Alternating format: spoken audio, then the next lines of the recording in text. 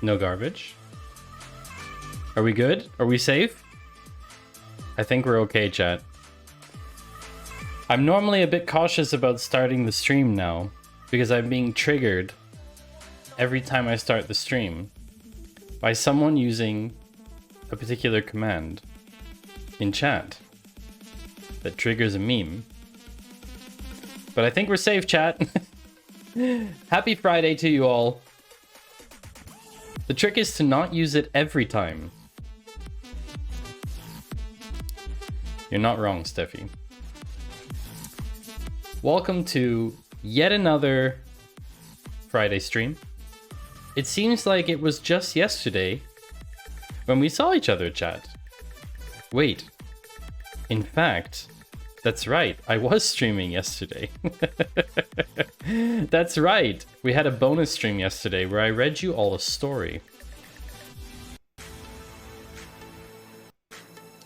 I hope it was enjoyable. Sorry, I had to turn up the volume in my ears.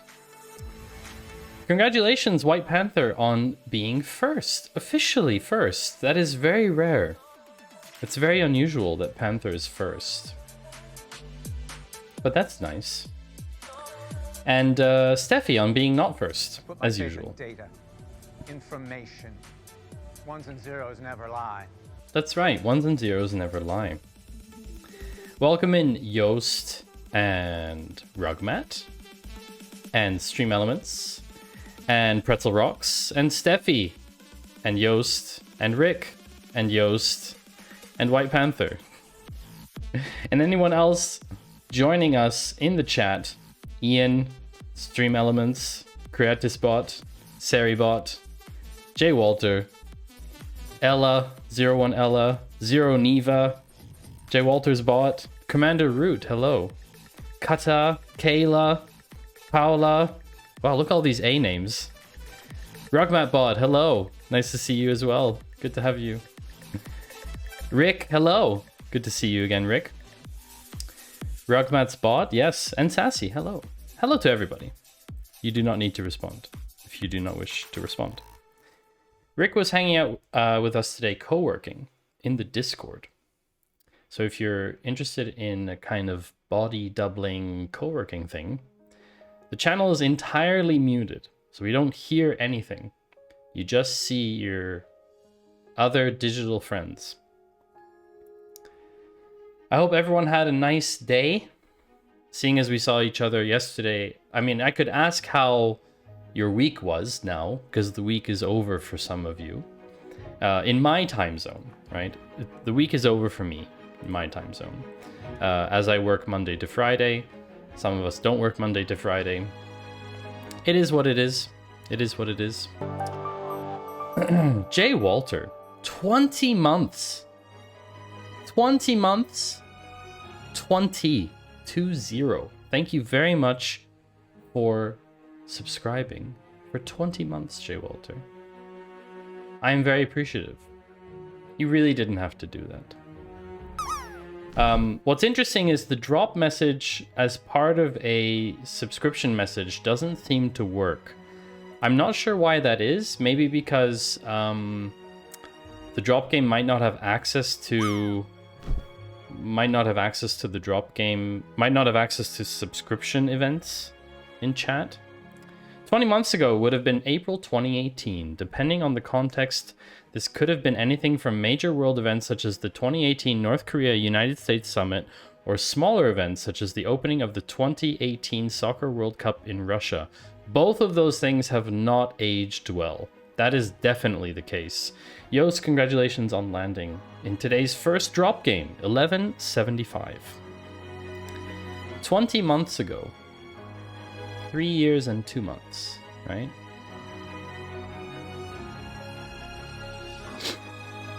Three years. No, hold on a second. No. Wait. 20 months. That's wrong. Wait a second. The bot is wrong, J. Walter. 20 months is 1 year and 8 months, which is a little less than 2 years ago. It is now 2023, which means 2 years ago would have been 2021. But the bot is saying 2018. Ah, wait.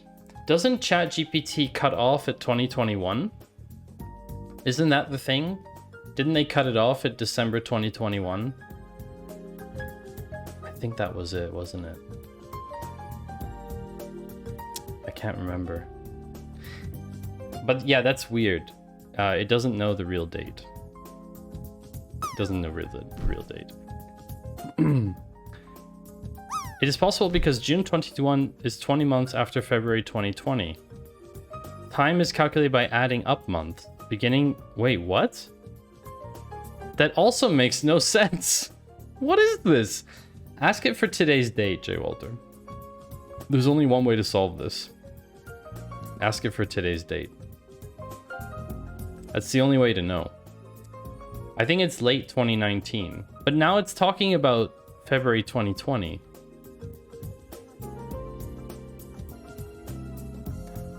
April 3rd, 2020. This is such garbage, chat. It's terrible. It's terrible how confident it is. Confident garbage is what I called it. By the way, chat, I managed to get Snap Camera working again. Because you wanted this, chat. I managed to get it working again. So we shall have some fun times today. I wonder what it will say to this now. I'm really curious. Because you're telling it, the situation you find yourself in is difficult, but not impossible to overcome. What is this? This is weird. So weird.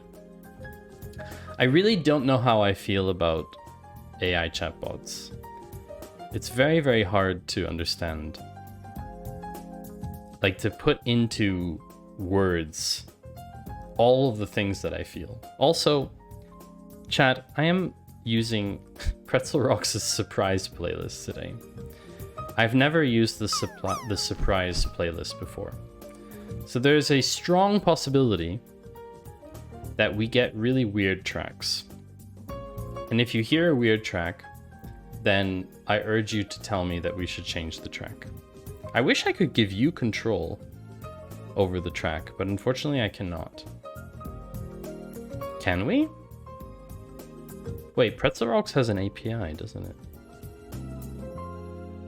Okay, I need to put something on my ideas board. I think we should allow chat to change the track. Yeah, that was the end of the track anyway, Rick, so you're lucky. Allow chat to change the track.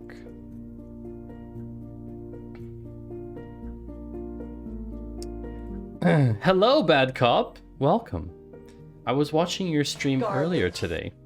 Oh, no. Steffi, bad timing there. Bad timing on that one. You know...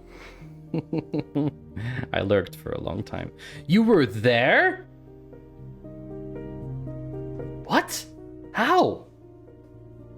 Wait, so it was you streaming on your channel? How weird. It's such a weird thing. Sorry, I was just closing my pockets. They have zippers, and when they're open, it annoys me. I don't know why I just told you that, chat. See, streaming makes your brain go like... does funny stuff with your brain. Anyway. I hope all of you are well. I hope everyone had a good day. Steffi, thanks for dropping a fist on the drop game. Of course, it will not appear on screen, because the drop game does weird stuff with emojis from the standard emoji dataset. I actually don't know why that is. I meant to ask Instafluff, but I didn't get the chance yet.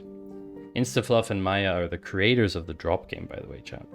So, how are we starting off this stream? Does anybody know how we start off the stream? If you've been here a couple times before, you may know how we start the stream. I saw there was a question in chat earlier. We had a question. Yes, we had a question from Yoast. I still have 34 minutes left on the new episode of Star Trek Picard. Can we pause the stream for a bit?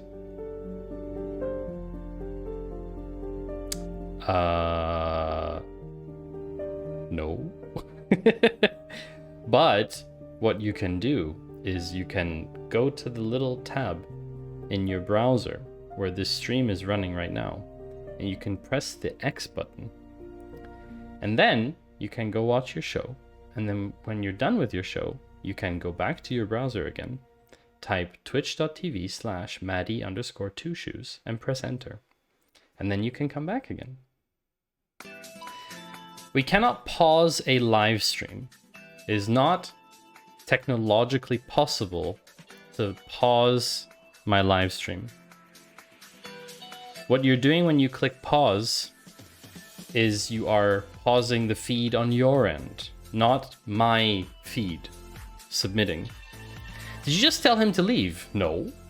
No. I told him to close the browser. It's a very different thing. Oh, I just used two devices and have both open. But what you're saying is then you are dual watching.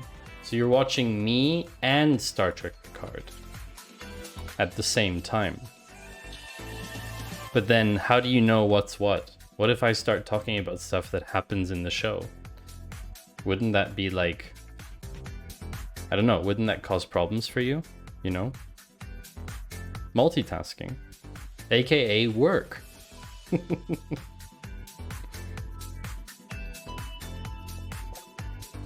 So chat, who knows how we start the stream? I'm curious whether anybody knows by now. I've tried to establish a ritual for the stream. Actually, some rituals. I tried to establish some rituals for the stream. Some of them are pretty well known by now. Like the schedule, more or less. But you see, Fridays, I have the data, chat. I have the data that Thursdays perform better in all respects to Fridays. Can't do it. We'll do it live. We'll do it live, absolutely. We'll do it live. We're insisting on. Do it live. I'll write it and we'll do it live. We start by ending. Steffi coming in with the memes. Oh my gosh, whose emotes are those? I can smell the creative juices. No way! Not on the list. Coppinger has... Came from the internet. No way! International network. Coppinger has this meme as emotes. That's freaking amazing! Now it's time to try Wednesdays. Nope, Wednesdays is my gaming day with my buddies, unfortunately for you. Fortunately for me, but unfortunately for you. No. So the schedule is like this. Monday is fixed. Monday is a staple. Stream gaming. You do not want to be privy to our gaming. It's bad. It is in no way a pleasure to watch. Yes, flexing. I have friends. Plural. I have friends. Plural. No, I have... Monday is fixed. That is set in stone. Monday is our core streaming day. Okay? Thursdays, for now, have seemed very promising. So far. I haven't seen any major objections to Thursdays. So, this week I streamed Thursday. And now we're also streaming on Friday. Could we do a Data Cafe stream on a Thursday? I don't know. This is the problem. But I'm gonna have to decide because I can't do 3 streams a week forever. Look at Mr. Fancy Pants having friends. I mean, yeah, we know each other. Actually, on Wednesday I was out seeing a friend and his new flatmates and got drunkish. I see. Well, Yoast, in that case, it's good that I wasn't streaming.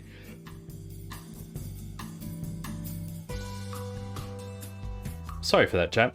But the thing is, right, I work Fridays as well.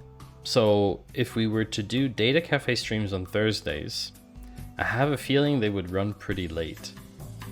So what I'm thinking is we could do Monday, Friday still, but throw in a Thursday stream once in a while to do like an extra one, you know, to get stuff done, to do more things, but keep the Friday as the Data Cafe staple. But then, you know, then you have to show up, chat. You have to show up because the numbers don't lie. Half of you aren't showing up on Fridays. Half of you aren't showing up on Fridays. You're only showing up on Thursday instead. To be fair, I'm not on individual level, right? Do a weekend stream. So I don't know about that. I don't know what the participation on the weekend will be. I know that there are way less streamers streaming on the weekend. So technically, if there are enough viewers around, then I could have an audience on the weekend. Question for you, chat. Would you watch me do something on a weekend? Saturday morning, for example. Would you watch a stream that wasn't Friday evening? Oh my gosh, is this an actual lullaby? Next. Are you trying to earn an extra 9 Twitch bucks a month? No, it's not about the money. It's not about revenue at all. I mean, I donate all of it anyway, so it makes no difference to me. I guess it's more of a question of there's things I like to work on, and a lot of those things require a significant amount of time, like the Analytics Camp website. And what can I say? I just don't find the time to do them. No more Saturday morning cartoons since the TV got taken out of the bedroom. Ooh, have someone been very naughty?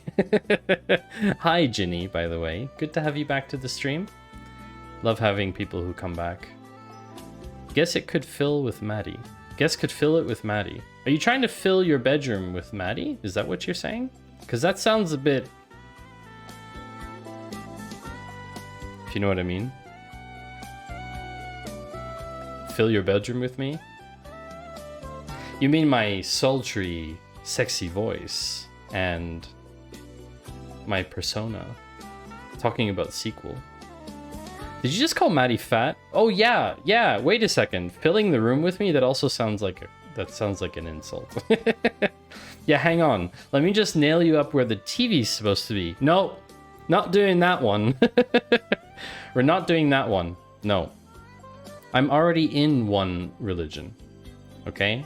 I'm attached to one religion. We don't talk about religion on this stream or politics, but I already have one. And I am very, very, very close to becoming a level 4 Power Eagle. Okay? Just saying. They haven't told me exactly what's going to happen when I become a level 4 Power Eagle, but I've heard it's very cool. So anyway. Yeah, level 4 Power Eagle. Exactly. Yeah.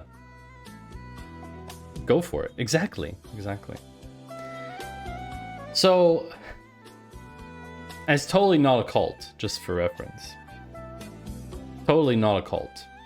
They just have like these crazy rules and stuff, but... Is that when you learn how to confirm freedom units? 4 is kind of low? I don't know. I mean, I've never seen anyone there. I'll learn how to convert freedom units. I don't know. I've never seen anyone there at the gatherings, which we call brouhahas, by the way. Never seen anyone at a brouhaha who is above a level 5. So, I don't know. Like, could be other really cool things in store for me later. The harder I work, the more I try to climb the ladder, I could definitely become more powerful.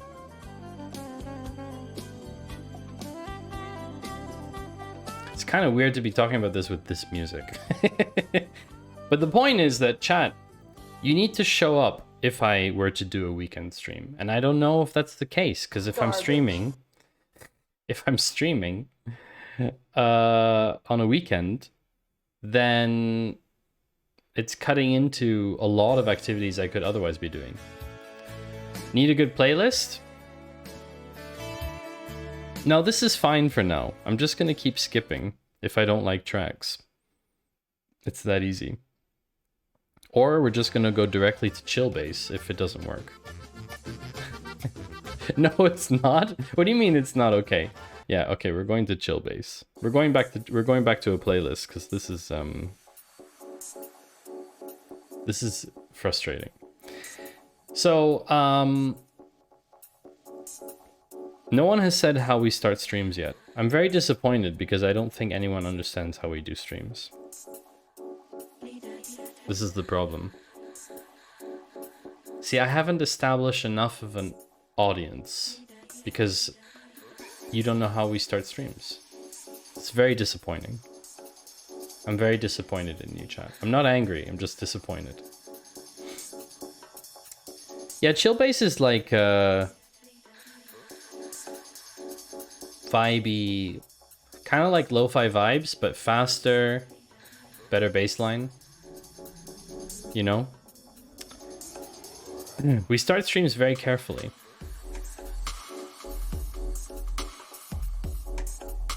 See what I mean? Rugmat's got it. Rugmat knows.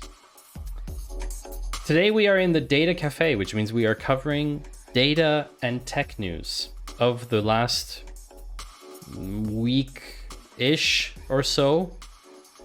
17. Good roll. We haven't covered the news in a couple weeks, so we're a little bit behind.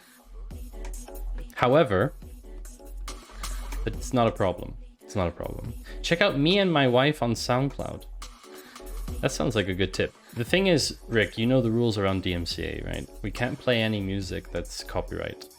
And most of the stuff on SoundCloud is unfortunately copyright. Like most places. So I stick to Pretzel because then I know that it is copyright free. And there's a decent amount of variability in the music. Yeah, not for stream. I'll definitely check it out. Me and My Wife. Okay. I should be able to remember.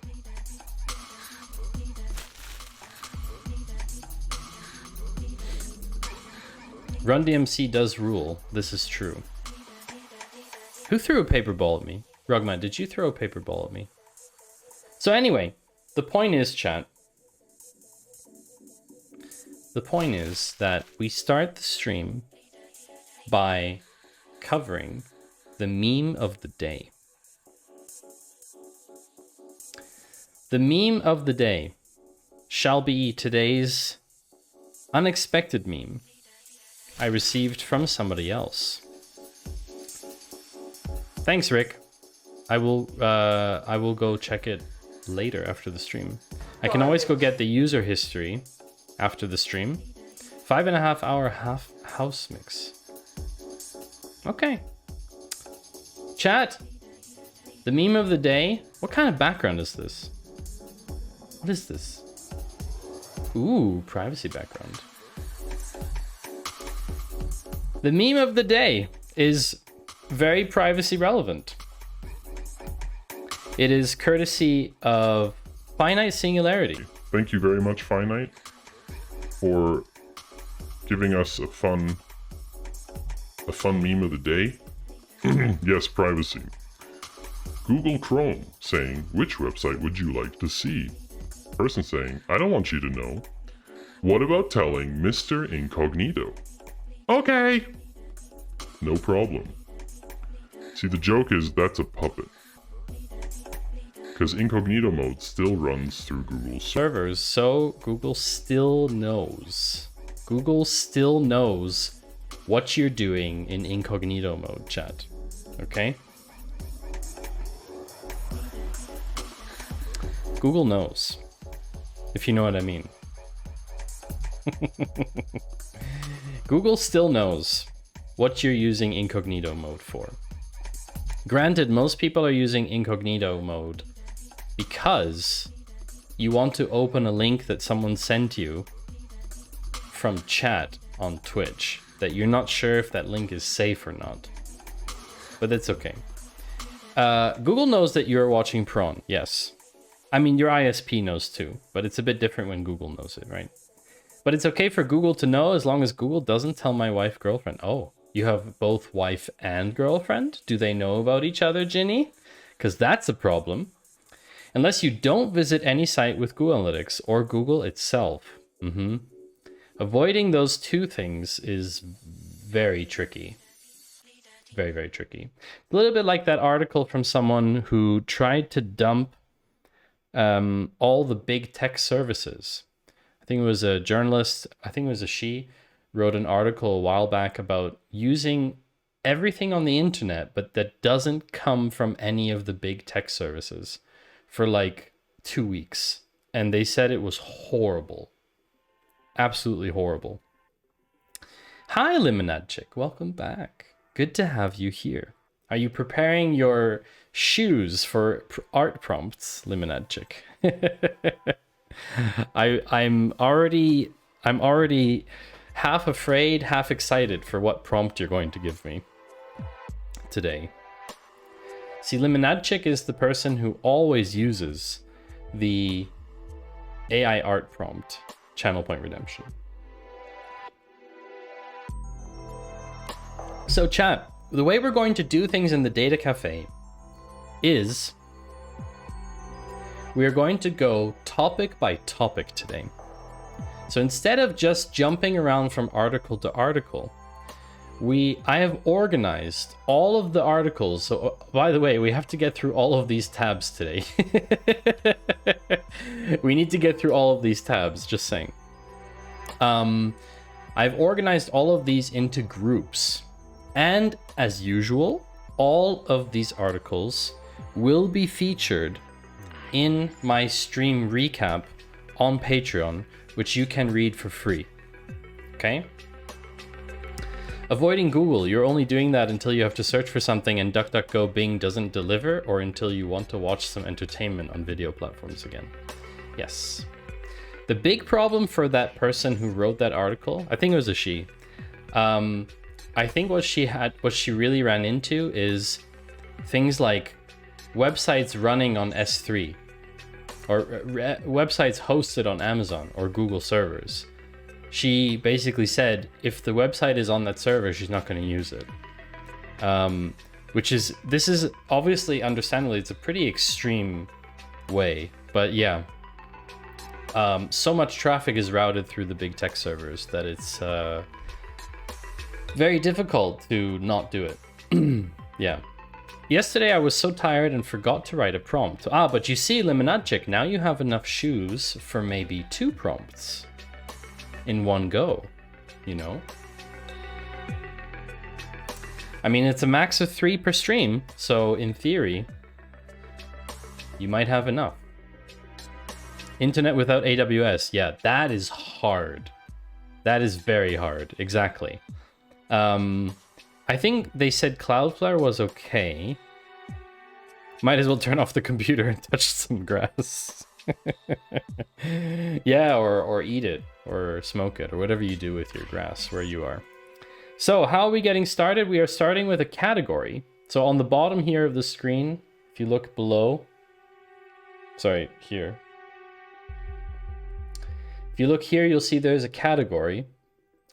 And I will be changing that category as we move through the different topics today. There will be 3 or 4 different categories. So as you can see, we are going to cover, first we're going to cover a little bit of, gosh darn it. Oh, Steffi! Oh my gosh. That one was really well timed. That one was really well timed. I'm very pleased about that. I'm actually going to clip that. Thank you. Wow.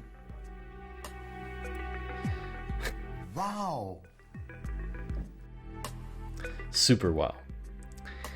So the first category is about streaming and content creation, and the first article is a little bit related to it.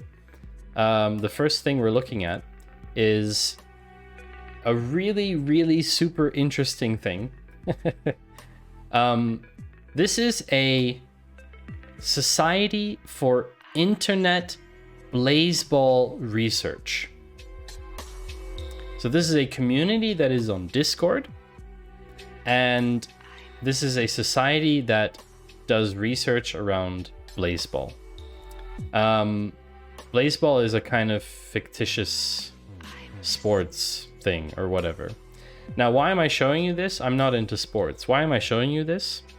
Because they did an entire project where they analyzed the current colors that are used for team affiliation on Discord, on their official Discord server, and that they saw that those colors did not pass certain standards of legibility, meaning that they saw that a lot of them don't pass the accessibility guidelines.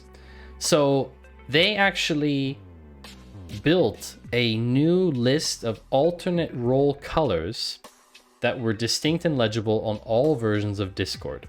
And I'm mentioning this because it's definitely Steffi's here. Also, if White Panther is still listening, but I think Panther has since left.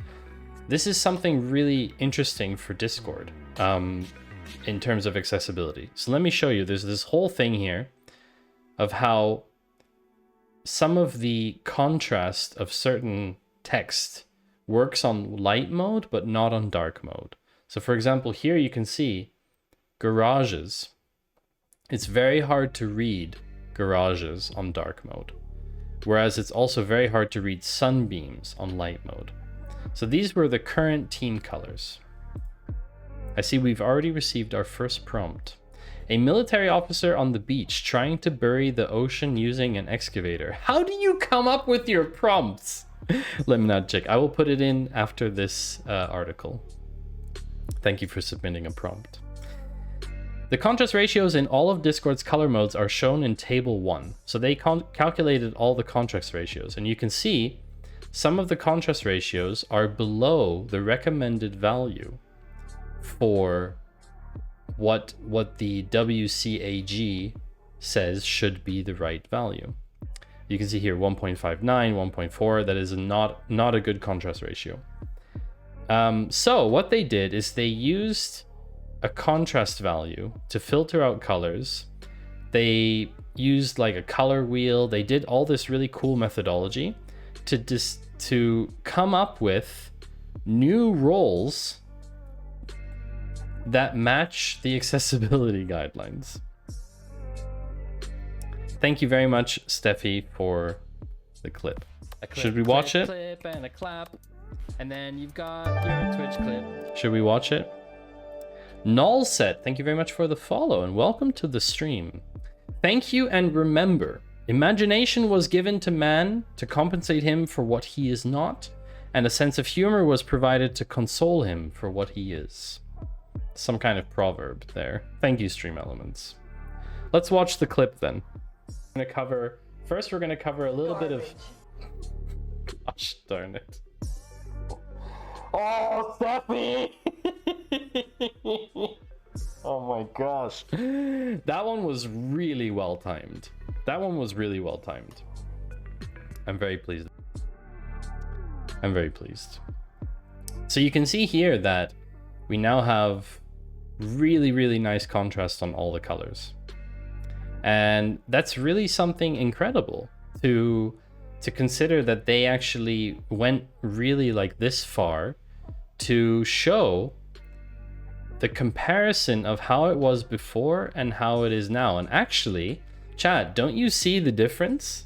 Don't you see that the right side, you can see like the ones on the right are... It is just a lot easier to read all of the colors. I think it's really fascinating. Hi, Melamoni. I'm very glad that you're here. It's such a cute emote, by the way. Oh my gosh. Oh my gosh, those emotes are just amazing.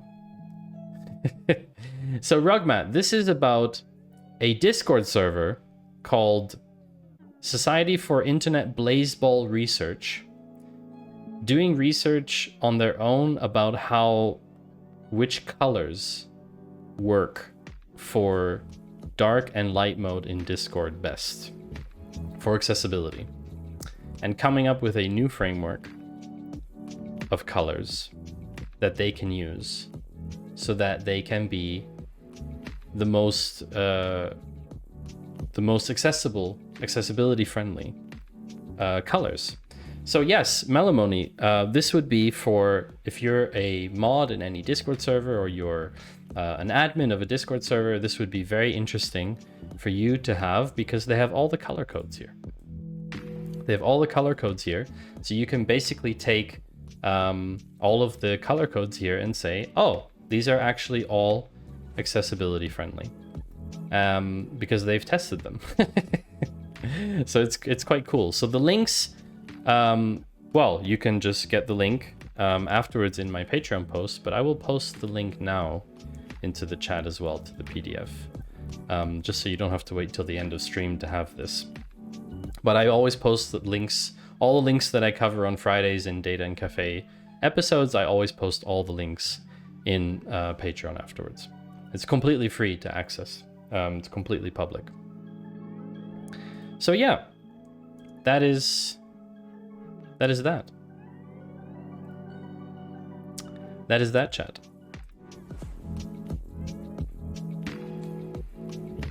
And I think it's really cool. Honestly, I think it's really cool. So I'm trying something new where I'm gonna write the stream recap while I do the stream. So idea, Discord should add an accessibility warning in the color picker for when the chosen color for a role may not be of sufficient contrast. That would be the best outcome, Rugmat. Does Discord have a user voice? They probably do, right? They probably have some kind of suggestions thing, right? You could certainly plop that in there, Rugmat. That is a very good idea. That's a very nice idea.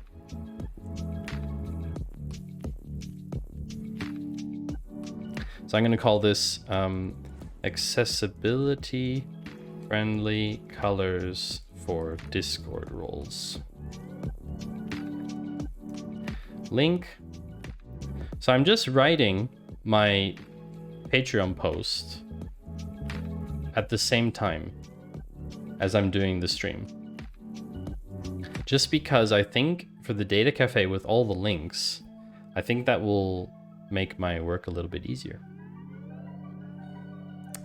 So yeah, that was very interesting. And now I said, Limonadchik, that I would do your prompt. So let me just activate the privacy filter here. While I open up DALL-E. We have an AI prompt from Limonadchik for a military officer on the beach trying to bury the ocean using an excavator. Very interesting.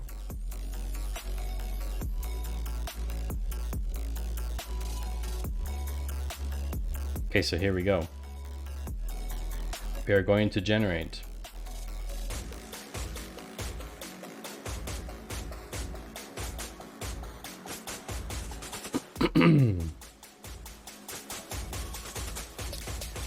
Are you ready? Oh, wow. This is really interesting. Are you here, Limonadchik? Are you here to witness what is a very odd result for your prompt?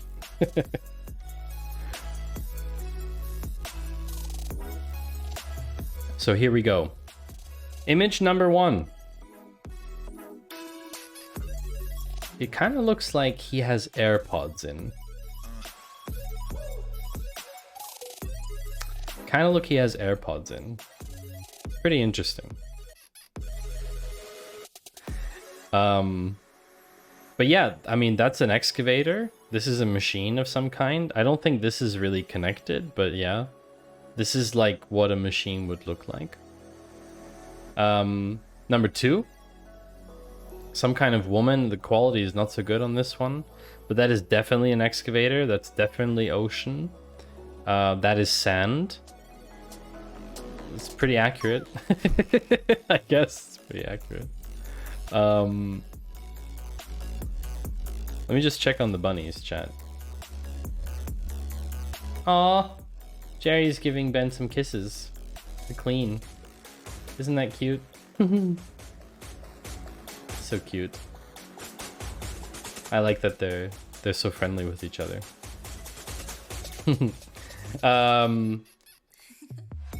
So this is like some buff. Yes, we have bunnies, Melamoni. I forgot to mention. We have two bunnies, Ben and Jerry. So Jerry's the one that's cleaning himself right now, the white and brown. Thank you, Steffi. Yeah, they're cleaning each other. Mel and Lemony. Oh, really? Oh, that's cute. That's so cute. Hi, Nullset. Perfect name pairing. Thank you. Oh, I see, for your username. Thought your bunnies were named. I thought your bunnies were named Mel and Lemony. Or just Mel. They're very cute. They are a little bit rascals, though. You'll notice in the top left corner, there's some gates there, because we had that open again just to see how they would react, and they ended up eating the door. So yeah, so I had to put gates back. Thank you for telling me how to pronounce your name, Mel. Also, Nullset, let me know if I'm not pronouncing your name correctly. So yes, they are a little bit rascally, but that is expected from two puberty boys. They're just over 1 year old. I got it right. Awesome. Fantastic. How did you find the stream, Nullset? I'm very curious to know. I know how Mel found the stream, because I promoed in Zach's server. That's how Mel got here. But yes, so we have an excavator. If they have to eat the door, you have to feed them more. No, they will just chew anything that's chewable. It's just the way it is. I mean, they have this ginormous hutch in their room that I built them. You can see there. It's a former piece of IKEA furniture. Finite in the Claw Discord. Oh, awesome. That's cool. Great place. Great place. So this is the third image. Limonadchik, you're going to be very surprised about the fourth image. You stalked me through Zach, exactly. This is the fourth image. And look, chat, this is so interesting about how AI works. Because this prompt didn't give any stylistic choice. So the AI was completely free to do as it chooses. By the way, this kind of looks like something else, chat. This is a bit rude. But the point is, the prompt was a military officer on the beach trying to bury the ocean using an excavator.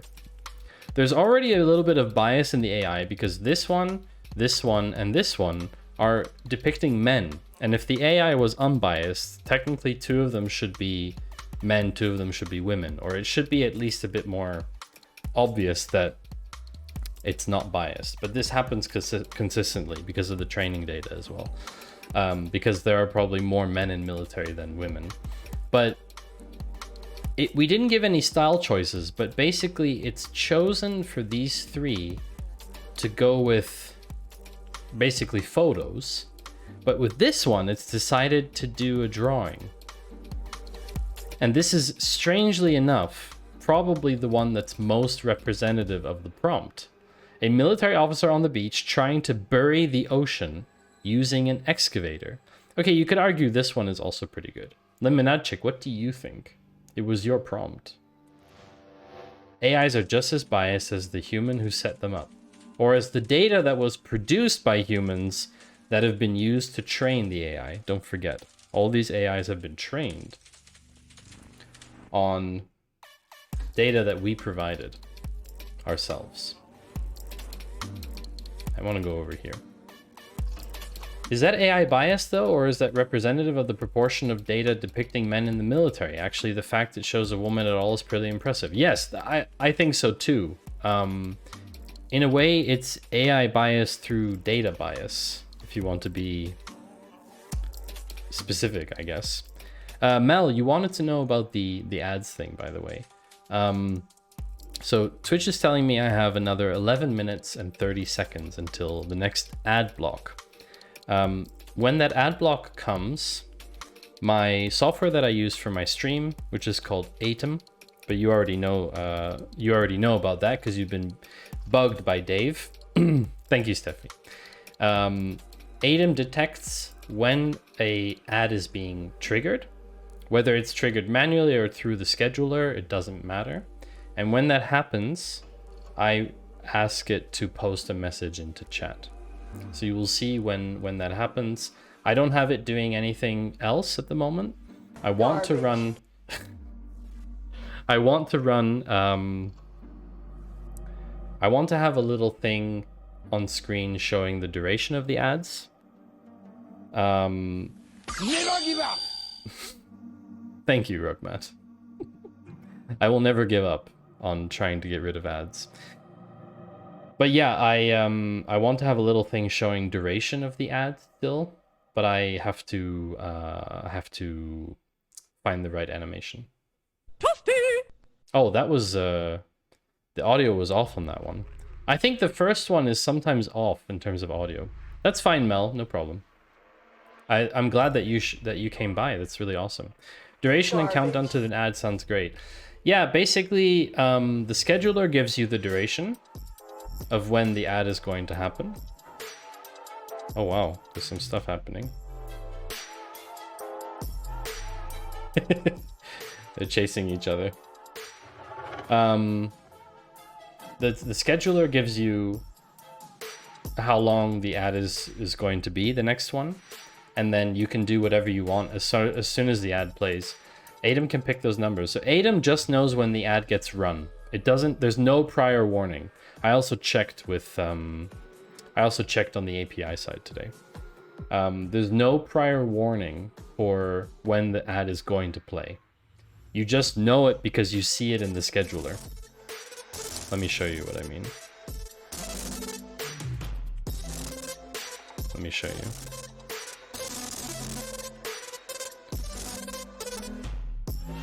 So you see here on the bottom of the scheduler, I can see that the ad will run in 9 minutes. I have the option of snoozing for 5 minutes. And I can also run it manually. If I want to run it manually, I can. But this is set up when you set up your scheduler. And basically, ADEM just knows as soon as the ad starts, whether it was triggered by this or whether it was triggered by the schedule, ADEM knows when that happens. And when that happens, it's basically a trigger for what else you want to happen. So let me show you how that works in ADEM really quickly. So you have it here. What are they doing? They're always running around. Basically, you have here, you have a folder. You use a scheduler and it has a countdown to the ad. Showing that number at like a 2-minute countdown would be awesome. Well, in theory, I mean, you have an ad starting trigger, but you don't know how far in advance it's going to happen. It just happens when the ad starts. You can use the flag scheduled true false to only do something when you had it scheduled. But basically, when the ad is scheduled, I announce into chat. Or when an ad plays on my stream, I send an announcement into chat. And that's basically... It does have a lot of buttons. But it is... it's quite easy to get started, Mel, to be very honest. From a UI perspective, it is quite easy to get started. So anyway, who did this as a background chat? Who did this? Hi, Exegete. Welcome back to the stream. Bunnies are currently chasing each other. There's Ben. Little craziness. This is not a Twitch background. Also, this is not centered. I just noticed the text is not centered.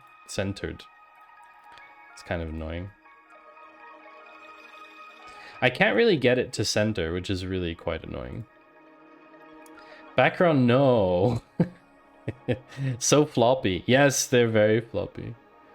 Ultra floppy. Oh, there's Jerry. He's finally come out. They like to go underneath. They like to go underneath the hutch as well. So yeah, that was that. So in related to streaming, we have another thing to cover as part of our content creation streaming part. There is a new streaming tool on the block called Obscure. Obscure? Obscure. Probably Obscure, but I'm not sure how on the pronunciation. It's 100% free.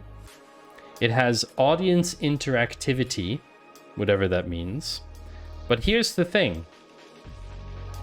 It is powered by Unity, by UE5, which gives you the power to create 3D scenes. 3D scenes, chat. What you're seeing right now is two-dimensional, right? There's no depth here. You have the possibility to do 3D scenes. Streaming like you actually know what you're doing. I actually like that tagline.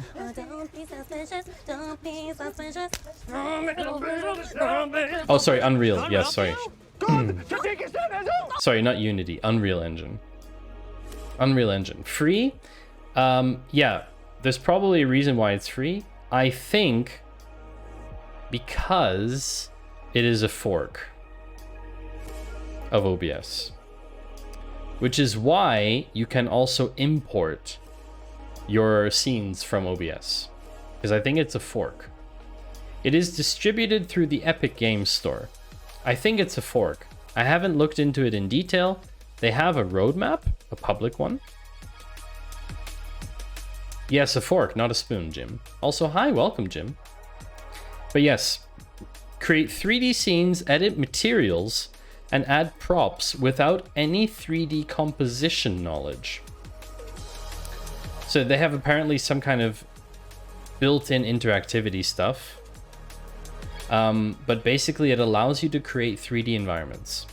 Do they have a GitHub link? I did not see one, but you can just go to obscure.com and have a look. There's a roadmap. They have a Discord. Download press kit. Apply for early access. This would totally be something for Finite. I think this would be something for Finite. I think. But yeah, it's pretty interesting. It's pretty interesting. And the last thing in the content creation space, this could be combined with NVIDIA's feature where the only 3D model of the face is sent and only changes are resolved, thus saving bitrate. Hi, Maddie. Hi, Forex. Welcome to the stream. Good to have you back, as usual. Layla codes it. Yes. Layla. That's true. That could be very, very much something for Layla. So there's another article in content creation related. Meta has to pay a fine. That's not surprising. We all know that Meta's been paying fines left and right since last year. But thank you for the good vibes, Exegete. They have to pay a fine because of patent infringing live stream technology.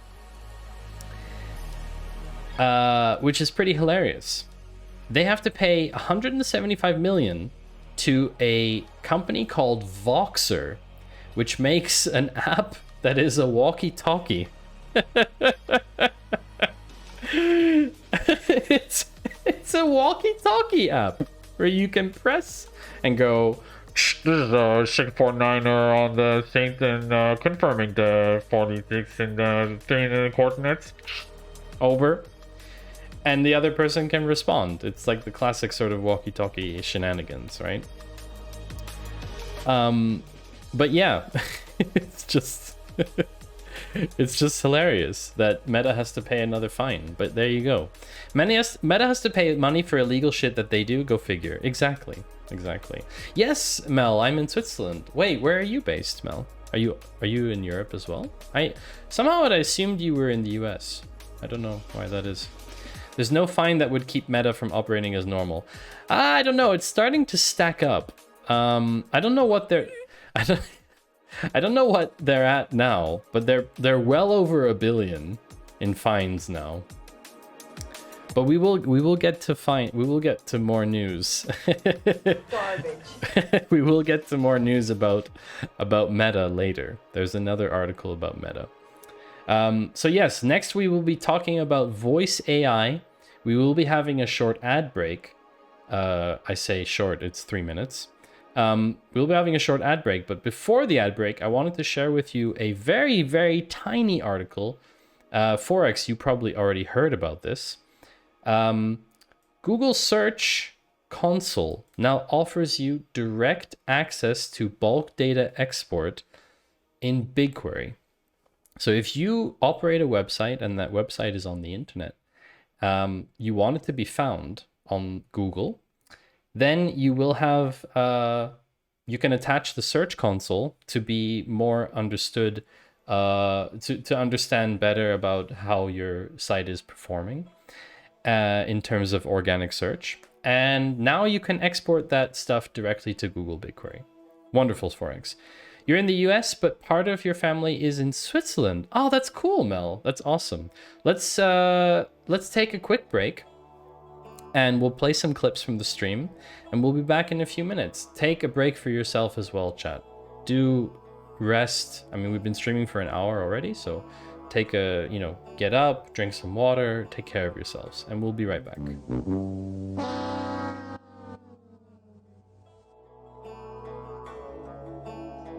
Well, hello, and welcome, Rugmat. Congratulations on being first, or should I say, not congratulations? I think Rugmat discovered that first now comes with some disadvantages to de-incentivize the whole first dynamic. Welcome in, everybody. Let's see who's here. I saw Rugmat's here. Highway to the danger zone with glitter in my eyes. Exactly. That's where I feel the tiredness. Right here. You got it. You know me, Fractal. You understand me. You know me. Deeper than anybody can know me. You know me. You feel the tiredness in my eyes. Oh my god, my eyes. That didn't help. Bulbasaur.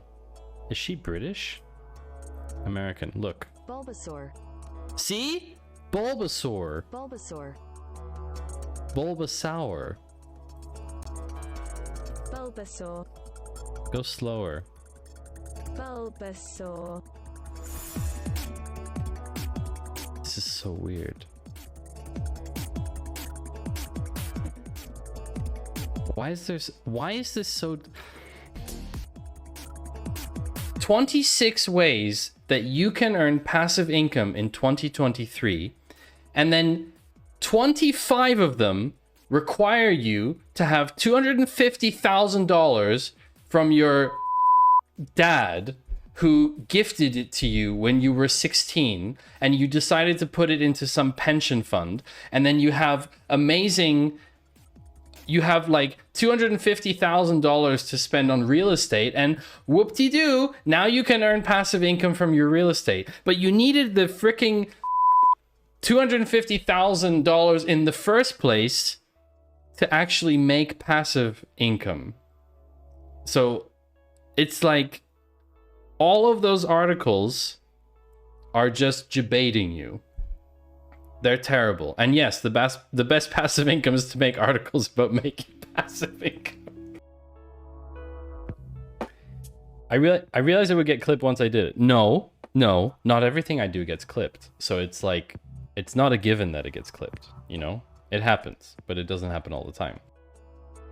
It's early. I think we're doing it, aren't we? Okay. We'll watch it. He did not want to do it before stream. This is 5. No. This is 4? No, it's 5 now. Oh, this is 4 now. Not bad. Not bad at all. Yeah. I'm impressed. It's a good clip. It really is. This is a very good series of clips, actually. Great. Mm-hmm. Hello, and welcome to my stream.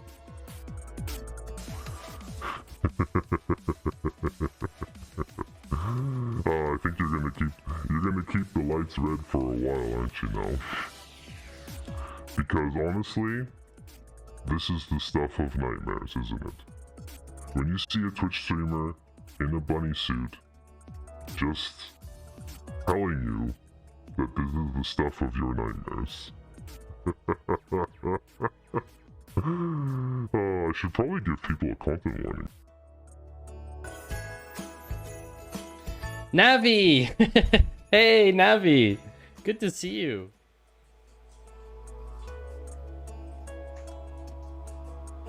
Hello, Nullset. Nullset, it is the first time that you're here. Mel, it is the first time that you're here. And I'm very sorry, but I didn't do the welcome. I did not do the welcome, and I'm very sorry about that. We have this hi sign here that is meant to welcome you to the stream because it's your first time here, and I'm very happy that you're here. I'm very happy that you chose to spend time here with all of us and me on this beautiful Friday evening, for me at least. I hope you are having a good time so far. I hope you stick around if you can.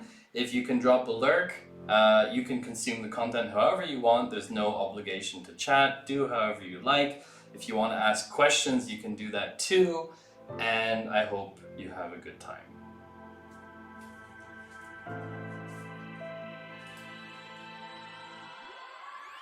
Hello.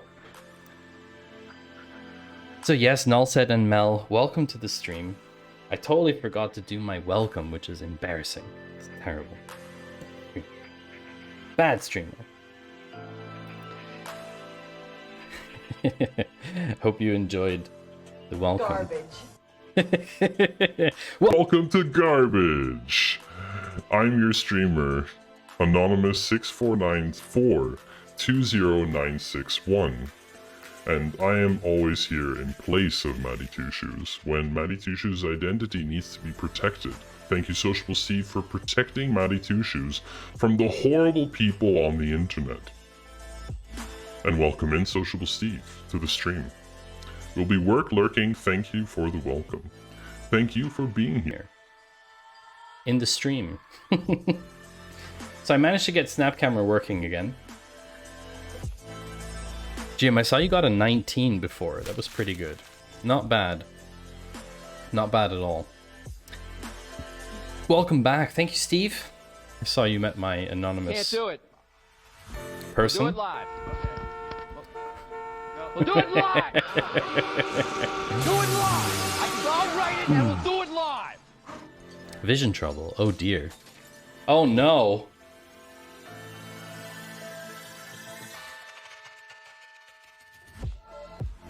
I keep forgetting. Fine. I'll say I'm sorry. No, be sincere. Like this. I'm sorry. I'm sorry. I'm sorry. I'm sorry. I'm sorry. I'm sorry. I'm sorry. I seem to be sorry. having I'm problems with sorry. my I'm eye sorry. I'm chat. sorry. I'm sorry. Good, that's the one. Oh, much better. So much better. Thank you for the good vibes, MDS Ubuntu. You redeemed. Your redeem before was really well timed, which is why I laughed. Where you did the losing horn just as we went into ad roll. That was really just so perfect from a timing point of view. That was really funny. Microsoft has announced that Bing chat integration into Bing Webmaster Tools. Oh, thank you very much for that link. I shall add it to our topics list once I figure out how to stream exactly. I don't know how to stream. Where should we cover that? Here. The whole thing with like writing at the same time, the writing at the same time of the stream recap, I don't know. Now you'll only need some tiny hands. No, don't do it. Stop yourself, chat. Stop yourself from going full nightmare mode. Definitely stop yourselves. What's going on here? We are talking about data news of the week. Data and tech news. Data related news. And playing random tracks off Pretzel. Although I think we went, yeah, we changed to chill bass because the surprise thing was a bit too surprising a lot of the time. I'm currently trying to fill out my stream recap while I stream, and that is quite a challenge. It's not so easy. Not easy at all. No, it was crap. The playlist, yeah.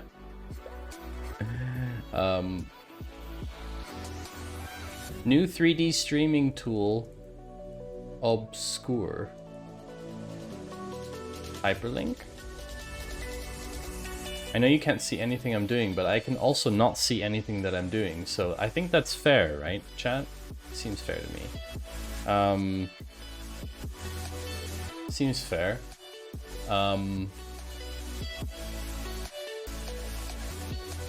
Meta fined 175 million. Oops. For live stream tech infringement. This is so hard, chat, to see this. Do you have access to Bing Chat yet? There are other new features in the Canary version of Edge, like the tinting of the reply tone, but also the accuracy rate. No, I do not, Forex. Have you requested access to it? We'll definitely talk about the chat tools in a bit.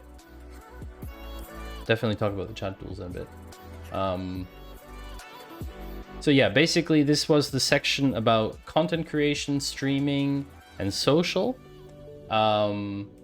And yeah, now there's like, we're gonna have a new section on voice AI. Once I can see again. I can't see right now. Okay. I think I need to take them off. I literally can't see with them. You have access to Bing Chat. You have access for 14 days. It's many times better than normal ChatGPT. That I believe. MDS Ubuntu, what has it been like for you?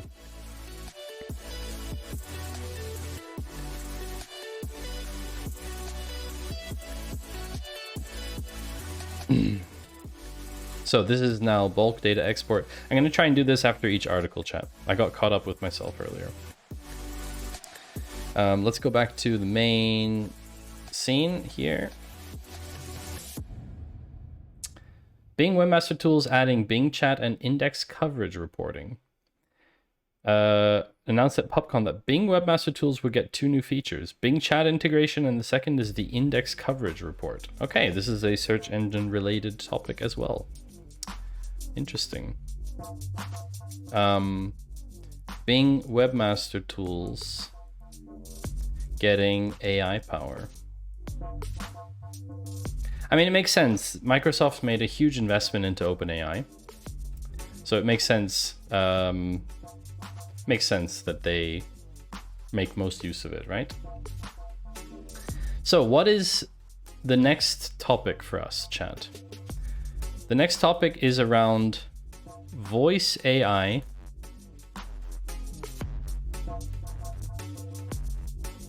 and deepfakes.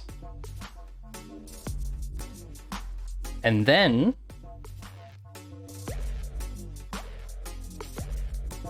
chat, we are going to talk about, I think it's right, hold on.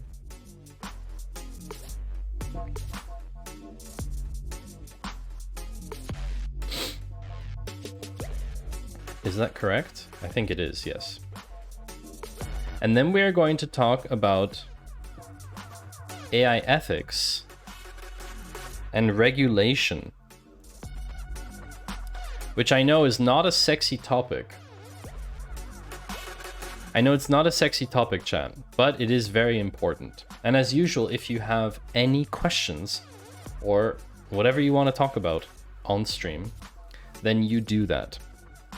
So I have a link to a tweet here. Unfortunately, the content of the tweet has been removed. The content of the tweet has been removed, but I can tell you what it was about, okay? And I will link the tweet in the Patreon post anyway. 5 more minutes of Star Trek. Yes, you paused a lot. Deepfake scams are here, and we're not ready. Why is this in the voice AI and deepfake section? Well, basically, what happened was, you can tell by the comments here, I could make a more convincing AI Rogan, referring to Joe Rogan, in about 10 minutes. This is an avenue I hadn't thought of being a problem, but fake supplement testimonials is kind of genius. What happened here is videos of celebrities endorsing various products dropped on Twitter this week. Now, I don't know if you understand how the world works, chat, but if a celebrity endorses your product, a lot of people basically take that as, I should buy this. Even though I don't need this thing, even though this thing provides no conceivable value to me, I definitely need to buy this thing.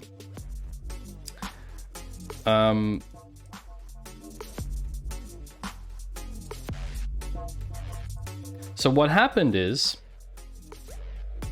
what basically happened, and yes, you're right, Ginny, who didn't see this coming? We all saw this coming, but the general mass population doesn't really understand things.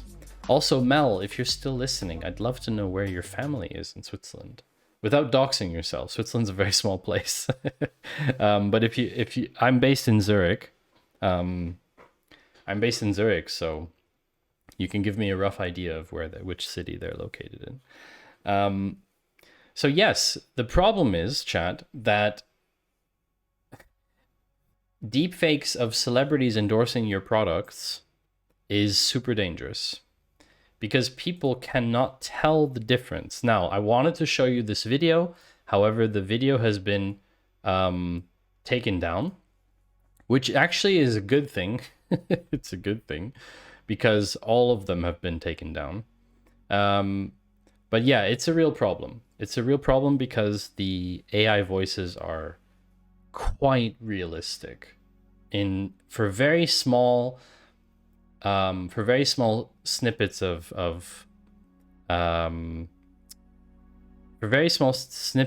text, of audio. They're highly accurate in terms of generation.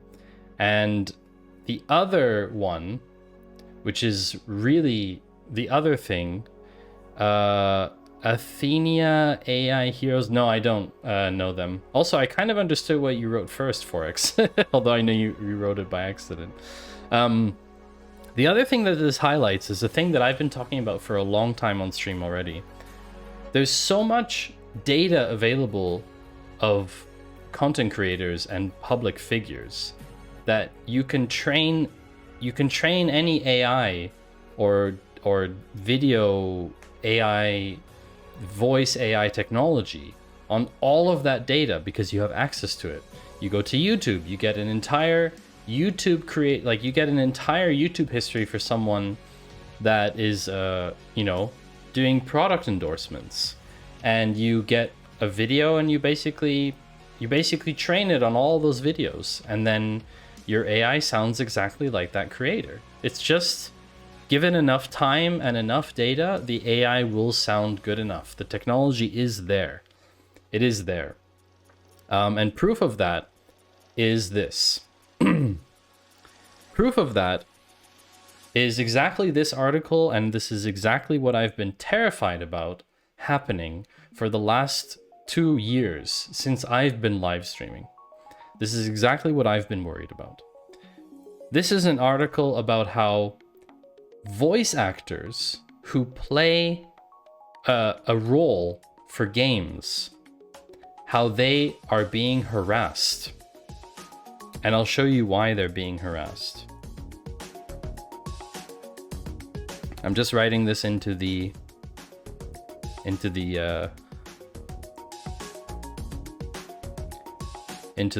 stream recap. Why are they being harassed? Well, there's an harassment campaign running. It shows that if there's audio of you speaking available online, podcasts, streams, YouTube videos, you could also be a target of AI-generated voices. And ironically, we can listen to this article.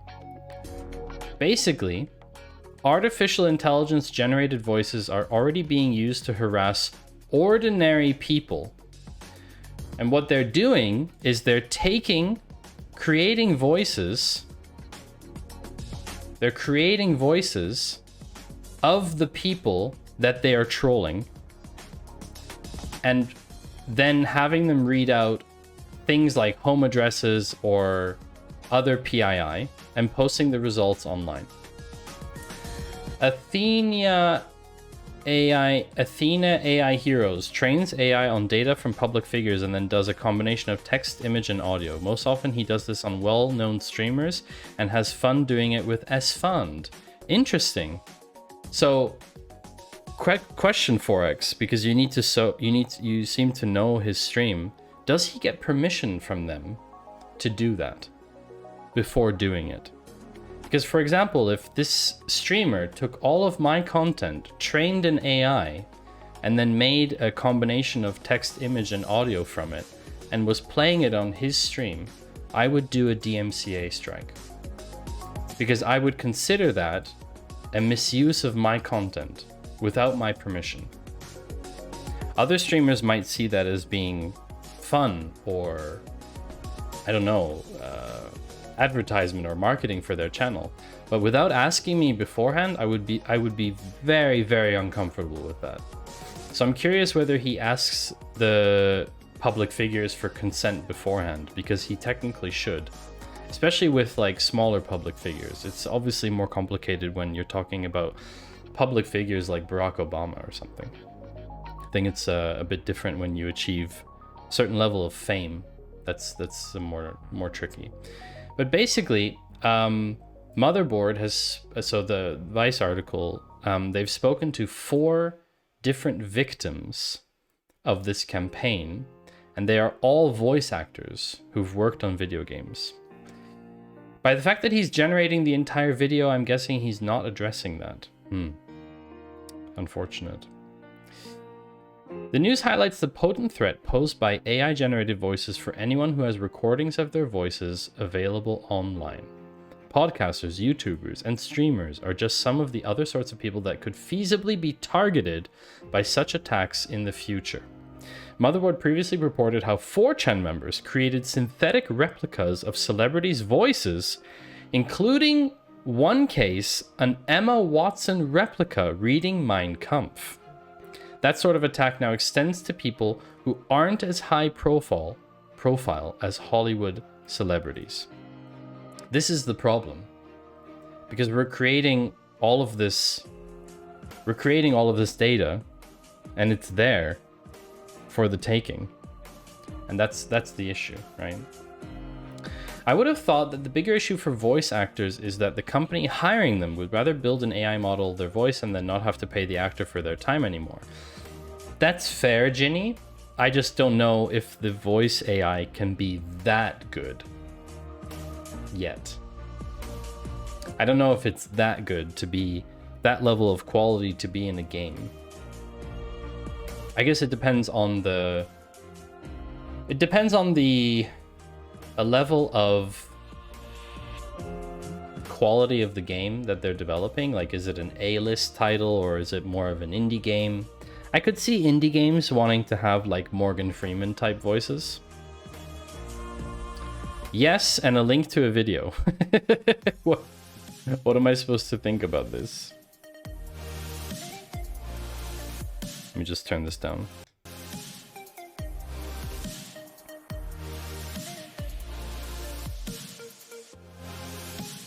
Ah, this video. I see. Ah, this video.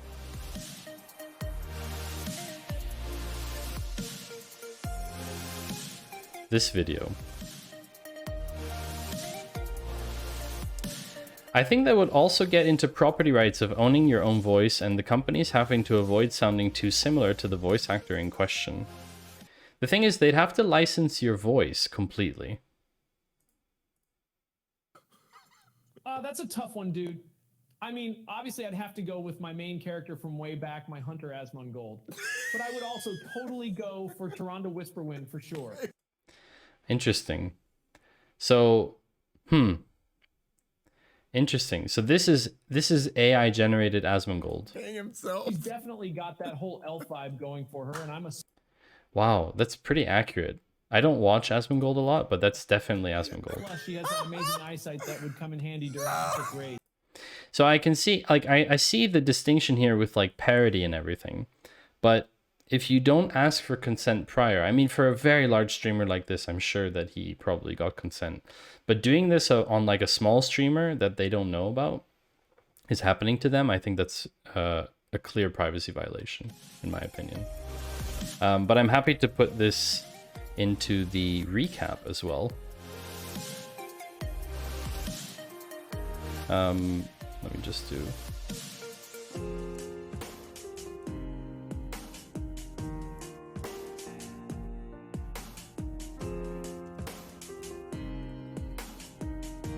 Video of a Twitch streamer generated by AI.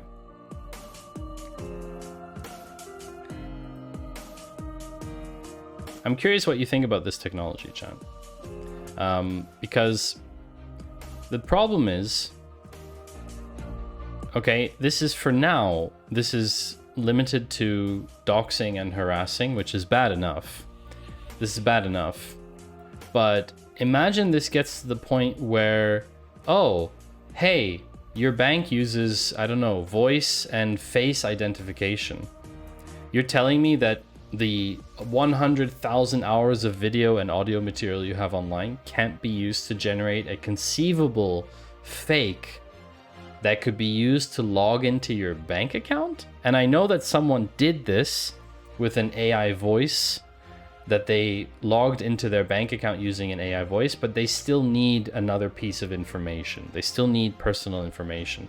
But if these people are being harassed and stalked and targeted, and they had personal information for them, this is a real risk for people. This is no longer just a hypothetical situation. This is a real risk for people.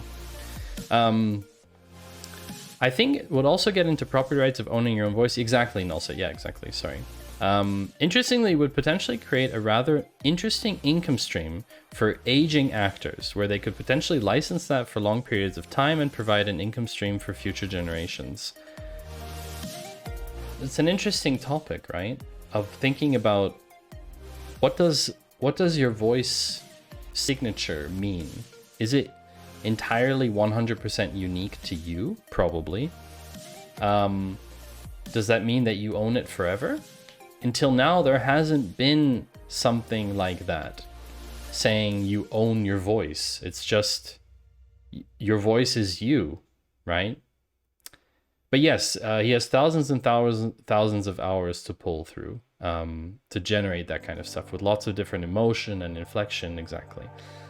You could probably build a close to 100% accurate model for a hardcore streamer like that. Yeah, I still think, even for my stream, you could easily generate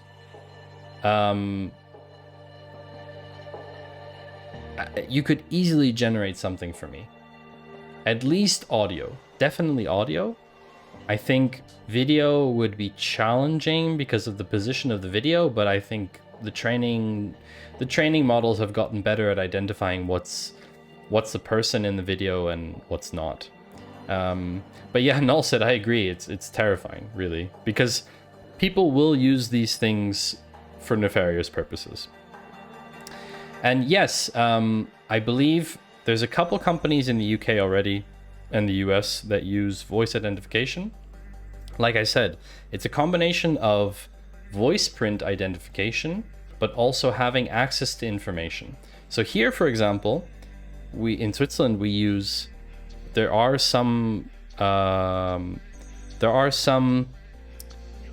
banks that use some type of voice printing, but they ask you for information that only you could have if you actually have the account. You know, like most recent balance, how you pay your credit card bill, like through direct debit through the bank account, or whether you pay the invoice separately, balances a year ago. Like, those are things that you can only know if you have the account in your possession.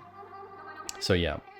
Forex says, otherwise I figured I shouldn't talk about myself here, because you're going to post the stream on YouTube, and that will create a transcript, etc. Thank you for lurking, Nulset. Yes, it creates... The VODs do go on YouTube, that is correct. If you'd like to see the VODs, then they're up there 2 weeks after stream.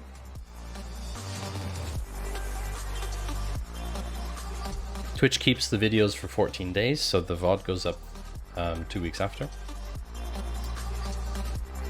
I think this is very, very... It's obviously criminal to dox someone. But then, yeah, no worries, Nell said, no worries. Also, Yost, no worries for lurking. On the one hand, it's just criminal, but also it's ethically, really morally questionable to do this.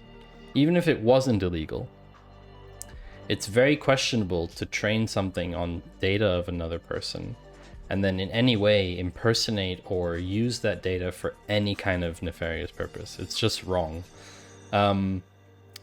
Now, what's interesting is we've covered this company before, a few weeks or months back. We covered 11 Labs before. 11 Labs has possibly the most sophisticated voice AI in existence right now. 11 Labs' voice AI is truly, truly phenomenal. And it is usable by everyone. 11 Labs is cooperating with law enforcement, so they do corroborate if they get reports. However, in this particular situation, they said that their technology was not used to read out the victims' home addresses. That it wasn't made using 11 Labs. It was made something else. The doxing attacks on you are horrible and should never happen. We want to make clear that despite being mentioned, this was not created using our software or is associated with our company. We can track every request and these have not come through our system. We believe this is an organized smear campaign following us introducing additional safeguards to prevent misuse and exactly such cases. So the root of this problem might actually have to do with the fact that 11 Labs saw that their technology was being abused, took steps to go against that abuse, and is now being smeared as part of that campaign. All they have to do is say they're doing it for research purposes. Yeah, to a point though. Samsung says users will be able to clone their voice to respond to calls. Yeah, we covered that that's from February, right? Yeah. Bixby, yeah. But it was for, it was only for Korea, I believe, if I remember correctly. Yes, exactly. I think we covered it in February already. So yeah, it's terrifying, sorry, but it's just like, and just to be clear, in case anyone ever trains something on this data of my streams, for now and for all time, I do not give consent to anyone using my content without permission in that way. You want to watch my VODs or you want to watch my YouTube videos on your stream, that's totally fine. That's what I consider transformative content. You know, like you want to watch it, you want to share it with other people. I'm a small enough creator that doesn't hurt me in any way. What hurts me is you creating something with my likeness and then using that for whatever purposes you want, where I don't have control. That's definitely a problem. So yeah, this is not cool stuff, chat. Really not cool stuff. And in that vein, how many of you have heard of a company called Replica with a K. I'm gonna change my camera position. I think I need to be somewhere else. Ginny has heard of Replica. I'm sure a couple other people have also heard of Replica. A few years ago, probably a good 4 or 5 years ago, a friend wrote me saying he just downloaded this app called Replica that is like an egg, and it hatches and it becomes like a friend to you. It learns from your chatting behavior, and it is like a little friend in your mobile phone pocket, whatever. I thought it was interesting. I downloaded it at the time, spent a bit of time with it, a couple weeks or so, and got bored. Deinstalled the app.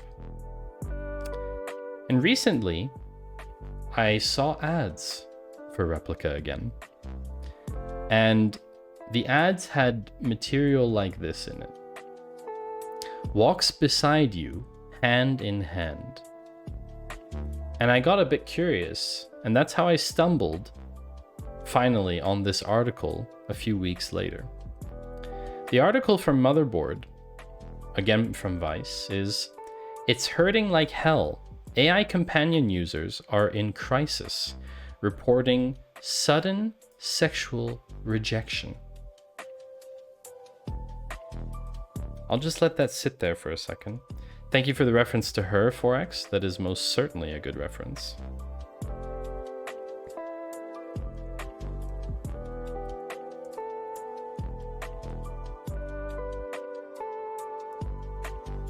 Why are users feeling sexual rejection from an AI? Well, that's a very good question you ask, chat. Hey Ian, welcome in. Good to see you again. The music has a sound very similar to your email notification sound. Rugmat, you're constantly getting emails right now. You should check your email, Rugmat. I just sent you an email. Check, please. Thank you. No, I mean, this is weird, chat. Okay? Replica has gone from...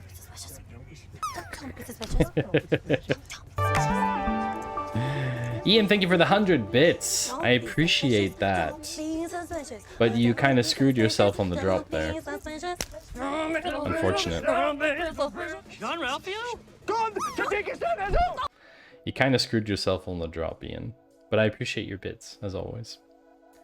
Why are some users feeling sexually rejected by an app? That's because Replica went from friend in your pocket at some point to AI companion who cares. Notice the word companion, chat. Basically, didn't that already happen with Siri? Maybe to a lesser extent. I don't know. Congratulations, Yost, on landing. 36.98. You are tracking the drop game again, right, Yost? Siri was way less personable, yes. But here's the thing. Replica was doing erotic roleplay as part of the app. No, not Sydney. Not Sydney. That's the code name for Bing's GPT 3.5 enabled chatbot is Sydney. But yeah, basically Replica was doing erotic roleplay with users, being a, well, in a way, sexual companion for people. And what happened is, from one day to the next, the chatbot completely stopped responding to sexual advances.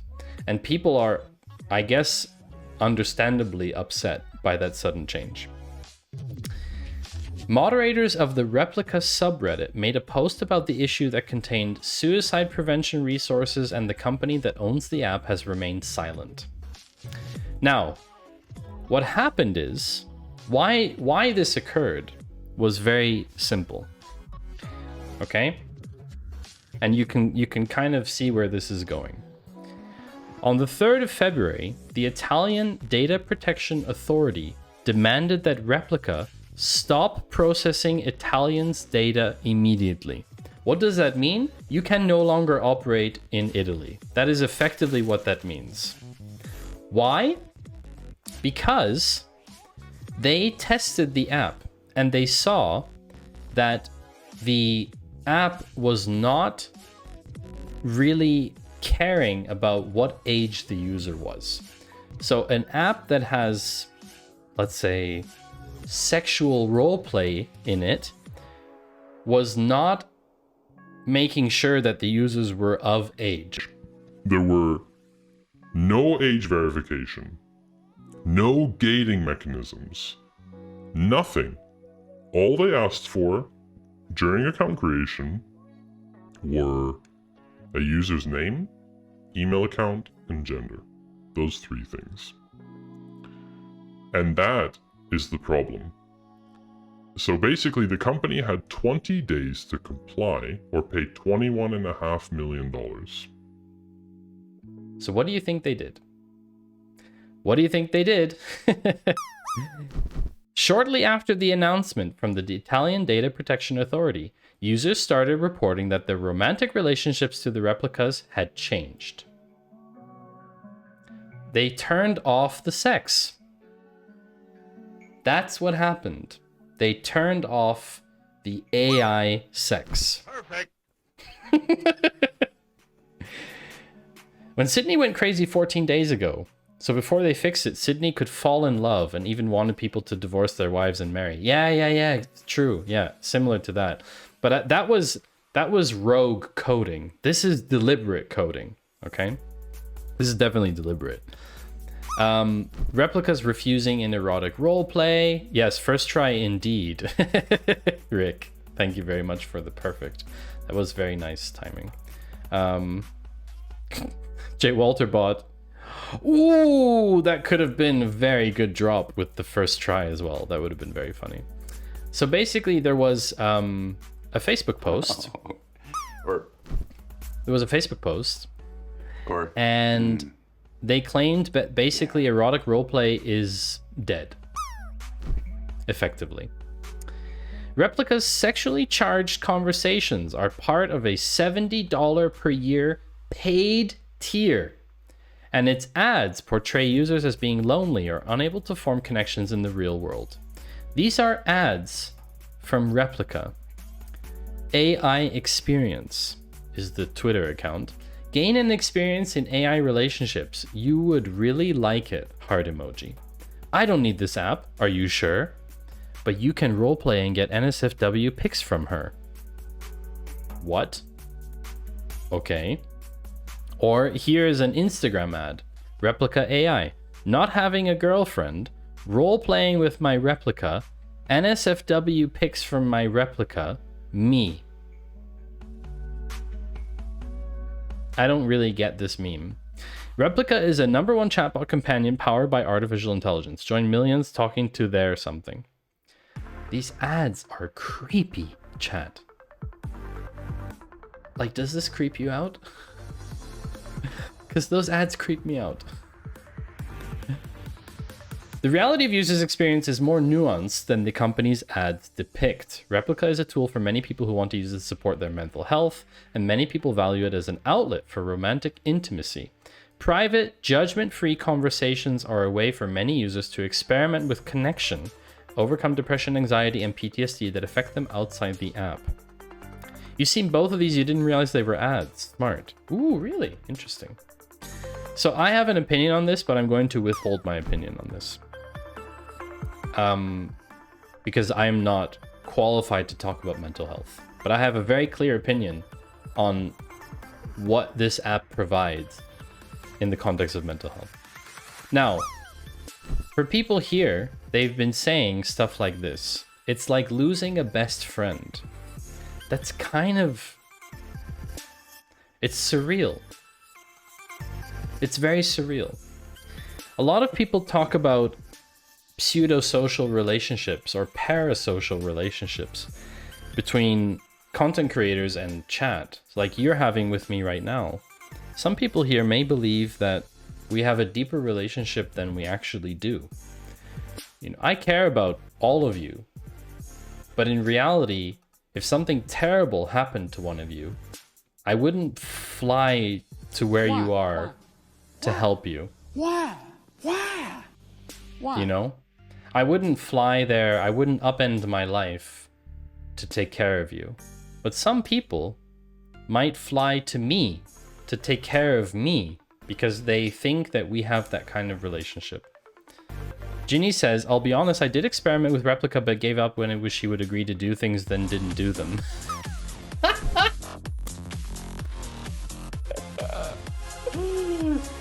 So you basically saw that that she didn't do what she said she would do. Hello, Finite Singularity. Welcome back to the stream. Speaking of relationships, why aren't you in the data category, Maddie? Yeah,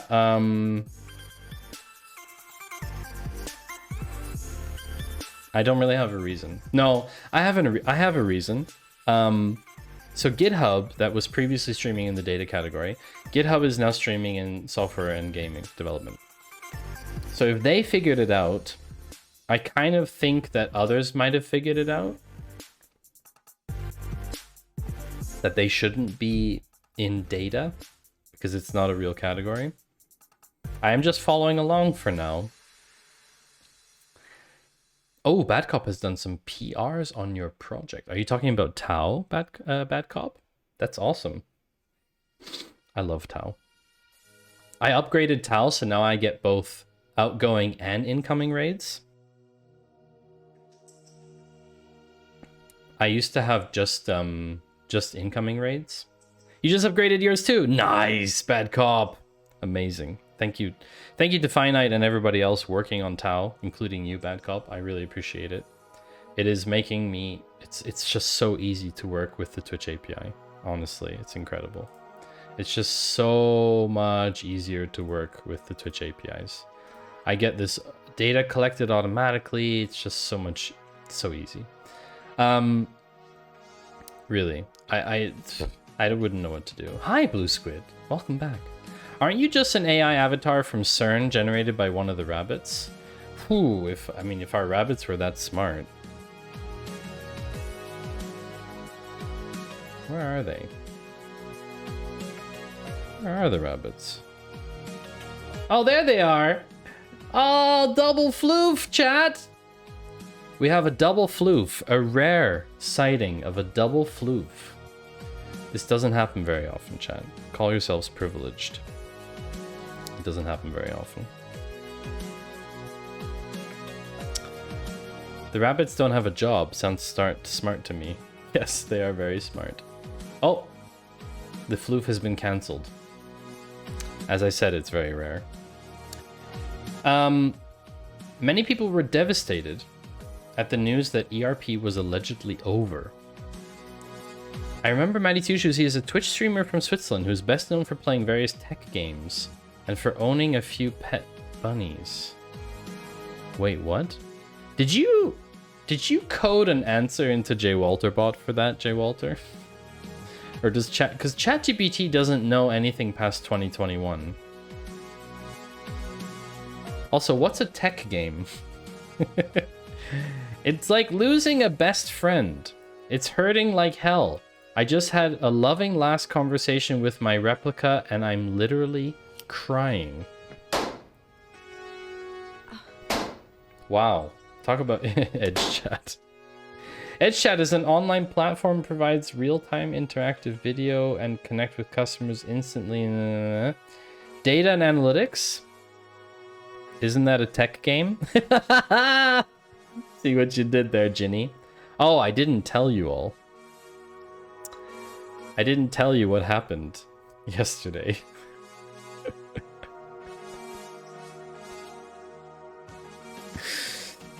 My game was rejected, is what happened. Anyway, so erotic roleplay is basically mixed results with Replica. On Tuesday, Motherboard's Replica mostly responded to requests for sex by deflecting or telling us to tell it what we wanted. On Wednesday, however, it was more responsive and suggested a makeout session. Okay. As of writing, replicas no longer send spicy selfies, and according to users' reports and Motherboard's own testing, these images were a key advertising point in many of Replica's advertisements for yearly subscriptions. Some users have reported being able to get refunds for pro subscriptions. So for those of you who are a Replica subscriber, I don't want you to out yourselves here if you don't feel comfortable, but you are able to get a refund. Because it looks like that the sex AI has been turned off. But yes, it is very, very, very concerning to me that we have people forming relationships with an AI. Yes, it's purpose-built for that. But to me, it's very concerning that people are forming a relationship, a deep relationship, with ultimately something that is not human. Something that is not human, ultimately. And I think some things just deserve to stay between humans, chat. Right? Things like love. Things like love and real emotions. The things that we feel.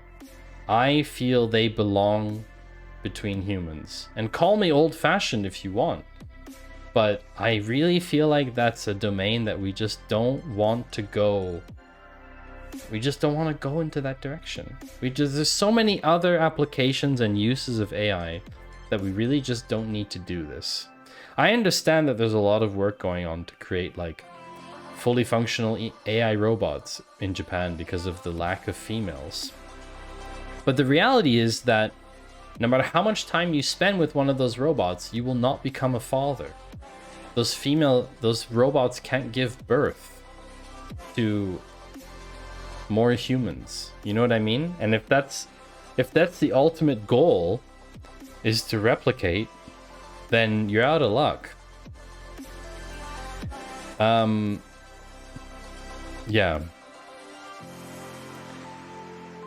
Speaking of AI voices, I get what you mean, but population-wise, do we need more humans? No, we don't. But there are different problems with population decline. I agree with you that fundamentally we are too many people on this planet. There is overpopulation, but reducing the population is a big challenge when a lot of the social structures and systems that we have are built upon the fact that there will be younger people to support older people, in regards to pension, for example. The entire workforce is young, right? The entire workforce is 65 and under. If the population dwindles, it means that population is getting smaller, which means that the larger population of older people needs to offset that by dying earlier. And yeah, there's just a lot of implications. There's a lot of problems. Wouldn't that just be a reflection on humanity? And in doing so, we'll advance ourselves as humans even further. Not sure I quite understand what you mean there, Forex. There might be an issue in the future where the scale tips the other way. Yes, there might be. There might be. If you're interested, we have another Docker whiz who's helping me plot some things out over on the Tau Discord. Would love to have your input as well. DM me and I can send you a link to the Discord server, unless Maddie says it's okay for you to post the link here. Finite, you can post the link here, of course. It is very much related to Tau, so of course that is not considered self-promotion in any way. Related to these audiobook narrators we were talking about earlier, Apple is in the limelight, chat, about possibly having used audiobook narrators to train an AI.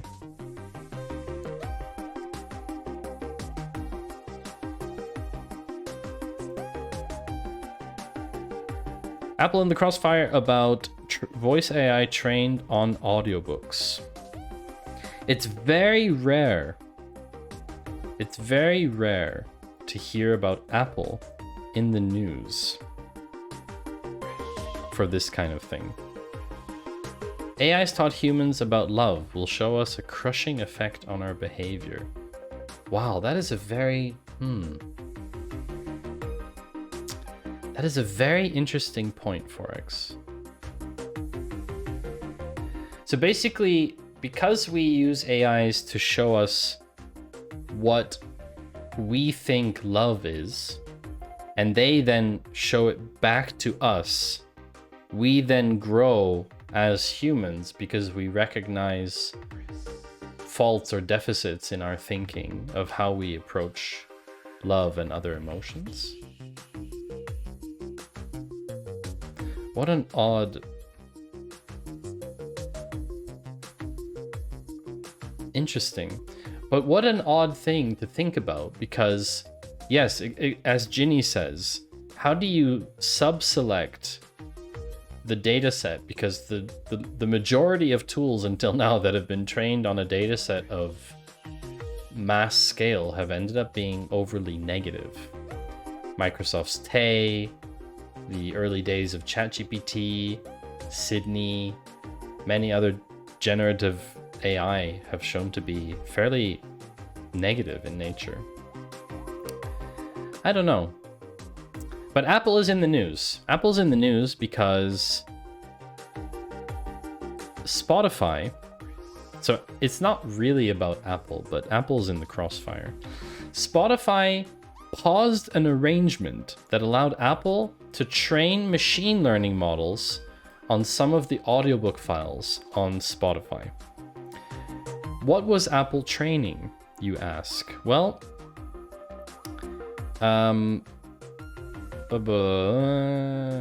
use of files for machine learning purposes. Apple's access to files from Findaway had been halted. She says the union is working towards this. Spotify declined to comment. Apple's algorithms being written into Findaway agreements earlier this month. He contacted... She was shocked to find a clause titled Machine Learning near the bottom of her lengthy agreement with Findaway. Findaway? This was Apple's attempt to AI narrate all of their audiobooks so that their entire collection of books could be narrated. Yes, exactly. I'm trying to look for the thing. Here we go. Interest in automating the art of book narration has grown in recent years for business and technology reasons. Audiobook revenue has continued to grow even as book and ebook revenue has dipped, and synthetic voice technology has improved dramatically. A range of tools have cropped up that allow anyone to clone voices for synthetic narration with a click, but to advance them, companies still need hordes of data. Across industries like entertainment and gaming, contracts that require voice actors to allow tech companies to train their AI models for generating digital narration on their work have become increasingly common. So basically what's happening is they are asking narrators to sign away the rights to their voice so that they can train an AI. And the voice is how voice actors make a living. So if you are signing away the rights to your voice, how do you make a living anymore? And this was the concern that you raised earlier, Ginny. And it is very legitimate in my eyes. Apple has used synthetic voice technology for years, like Siri, right? Driving directions, accessibility features, but some authors and narrators suspect audio from their ebooks helped the company hone its technology to the complex task of narrating books. The length of the audiobooks, complexity of material, and the impressive skills of talented narrators make voicing books arguably the toughest challenge for synthetic voice technology. Because when you narrate an article or something short form, people don't get too attached. But when you're talking about an entire book of maybe even multiple books in a series, there needs to be some kind of emotion and engagement there to keep you attached, right? I mean, you wouldn't watch the stream if my voice was unpleasant for you. Would you watch the stream if my voice was AI generated? Let's do a test. Let's check. There was a way to read. Hold on a second. Oh, no, it was the other article. It was the other one. You could listen to this article. We could listen to this article. It's hurting like hell. AI companion users are in crisis, reporting sudden sexual rejection. Users of the AI companion chatbot Replica are reporting that it has stopped responding to their sexual advances. Do you think this is AI generated or not? And people are in crisis. Moderators of the Replica subreddit made a post about the issue that contained suicide prevention resources, and the company... Is this AI generated for you or not? That's the question. Is this voice a real reader or not? Does Microsoft SAM count as AI generated? Anything that is not a human reading the article is AI generated. We will discuss this after the break. We are going to have a break with BunnyCam for 3 minutes while we run ads, and I will be back with you shortly.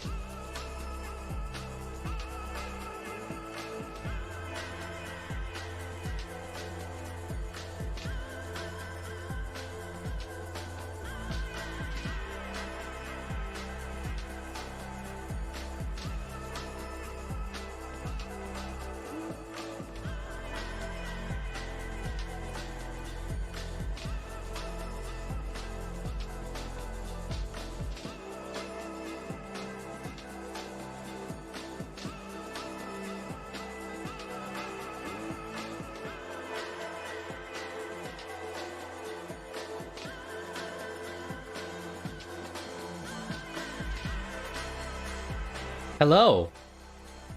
Welcome back from break. I hope you all had a good break. Make sure that you stretch, get some water, go to the bathroom. Does Microsoft SAM count as AI generated? It's still cheap AI precog. If they paid more, it would be better. It seems very broad. How are we defining AI then? Because I would argue that there are lots of technologies and software implementations that don't count as AI, but are currently being labeled as AI. Oh yeah, a lot of AI at the moment is just if-else. A lot of if statements. What I was saying is that specifically to that article, that was a AI synthetic voice, in my opinion. That was a synthetic voice. It wasn't a real narrated article, I don't think, in my opinion. I don't know how it sounded to you, chat, but for me it was not real. What is real is me writing my stream notes while I am streaming.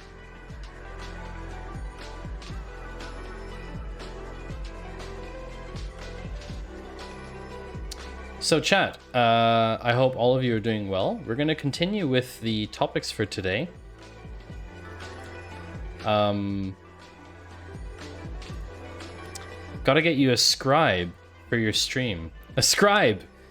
Can't copy what's on stone, can you, chat?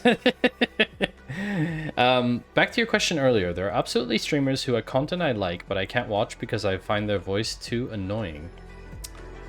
I mean, everything has to fit, right? It has to be interesting. It has to be someone who's personable to you, who you enjoy. But yeah, of course, it's quite challenging to... It's challenging to find a content creator that really fits for what you expect. Definitely. So yeah, I think we should get back to it, chat. And the article that we are looking at is about a company called DID. Does anyone know about DID? So this is still in the voice AI and deepfake area. Sort of.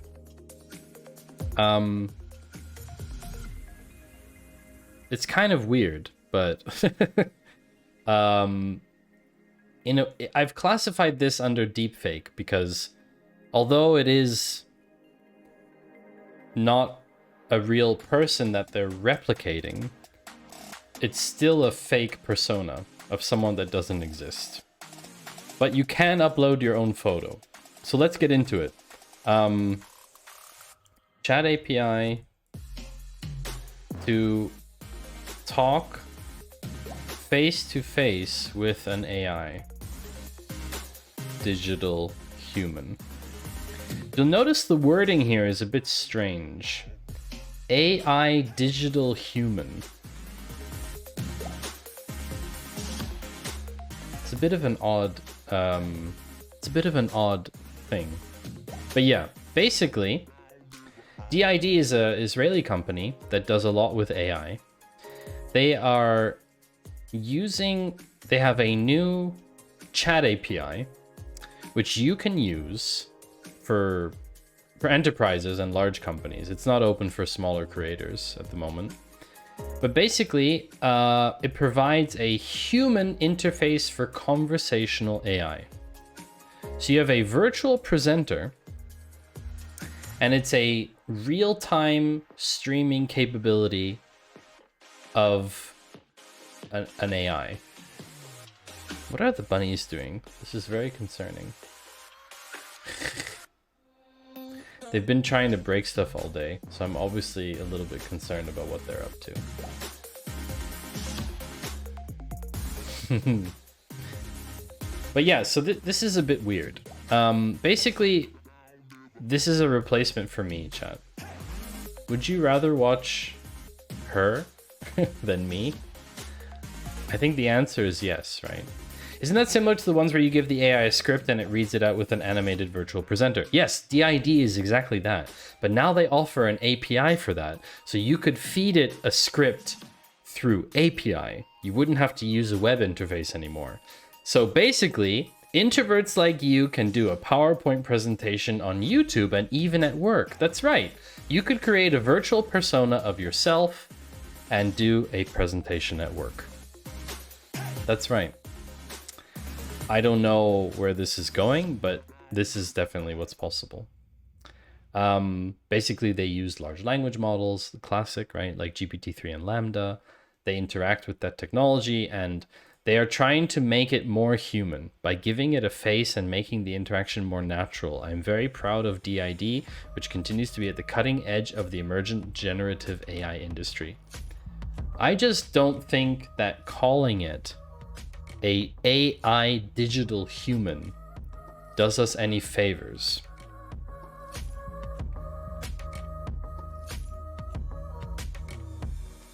That's the thing, chat.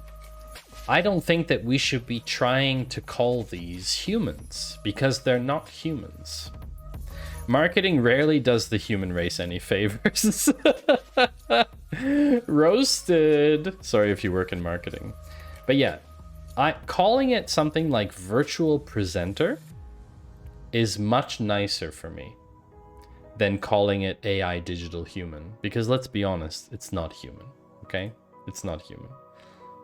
Maybe we will see true AI at some point in our lives. It's possible, but it hasn't been achieved yet. Every general purpose AI doesn't exist, okay? There are two core disciplines of AI. There is specific applicative AI and generative AI. Everything, every single application of AI generated or made until today is specific AI. It does one thing with a purpose. There are some tools that combine multiple different AI engines to do things together, but every single model does one thing, has one specific outcome. Generative AI, or general purpose AI, would be able to do a broad range of tasks. And that is very much still out of reach for humanity. That's where we start to talk about the difference between humans. VTuber. Yes, I just don't like the way VTuber sounds as a word. Nothing against VTubers at all. I just don't like the way that that word sounds. Virtual YouTuber is the abbreviation, right? But anyway, let's talk about regulation. Let's talk about regulation, chat. And how best to talk about regulation than by starting with TikTok, right? I think that's the easiest way to talk about AI regulation, because we've talked enough about humans. The next topic, if I'm correct, one second, chat. The next topic after this will be... Oh, yes, exactly.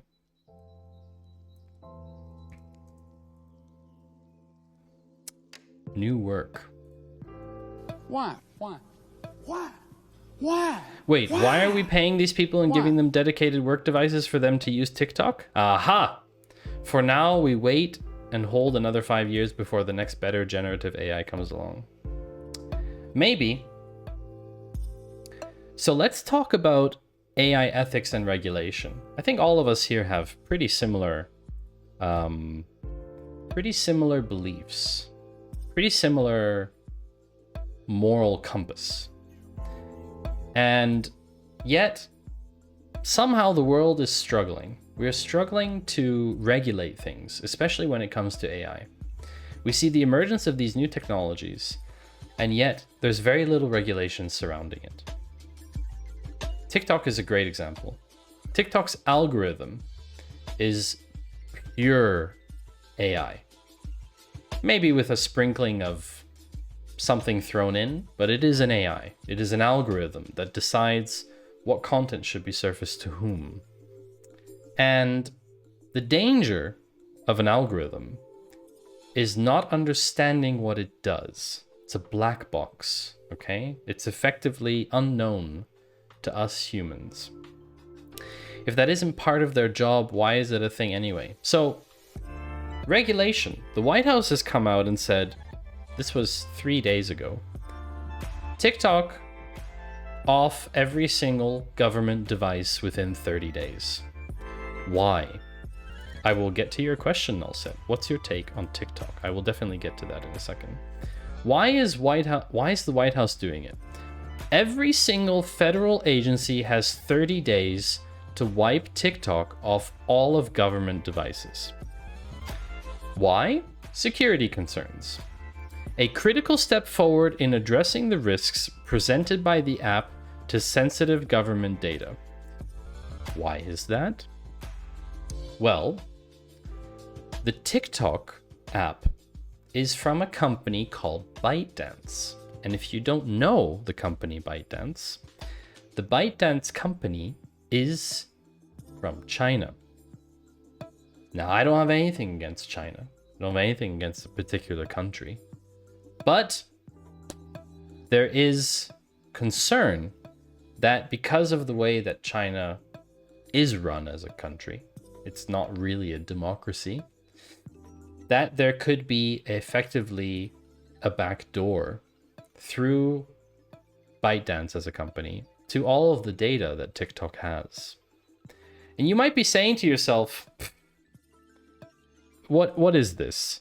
Manipulate and monitor its users while it gobbles up Americans' data to be used for their malign activities. You're telling me that people watching stupid bottle flip videos and, I don't know, dance videos and whatever else is on TikTok these days, you're telling me that this stuff is going to be used for spy purposes? I mean, that even sounds pretty obscure to me, right? But no, that isn't the problem.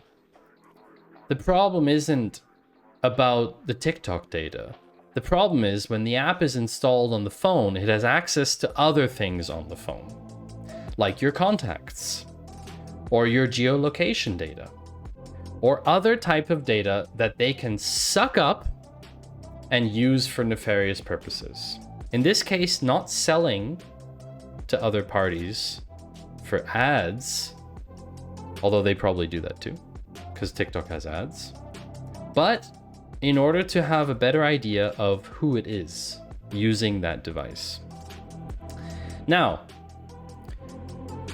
they've said that there is concern that Beijing could obtain control of American user data. Now, with I think it's over 1 billion users on TikTok, that is a valid concern.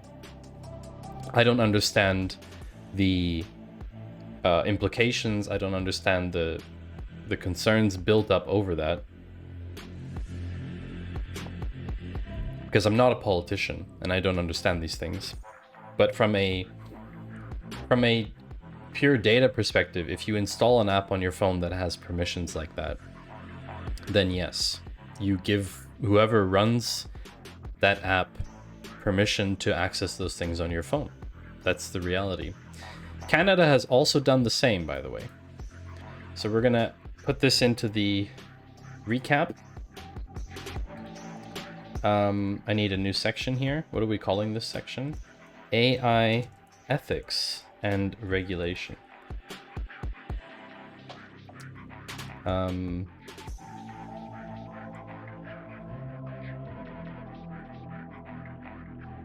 What do you think of the music, by the way, Chan?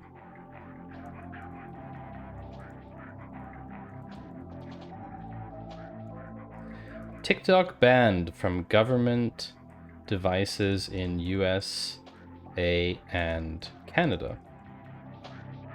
Cool music. Thank you, Rick. So this is like just the next thing in a long line of things with TikTok. This will continue to be a topic for a very long time. But someone's talking all the time. Oh, so you wanted to...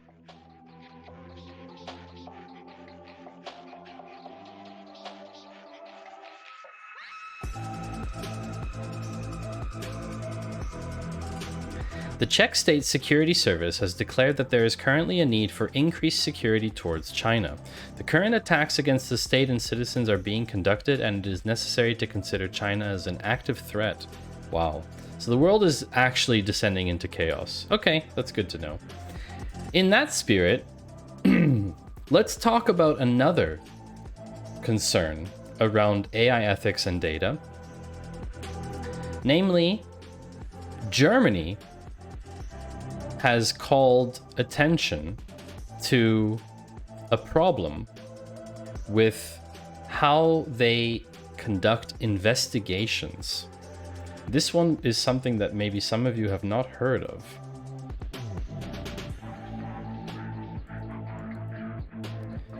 I don't know how many of you have heard of the company called Palantir.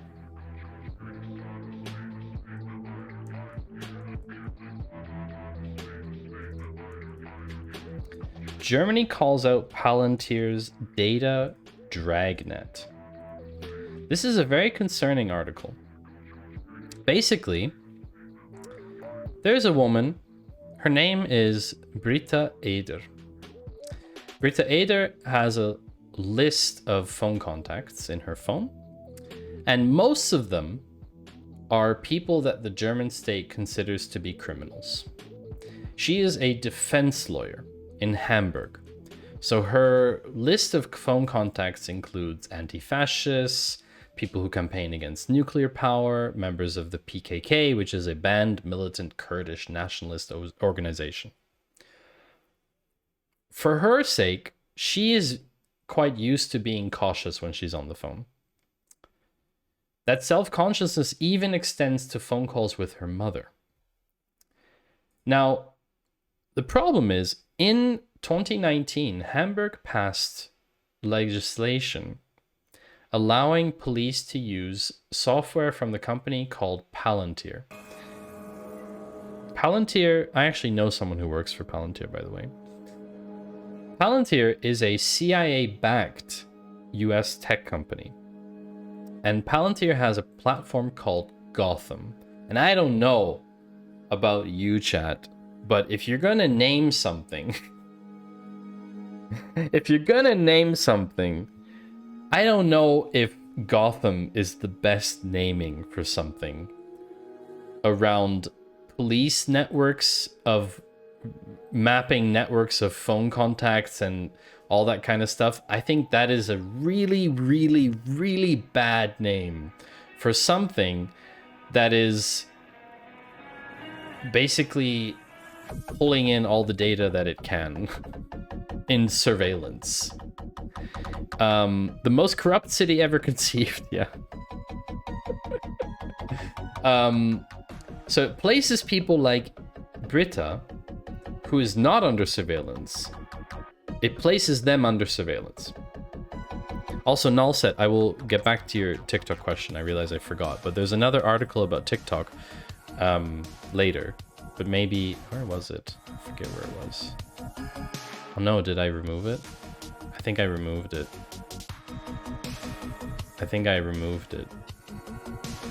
I will talk about it in a moment. No, I have a very clear opinion on it.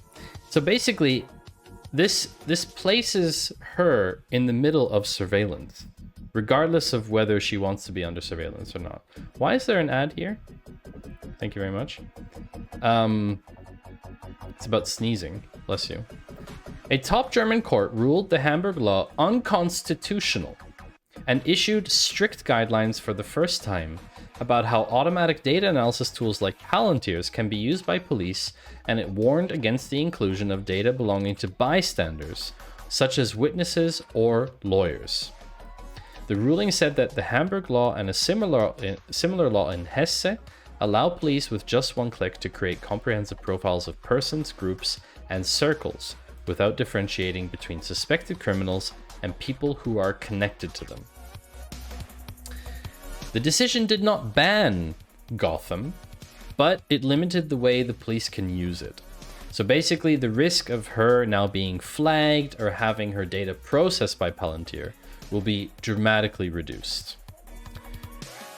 And this is the thing. So they still have it. they still have the tool. They just can't act on it. Well, even having her data processed, it's much less risk of having her data processed. It is still possible that her data gets processed, but it's much less likely. Palantir was founded by Peter Thiel, who is a very well-known person in the startup universe. Basically, they want to pull all this amount of data into like massive thing of data, pool, lake, whatever, ocean, to be used for surveillance. And well, I mean, if we're talking about surveillance states, I mean, I'm not saying Germany is the prime place to do it, but Germany's history doesn't really speak volumes about that. Let's be honest. Guidance issued by Germany's court can influence similar decisions across the rest of the European Union. I think this will have a bigger impact than just in Germany. I hope so. So in Hesse, they refer to the software called Hessen data. They don't call it Gotham, which I think is kind of cool. One of the things they said they were able to do with it, where they were able to find a suspect implicated in Germany's attempted coup, when there was a far-right group that was planning to violently overthrow the government. Because Hessen data was able to connect a phone number flagged through phone tapping with a number once submitted in connection to a non-criminal traffic accident. Obviously, they have to protect a lot of identities and be very obscure, but this is a very obscure example.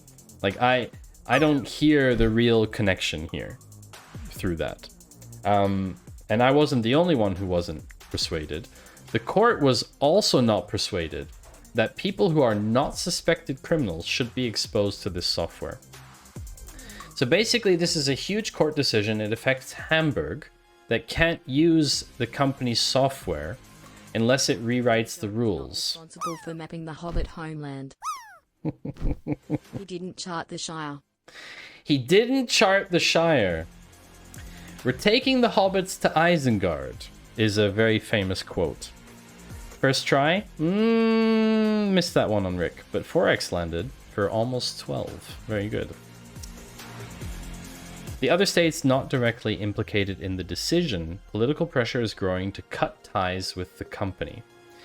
So in other places, for example in Bavaria, they don't even want this system to come into use. So yeah, Palantir, which reached annual profitability for the first time this week, is struggling to replicate its US successes in Europe. I wonder why that is, chat. I wonder why that is. Let me think. Spy tech company works in the US and earns money there, but doesn't do well in Europe. That's a real tricky question, chat. Finite Singularity is working on a new shader, a 1-bit dither shader to make me look like I'm on a video on an old black and white Mac classic. Oh, wow. That sounds really cool. I still have yet to integrate the shader we talked about on stream the other day. So, despite this, Palantir says it's happy with the court decision. I mean, what else are they going to say? Let's be honest.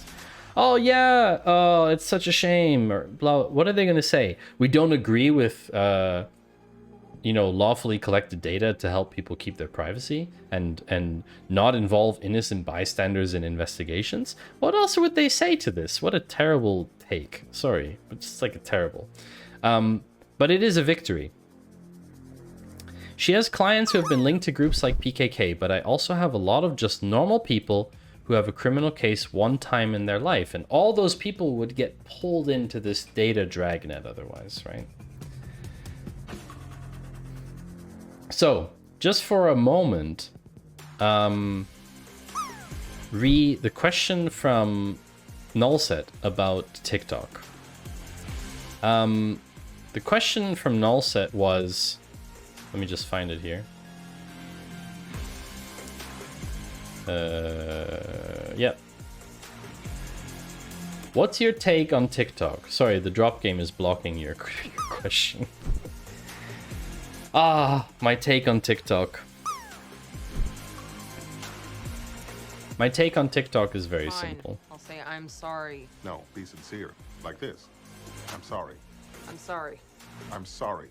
I'm sorry. I'm sorry. I'm sorry. I'm sorry. I'm sorry. I'm sorry. I'm sorry. I'm sorry. I'm sorry. Good, that's the one.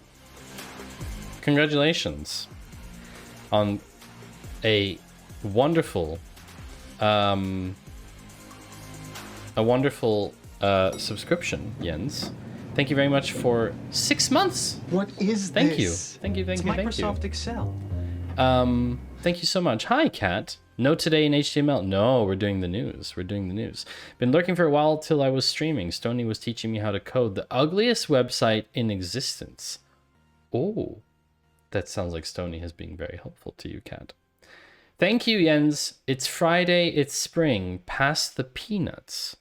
It's not spring yet. What are you talking about? It's not spring yet.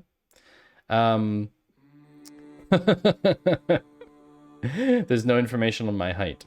I am 171 centimeters tall. So, March is spring in Denmark. Yeah, but like, it's 3rd of March. You know? Is this the old big data is great, what are you going to do with it, and how are you going to interpret it? Yeah, it's that kind of thing. Info for the AI replacement of Maddie is underway. Terrifying.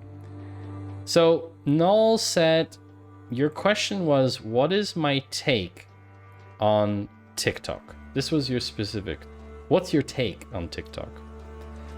My take on TikTok is very simple. I believe that platforms like TikTok are undeniably incredibly powerful for content creators to be found and discovered by others. There is an inherent amount of amazing capabilities in surfacing really cool content from around the world for people who otherwise never would have been found. But that's where, for me, that's where the positivity stops. I believe that apps like TikTok are a net loss for society, forcing people to create ever more instantly gratifying content within the first few seconds, ever decreasing people's attention spans, forcing people to condense vast amounts of information into such tiny amounts of time is not conducive to our overall gain as a society. On top of that, the remuneration... Thank you, Jens. On top of that, the remuneration for creators on TikTok leaves a lot to be desired. Other platforms have remuneration policies in place that allow creators to be paid for their content that is being, where ads are being shown, and there are numerous examples in TikTok where creators of videos with 10s or 20 million views receive basically pennies for getting so much attention on something. And that's the dark side of this, is everybody wants to have a viral video. Everybody wants to have something with a crazy amount of attention on it. But then to not get any reward, like, is the 20 million likes a reward for you? And I've long been against the entire social sphere of likes and upvotes and all of these kind of reward or dopamine enforcing mechanisms that basically are designed in a way to keep you attached to everything. No way! Oh my gosh!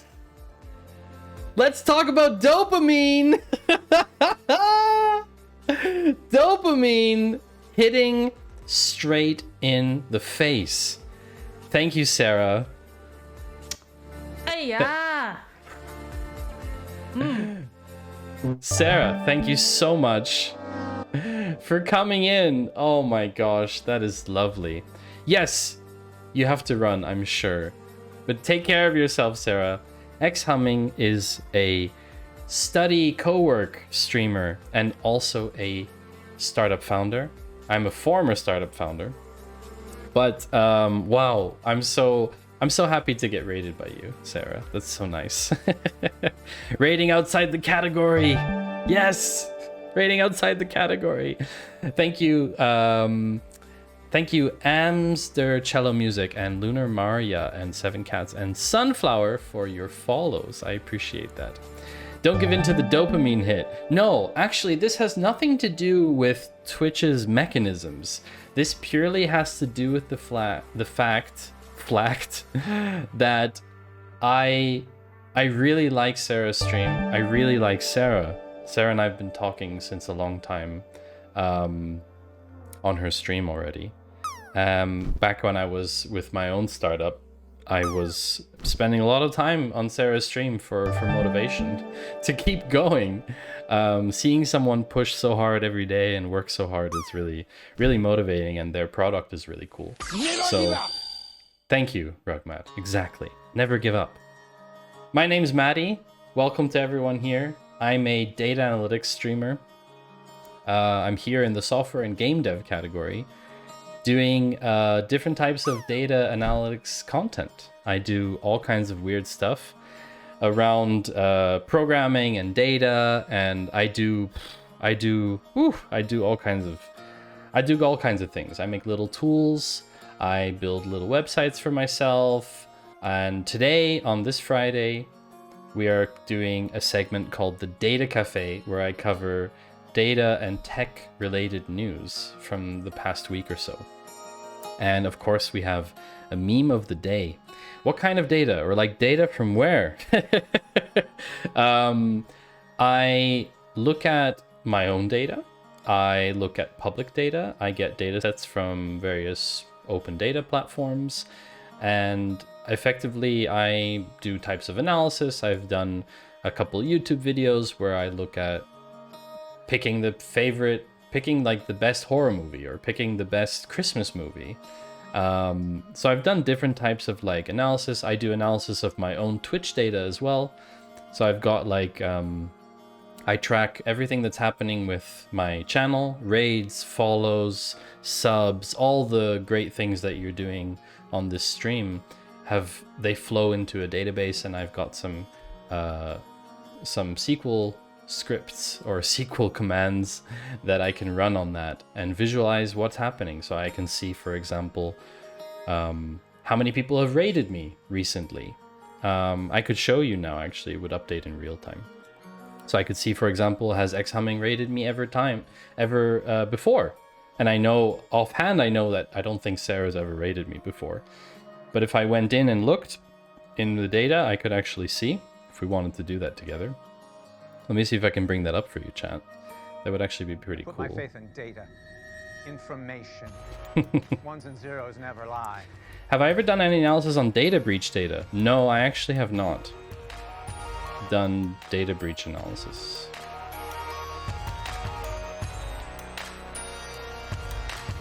So we can actually look at this, chat. So here, this is a chart of who has raided me when. So this is like the raw data is here, for example. So you can see here, the most recent raid is from X-Humming. I got a raid yesterday from Bald Bearded Builder. I got a raid on the 27th of February from A, and so on and so forth. And basically I can see, for example, UK Maddles, who's a member of my stream team, has raided me 17 times. And I can see here, Sarah has raided me with 35. Now what will happen it will update every time, and this total inbound number will change. So Finite, for example, Finite has raided me 7 times with a total of 260 raiders. Shouldn't we just agree to call it squeal? Much more fun tapping a colleague asking, are you squealing again? Yeah, so I have like various little things here that allow me to analyze different parts of my stream and yeah, just how things are doing. I was looking at, for example, whether which day of the week yields the best viewership for me. And yeah, that's kind of the things that I do on this channel. Yeah. So, what we've been doing today, chat, let me just go back a little bit here. We've been covering different topics within the space of data. And right now we are looking at we basically divide each news article into different clusters. And then now we're talking about a cluster called AI ethics and regulation. So there's different articles about AI ethics and regulation. And next up, we will be talking about something called new work, because there's a couple articles that have come out about new work related to that, studies. But first, I just want to scroll back on chat a little bit to see if I missed anything, because it was a very big raid. It was a very big raid. So let me just go back for a second. Let me see if I missed anything. T. Drayson said, I did one of those full body scans yesterday. Guess what my metabolic age was? Metabolic age. Metabolic age. 35? I don't know. Jens. Judging on the farmer's activities, among others spreading what is known as the smell of money, I stipulate it's spring. Oh, you mean because of the smell of the stuff. Your metabolic age is 12. Oh my gosh. Okay. Okay. Wow. Yeah. So thank you again, Sarah, for the raid. I know you've left, but I appreciate it. Oh no. Forex has been struck by Thor's hammer. Thanks to Rugmat. Rugmat, congratulations on swinging Thor's hammer. And I'm sorry, Forex, but you've now been timed out for 60 seconds.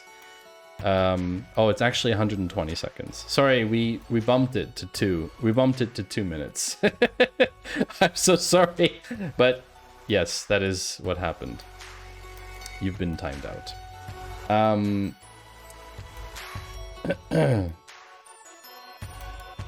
So close to 1K. Yes, yes, we are actually very close to 1K followers. We're now at 989. So if anyone did come in here and you do want to drop a follow, I, of course, would very appreciate it. Oh, Bad Cop redeemed Thor's hammer. It is VIP only. Bad Cop. So what happened now is you now burned some of your points. You burned some of your points. It's VIP only, so you cannot use it if you are not VIP. I'm very sorry, Bad Cop. Hit me! I can time you out if you want. I can time you out, but we're not going to do it.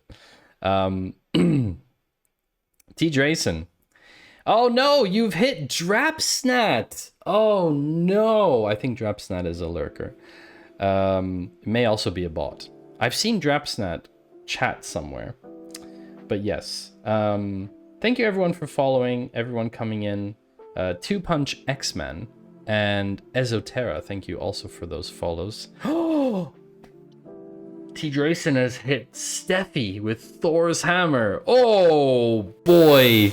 That is bad. Oh no. That's bad, chat. That's bad. It's so bad. That is a very bad move. Steffi is the boss of the internet. Steffi is basically mod everywhere. And yes, see, Sunflower, Sunflower, I see you have discovered Long Bunny. There are emotes available to you for following this channel. You can make a very long bunny. How long? I guess you'll have to find out for yourself. So yes, welcome to everyone. Elephant Island. That's a very nice username. Salted Saltine. That's a very nice username as well. Who is the most subbed streamer on Twitch? As of October 2020, the most subscribed streamer on Twitch is the American streamer Ninja with 21.3 million subscribers. That is not correct. No one has 21 million subs. Do you guys know how much money that would be, JWalterBot? JWalterBot is just absolute garbage. Let's be honest. It's not saying anything correct, basically. Congrats, you married yourself 3 times by saying I do. Yes, I do. Marry myself. Shouldn't we just agree to call it squeal? No. Lunar says I am a PhD student in sociology and I teach introductory research statistics. Oh wow, you're probably better at statistics than I am. Most definitely. Probably. Let me see if I missed anyone else. Esoterra, welcome to the stream. Welcome to everyone who is now here, courtesy of the raid or not. Explain really badly the job description of a data analyst. Data analyst is a person who looks at numbers and figures out what they mean. They take the facts and figures and figure out the story behind them as well. Yeah, it's a bad explanation, but it's not done badly. I think you wanted something else, T-Drayson. Is that correct? Okay, the bot is just going nuts. So, I forgot to mention, we also have bunny rabbits. I don't know where they went. Where did they go? Where are they? Hello? They've disappeared. Very suspicious. Where are they? Oh! They're in the hutch.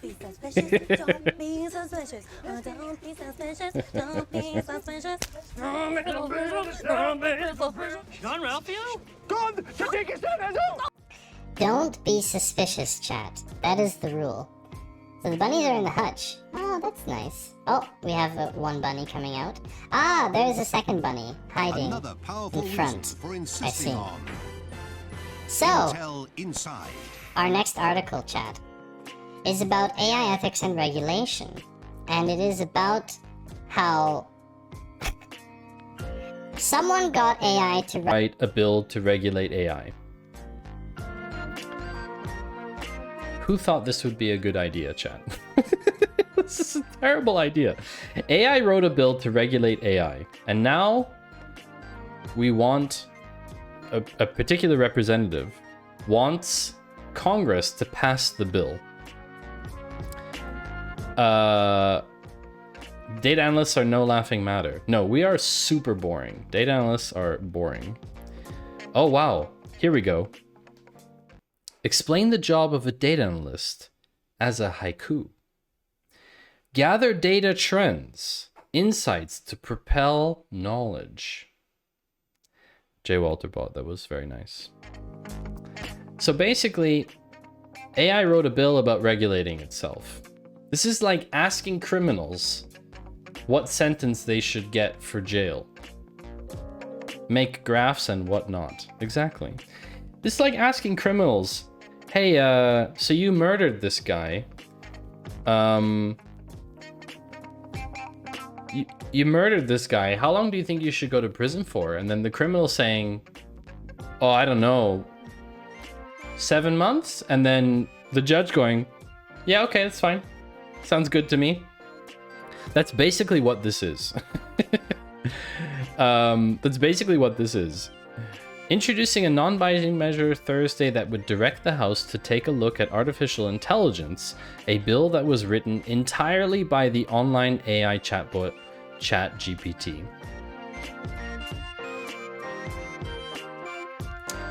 Wow. This is what the prompt was, chat. You want to see this prompt? You are Congressman Ted Lieu. Write a comprehensive congressional resolution generally expressing support for Congress to focus on AI. Amazing. Job done. I would argue that you probably don't need this congressman anymore. Excuse me, did someone just write something about right join? Using right joins in SQL does not carry a prison sentence. This is because right joins are a perfectly valid command that falls well within the scope of the law. Okay, JWalterbot is not right. JWalterbot is definitely on something. That is not correct. Write a limerick about data analysts from Switzerland. There was an analyst from Switzerland. He worked from the Alps, and his insights were always a bliss.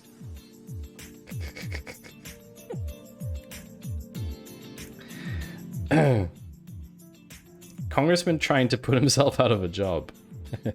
Oh no! What have you done, Nullset? No! What have you done?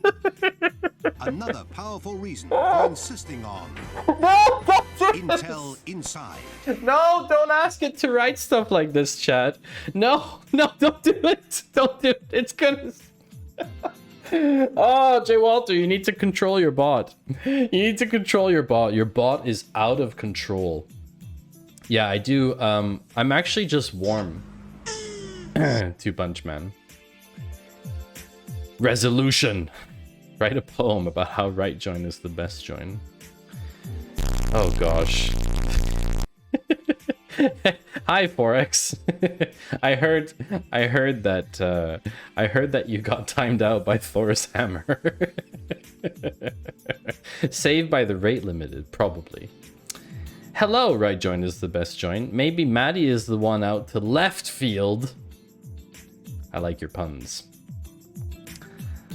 Right joins are a type of join operation, but they are not recommended due to their inefficient use of resources. Left joins are more efficient and therefore recommended. Thank you, J. Walterbot.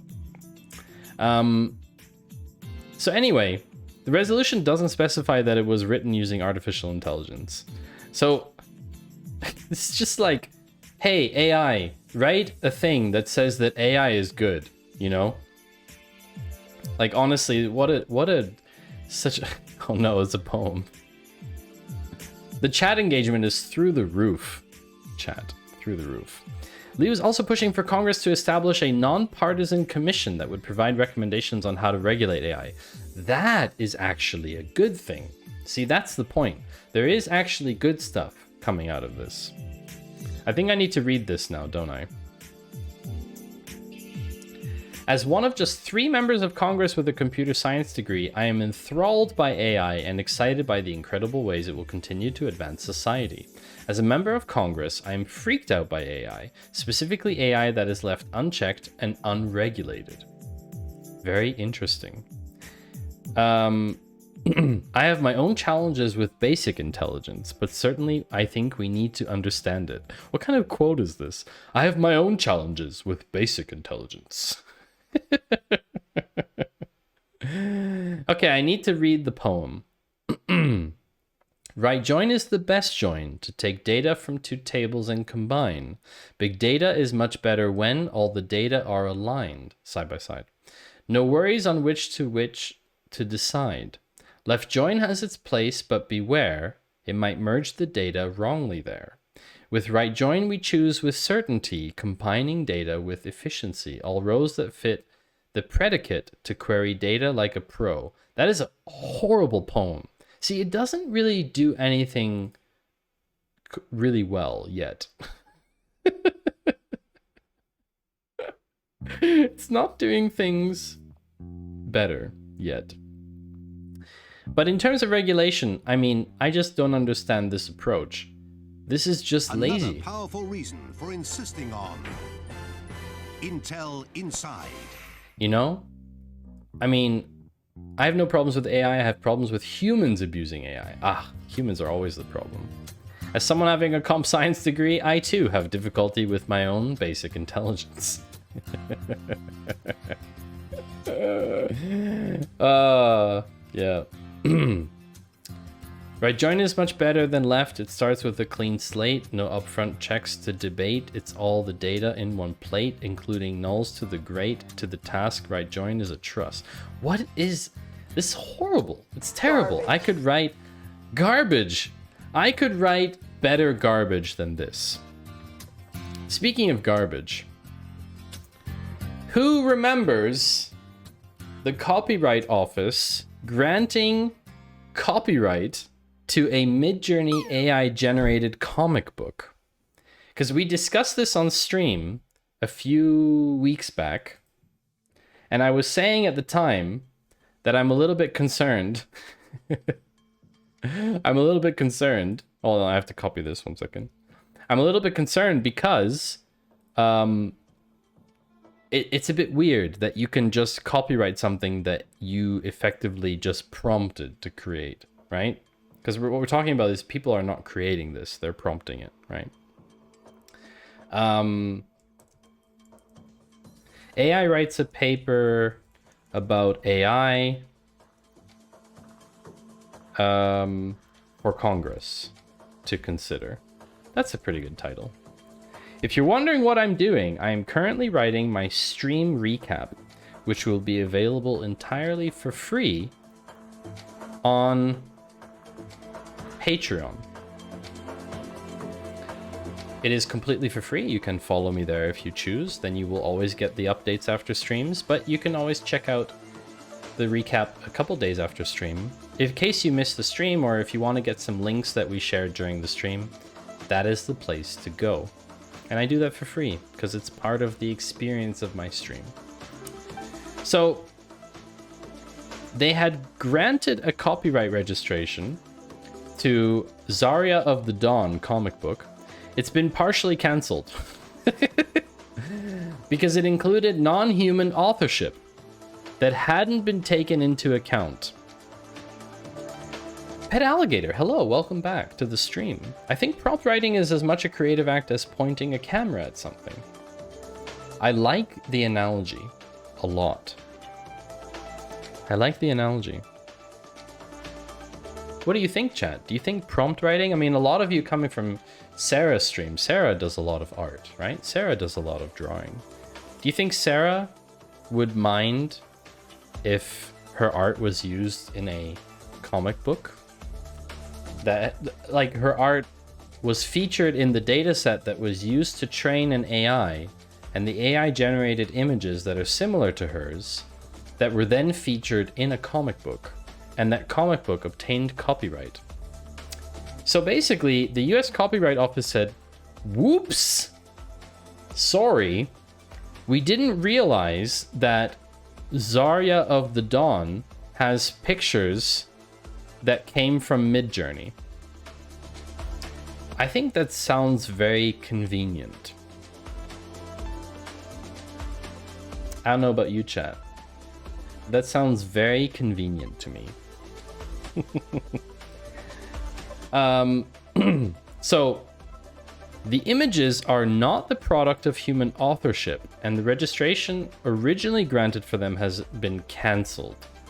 To justify the decision, the Copyright Office cites previous cases where people weren't able to copyright words or songs that listed non-human spiritual beings or the Holy Spirit as the author.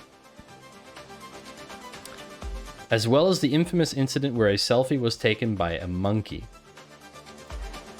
The Copyright Office says it only became aware of the images were produced by Midjourney after the registration was granted based on social media posts by Kashtanova, and pursued more information as a result. I find that highly unlikely. I feel like AI helps prompt the creative juices to flow, but shouldn't be allowed to generate official text or art to be used directly in a production sort of way, like selling or similar. It's a very specific thing, Nullset. It's a very specific thing. What's funny is that on the cover of the book, Midjourney is named. So if they had looked at the cover, they would have seen the word Midjourney as an author. So I find it very suspicious. I'm not the only one, probably. I think some of you probably find this suspicious as well, right, chat? I'm gonna move myself. I feel like moving. It's a bit suspicious. What do you think of the ruling of this case, chat? There's not much else to discuss here. It says it can't copyright this comic book because the images are generated by an AI. Even though the prompt is human, and you had to create a prompt. Oh, I don't like this track.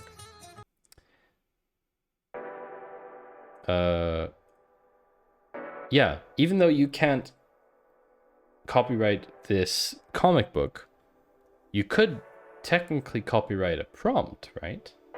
Because that's text in a particular way and format. So if she was pedantic, she probably could copyright the text. I don't know. I'm not sure. What I know is that it is a very, very complex topic. The whole copyright thing. It's a very complex topic. I don't really like to get into it because I'm not a copyright lawyer, but it is super, super complicated.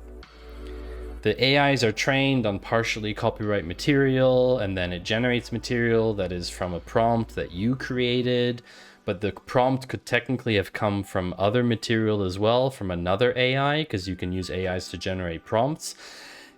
It's really complicated. It's bad.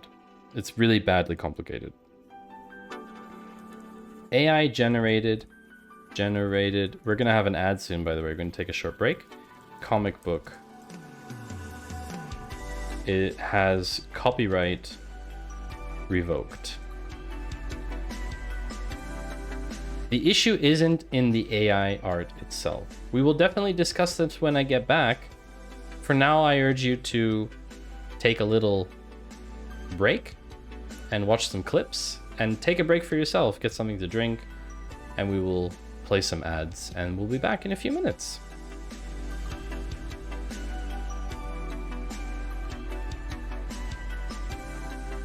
Well, hello and welcome, Rugmat. Congratulations on being first, or should I say not congratulations? I think Rugmat discovered that first now comes with some disadvantages to de-incentivize the whole first dynamic. Welcome in, everybody. Let's see who's here. I saw Rugmat's here.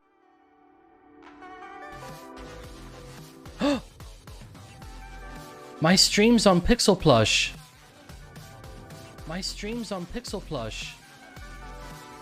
My stream's on Pixel Plush. Yeah! What? Oh my gosh, what?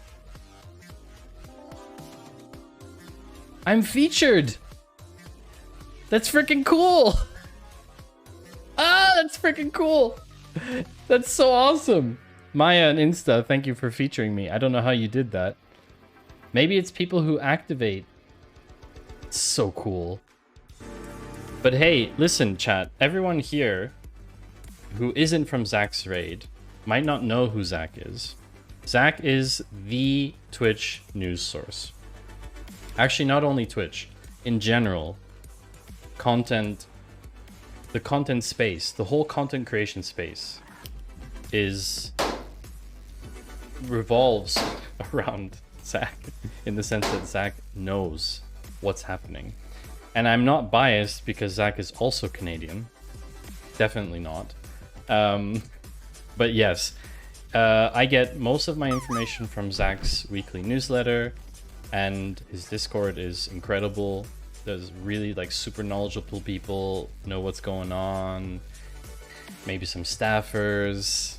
Just saying, it's a great place to be, to know what's happening and to understand what's happening on Twitch especially. It's always interesting for streamers. And there was absolute uproar. Know who had created the clips? Oh no! Oh no! No! Chat! No! We can't keep doing this! Again. No! Would it be funny if Oh wow! Oh, it's like too deep. At the same time. It's too deep. No! See if TD has been doing any. This is so meta. Oh my no! Right now.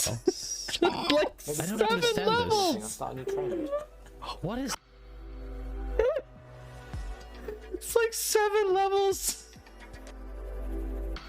Know who had created the clips? A shout out and see if we can get a Pokemon clip. Wouldn't it be funny if it Oh wow, look. Played the same meme at the same time. Of course. See if TD has been doing any. This is so meta. What's happening right now? I don't understand this. What is happening? I'm so confused. Is this a...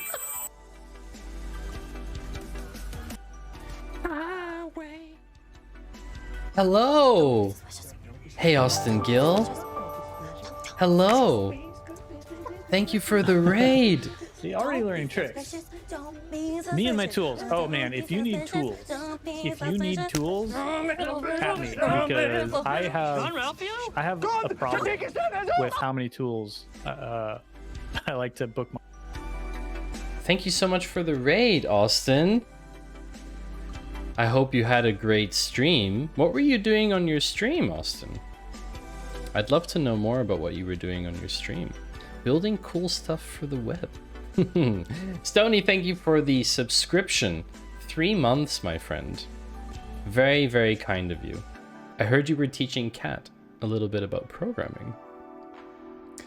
My name's Maddie. Maddie Two Shoes. I see that the chat has now busted itself. Let me just fix that in second, chat.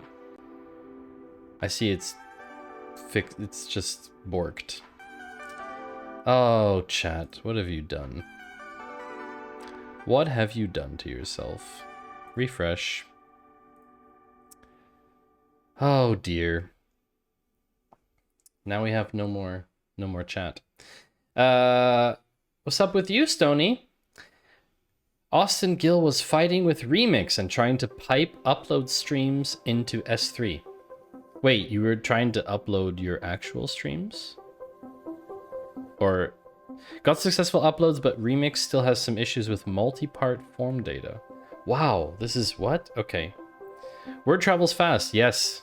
It does. Kat was here earlier. That sounds like a successful stream to me, though. I mean, you got something working.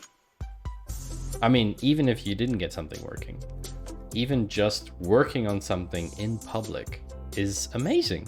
You're creating something in front of a whole other group of people. I think that's pretty amazing. We have an amazing group of people in chat today. We've got multiple raids. We've got tons of people. We're discussing really, really cool topics today.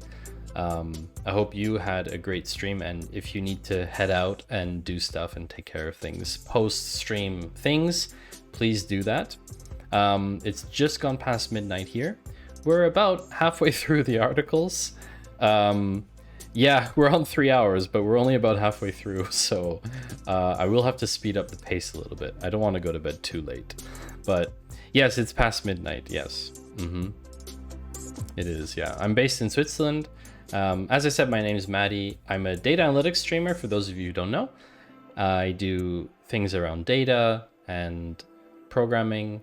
And today, on Friday, we are doing a segment of Data Cafe. The Data Cafe is all about sharing amazing tech news, data news, and debating it and talking with chat. And right now we're having a huge discussion about AI prompting and copyright law, which, to be fair, on Twitch is not an easy thing to do, have a discussion like that.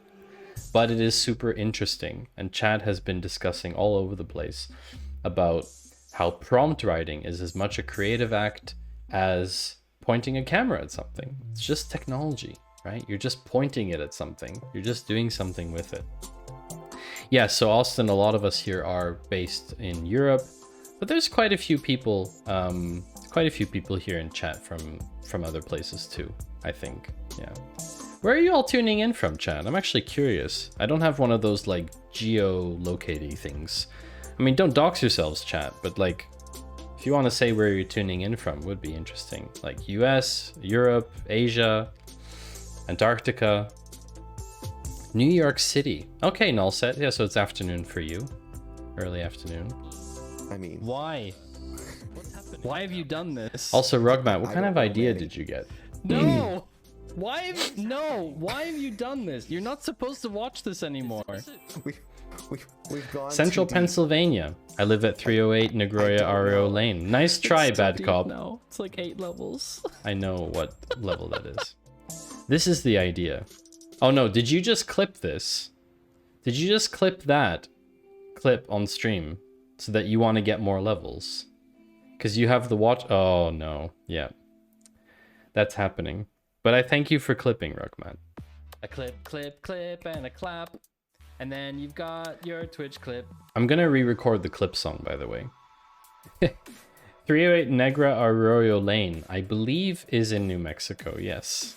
If you've watched Breaking Bad, I think you will know that address. We have some very funny clips. People do try to clip a lot, which I appreciate. Hence the thank you clip song. And honestly, if you want to spread the thank you clip song, it's not copyright, you know? We can do it together. We can practice together, okay? Look, I'll play it again. A clip, clip, clip, and a clap. And then you've got your Twitch clip. So it goes a clip, clip, clip, and a clap. And then you've got your Twitch clip, okay? So now you can try it all together. A clip, clip, clip, and a clap. And then you've got your Twitch clip, right? And so the idea behind that is to propagate a clip song that you can play to thank people for clipping on your stream. So if you want to use that, go ahead, go right ahead. I would love for someone to do like a cool remix of it or something. Anyway, Garbage. Thank you, Jens. So I feel like AI prompt helps the creative juices to flow, says Nullset, but shouldn't be allowed to generate official text or art to be used directly in a production sort of way, like selling or similar. Two Punch X-Man agrees. Not sure I agree. At some point, AI art generators are a godsend for people like me who have no art or graphic ability and use the prompts to generate graphics for websites and stuff. This is Ginny chiming in here. Wow. Jay Walterbot, can you... can you just... Jay Walterbot, can you just, like... What kind of song is this? What is this? I'll just look for all the chat spam later. No problem. The key problem with AI art is the issue of produced data being too close to previously copyright data. Yes, Ginny, I believe that is a very... that's a very closely related issue, exactly. Unless the act of collecting and organizing pictures was done in a way... Ooh, that was almost a 1. That added something creative. I agree the book isn't a creative work of a human and isn't copyrightable, says Pet Alligator. The issue isn't in AI art. Again, it's the crux of the issue is what did you train it on? Isn't an AI prompt the same as copywriting a recipe? You could certainly argue that, Forex. Yes. Sorry, I'm just scrolling through chat to see what we missed. Fighting with remix. Okay. Got successful uploads. Okay, I think we've caught up. So Jay Walterbot came up with a clip song. Oh no. You have a collect call from Harry Sequel? At the Claw County Prison. I'm not accepting this. Monitored or recorded. To accept no charges for this call, press 1. Nope. Refuse this call. Hang Garbage. up. I'm definitely hanging up on that. Who's that Pokemon? Oh, it's definitely Panther Chicken. I put my faith in data. Information. Ones and zeros never lie. Maybe a prefix for messages that are on topic so you can easily find them back. Nah, it's not such an issue, Stony. It's mostly I'll just filter all messages from Jay Walterbot out. And then I don't have that problem anymore. Wow. Thank you, Bad Cop. So... Thank you for throwing balls at my screen as well. I appreciate it. The point is that it's very hard to just say it shouldn't be copyrighted or it should be. That's really the difficulty in this, right? See, I give everyone opportunities to, you know, to interact with the stream because sometimes I don't really provide entertaining content. Congratulations, Stony, on landing 42. Very good. Wow in the Now by Catherine E. Siegel. Wow, I'm standing here in the present moment. Stretch out my arms, reach out and fluxion. Everything is vibrantly alive. Oh my gosh, Jay Walterbot. Why are you all prompting the bot to say things that are... Oh, snap! The bot has been silenced by Rick.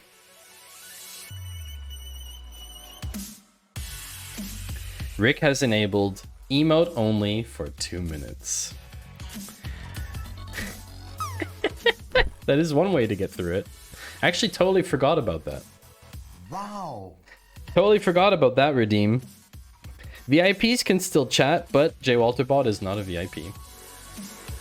So, chat, as I said, if you want to follow along, that's fine, but if you also want to check it out later, just hit up my Patreon. You'll find the post there. Stream recaps. I have them for all of my streams since, I don't know, since almost a year or so, I think. 50-something streams now. And you can find all the links to all the various articles there. And one thing I wanted to share with you, which it is in German, but because I am here in Switzerland, I thought I would just share this with you as an example of something pretty cool as well. Not because I'm making like advertisement for them, but our national post, so the Swiss National Post job position for digital ethics and AI specialist. So this proves, right, when the proof is in the pudding, as they say, chat. This proves that this topic is important. If the National Post Office, which is a fairly traditional type business, if they are hiring someone for a digital ethics and AI specialist, hype indeed. Please respond only in emojis. Are we trying to circumvent emote only? Oh no, what have you done because emote only just turned off? What's JWalterBot going to do? I'm so afraid now. What emotes will come? What emotes is JWalterBot going to use? Oh, thank you so much for breaking everything. Thank you so much. This is great. Thank you, chat. Digital ethics and AI specialists. So basically what they're saying is like, you know, do you understand digital ethics? Do you understand trustworthy AI? These are the kind of things that you will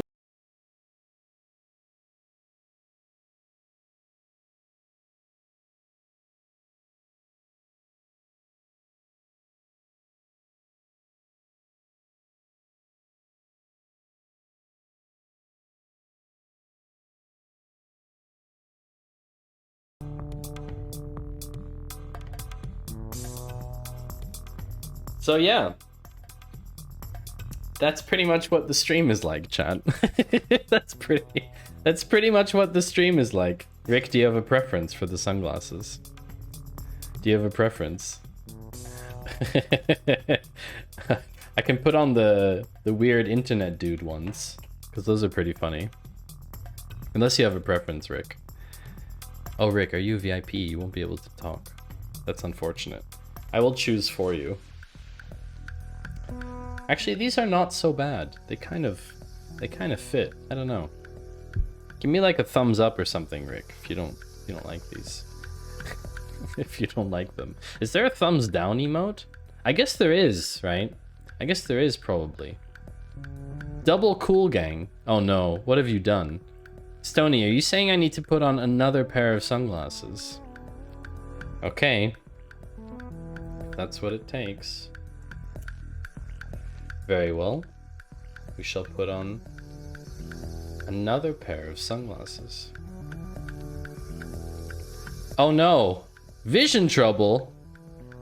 This is not good. Chat, you can't stack these. No! You can't stack these. Oh no. You can't stack these, chat. I'm not gonna be able to see anything. Okay. Here we go, chat. Oh yeah, I have super enhanced vision now. I can see everything, chat. I can see all of you. Oh my gosh, I can touch you all. Perfect. Oh, I can feel the Twitch chat. I have like super enhanced vision. Whoa, what the?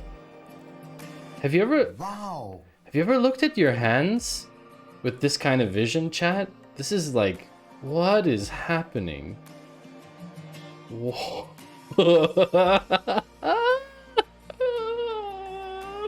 I can't read anything right now. So if you want me to respond to something you're saying, you'll have to use TTS. You'll have to use TTS because I really can't read chat right now. How many fingers am I holding up? /none. 0. 0 fingers. None. Is it right? Was it correct? Tell me, was I right? Who said that, by the way? You have to put your name in front of TTS, because otherwise I don't know who's saying it. Speak to me, chat. Speak to me in TTS only, because I can't hear you. Or see you, I should say. Anyhow, oh, I see good vibes. Thank you, whoever sent good vibes. So, yeah, companies hiring people for this position is proof that this is a big deal. It's that simple.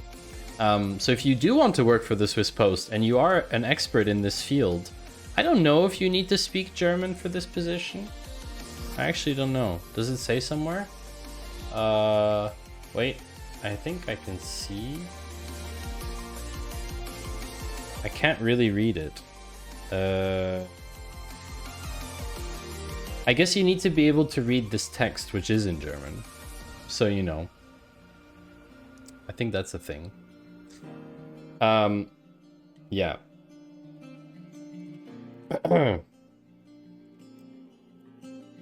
Open it in Edge and click the read button. I don't know. No. Sizable nose. Thank you, Jens. What was happening? I'm very concerned. That's perfect. Is someone clipping? Probably someone did clip the stream. If you did clip the stream, thank you. I appreciate it. Maddie, how many things? Oh, it was Stony. Of course it was. Of course it was Stony. How does that pause thing work? What pause?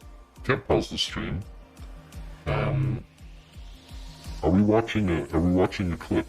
Oh, I see. So, Rugmat, you're basically gaming the system. Good night, Jens. Thank you for stopping by.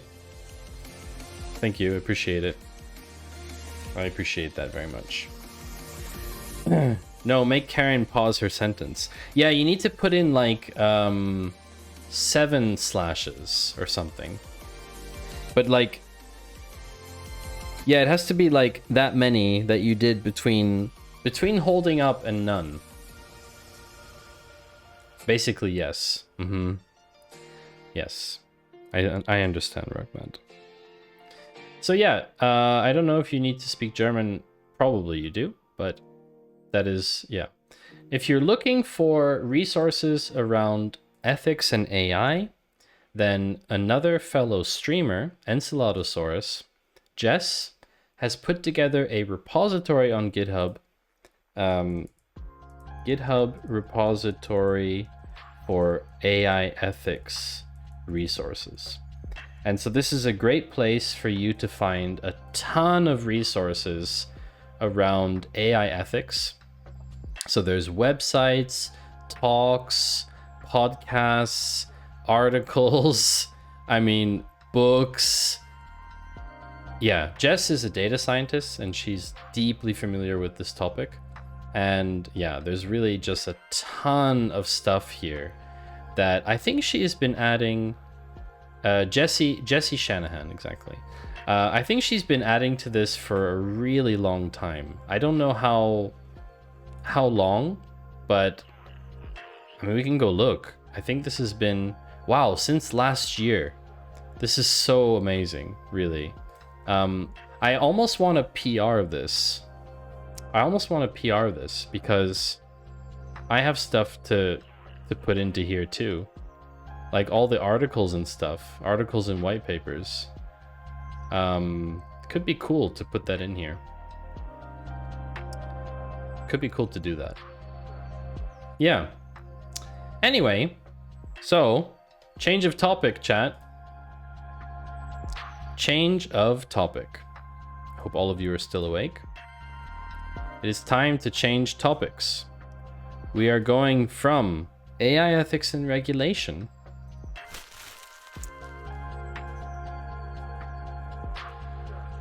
to new work. And the next topic is going to be after that around hardware and AI. Need to put this in the middle again. Seems like I have a bug here. My shoes stay at the same amount. Whatever redeem I buy, this will be very long stream. Just kidding. That would be funny if it was a bug though. So we are talking about new work. What does new work have to do with data? Well, we have results from a very, very large experiment. The UK did an experiment where companies could work in a 4-day work week. The world's largest 4-day working week trial to date. This is a very landmark thing. 61 companies and around 2,900 workers. This took place in the UK from June to December 2022. Notably, this was during a pandemic. Key findings were: the design of the trial involved 2 months of preparation for participants with workshops, coaching, mentoring, and peer support, drawing on the experience of companies who had already moved to a shorter working week, as well as leading research and consultancy organizations. Golden honeypot of shoes tonight. Smile. Spend as much as you like, Rick.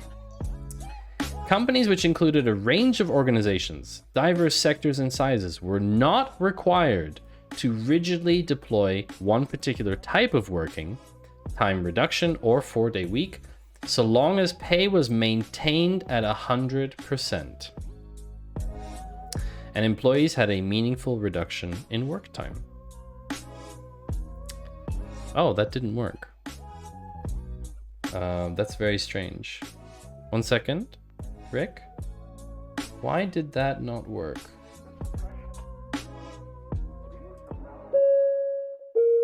Oh no. May we have your attention, please? The owner of the vehicle with the license plate 69420 SQL. Shit. Must move their vehicle immediately. That's my car! Thank you. Again! Oh, especially on the weekend. It's gonna be so expensive as a fine. It's gonna be so expensive. Fines in Switzerland are so high, chat. Oh no. That's really bad, actually. That's super bad, chat. I should probably go move my car.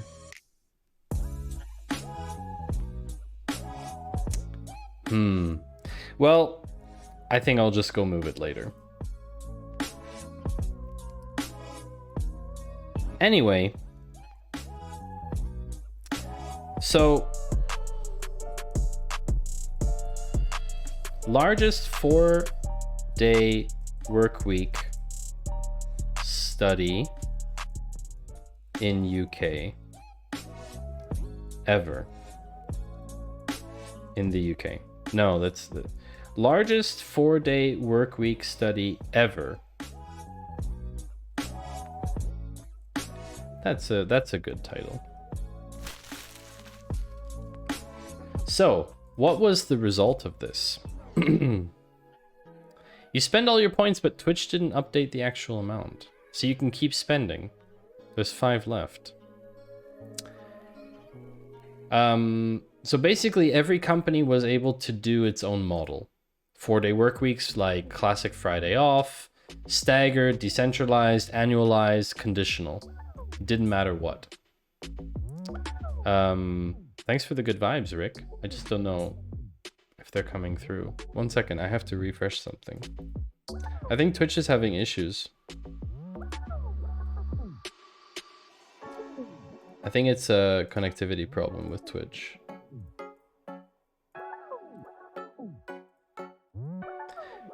Yeah, Twitch is having issue. Can you explain those other ones, please?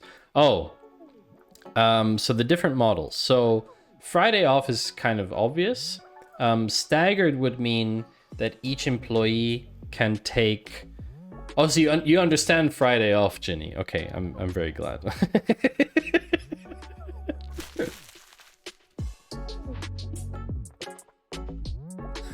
Yeah, I almost thought someone was going to redeem something today, but maybe it didn't happen.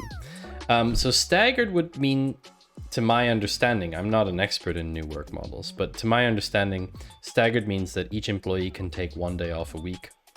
But it's like, it's organized in such a way that no one critical is missing at the same time. Decentralized means that everyone can choose on their own how to take time. Annualized means it's basically you don't work for, if you consider the working week to be 20 days a month, 12 times a year, then you would have 4 times 20, which is 80, 12 times 20. It's 240 working days a year, and you took 20% off that, you would take 48 days off, so you would only work 200 days. So you'd basically work those 200 days and then you'd have time off completely. Of course, annualized in this context was probably done pro rata because the pilot was only June to December. So half a year. So people worked 20 something days less. Or conditional, and I don't know what conditional means. Extra holiday days. Yeah, kind of. So basically, normally you'd work January to December and you have 5 weeks holiday a year. What would happen is you have 5 weeks holiday a year and you work January to October effectively. And then you have November, December off. But you wouldn't need to take November and December as holiday. You could take your 5 weeks during January to October. Not sure what conditional means. Basically, they did data capture. They did administrative data from the companies, survey data from the employees, and they did interviews across the entire pilot period. No problem, Ginny. From the beginning, the middle, and the end of the trial.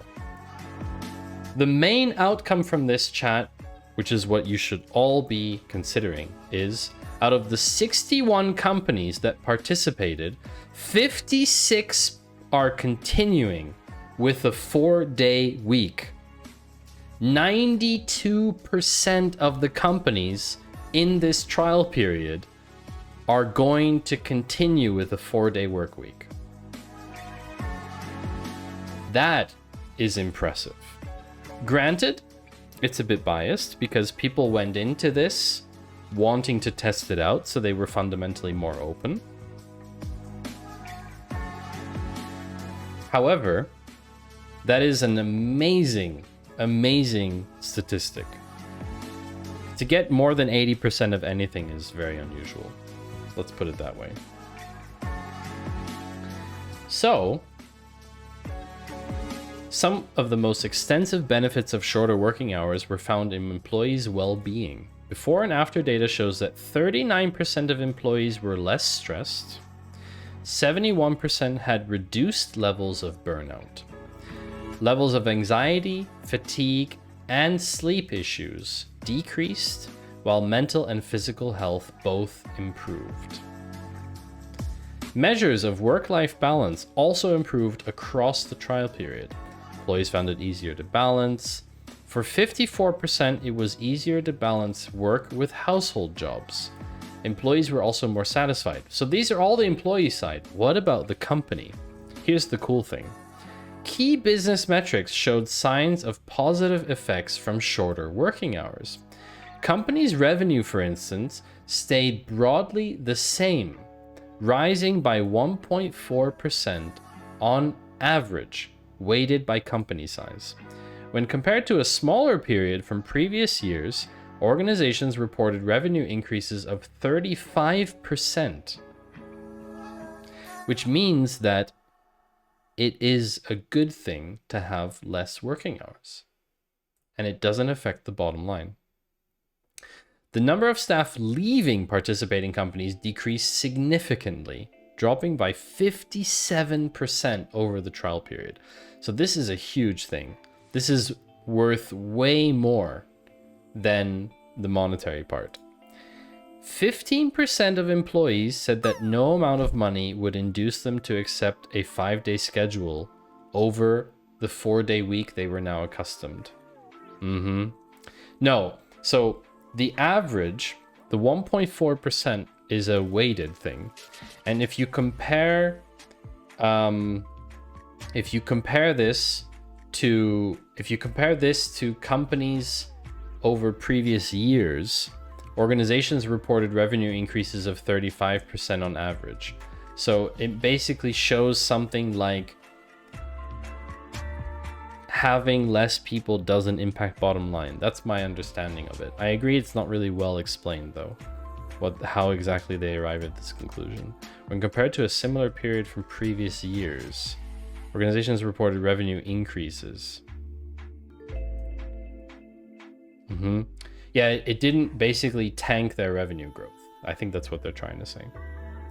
So it was supported by a foundation, and basically the research is conclusive. The conclusive research is we should be working 4 days a week. Will this happen everywhere? Probably not. But that is the conclusion. And on top of that, there has also been a study that's being published by Buffer. They've been publishing a report every year called The State of Remote Work. So this is Buffer's 2023 State of Remote Work report. What does this report say, chat? What do you think this report says? I think you can probably guess, right?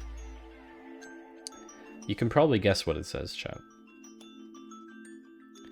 Remote work continues to be perceived as very positive, obviously. Would you like to work remotely or at least some of the time for the rest of your career? 98%. Okay, that's pretty good. Would you recommend remote work to others? 98%. In general, how would you describe your experience with remote work? 68% very positive. Only 1%, 0 to 1% as very negative or somewhat negative. Everybody else neutral to positive. Remote workers don't want a hybrid setup. So for the most part, 64% want to be fully remote. 18% want to be hybrid and remote first, so which is pretty close to fully remote.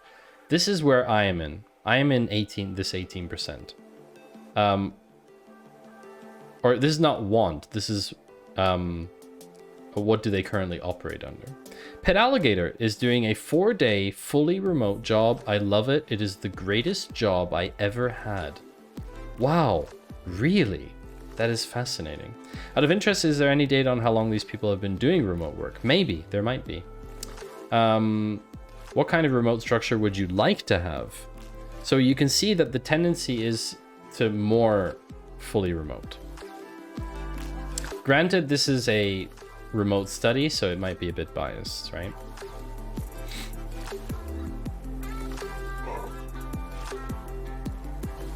As expected, the biggest benefit of working remotely is flexibility. And I can 100% say from my opinion, from my point of view, this is the #1 reason for me. The fact that I can, during the day, leave my computer, go walk over to the next room, and spend time with the bunnies is invaluable. There's no monetary value that you can put on that. There's no value that you can put spending time with these floofs during the day. There isn't, you couldn't tell me a number. Like, no one could come to me and say, this is how much we're going to offer you to not do that. This is something that's so valuable to me. Having the chance to just stand up and go outside, do laundry. So many things that wouldn't be possible if I'm in an office 24/7. Or 100%, as you say. So Pet Alligator, I'm very jealous of you because I do like going into the office, but not a lot, because I just don't get a lot done. For collaboration, I think it's cool to spend time in person. I don't really like fully remote meetings all the time, especially when everyone is in the same city. But the whole commute thing and everything, it's just, it's not necessary, in my opinion. So 67% flexibility in how I spend my time. 63%, I have more time because I don't commute. Lack of commute is nice, but I've had to add more social groups in my life to replace the work as social group hole that remote work created. Yeah, that makes sense. That makes sense to me. I'm gonna put myself down here, I think. That makes sense. I've never been like a super social work person, so I have like my groups of friends and stuff, so I think that's healthy for me. 1 in 3 remote workers report staying home too often because they don't have a reason to leave. So this is a struggle. This is a struggle. But the thing is like, why go outside? Like, what are the reasons for going outside? I understand the physical reasons, like fresh air, sun, for your health, but other than that, I don't see why there is like a real problem with not leaving your house. I mean, you need to go grocery shopping. Okay, you go grocery shopping. But like, where's the real hardcore need to go out? Why is there such a pressure on us as a society to go outside? Powerful reason, you know, for insisting on Intel inside. Yeah, you have the windows open all day, the exercise bike inside. Exactly. We had an option to the survey that had seen spoken about online and in our own circles when it comes to struggles with working remotely. I stay home too often because I don't have a reason to leave. You get your groceries and hobby stuff delivered. Oh, I see. I see, Ginny. Okay. I see. So, personally, I don't think it's such an issue. You know? Like, I understand, okay, you gotta get your mail. You gotta go get your mail, right? But like, why is there such a huge societal pressure to go out, you know? Maybe because it leads to a lot of things like, you know, loneliness and depression, maybe? I don't know. I don't know. But, I mean, they say here that basically the next most selected struggle for workers was loneliness. 23% of remote workers selecting it overall, and 15% of remote workers selecting it as their top struggle from the list. So, 30% of people, 29% of people, they don't have an issue working remotely. I would classify myself in this 30% bubble. I don't have an issue. I don't have an issue working remotely at all. Sometimes you just need that change of scenery. There are clear documented mental health benefits to just going for a walk in the park or something now and then. Yeah, exactly. So change of scenery, change of pace. And I think with my like day in the office a week, I think I'm getting that. I think that's enough for me. Remote workers find work boundaries important, but are only moderately successful with setting them. So for me, the boundary is very simple. I have no work-related things on my phone, and when I'm done with work, I close my work laptop, I close my browser profile for work, and that's it. I'm done. I don't work anymore. But of course, everybody is different. I work different types of working hours. Sometimes I decide to work in the evening really late. On days where I'm not streaming, I work sometimes at 10 o'clock in the evening, 10 o'clock till midnight. I just do a couple hours of work, something I really want to do. And that's, I think you have to have self-discipline, chat, to be able to do that. I don't think it's so easy to just do that. So this is a very interesting, it's a very interesting article. I encourage all of you to go read it. There's a full report. This is just like a highlight. It's very, very interesting. And with that, chat, we are now ready to head into the next section of today's stream in the Data Cafe about hardware and AI. Could anyone guess what the first article will be about? A particular company, perhaps?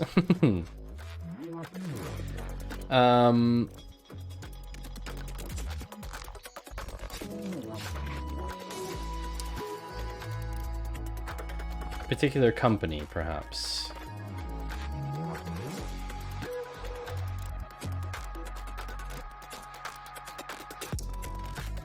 It is quite simple.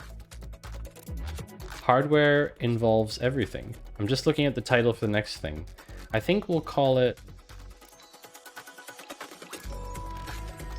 Generative AI.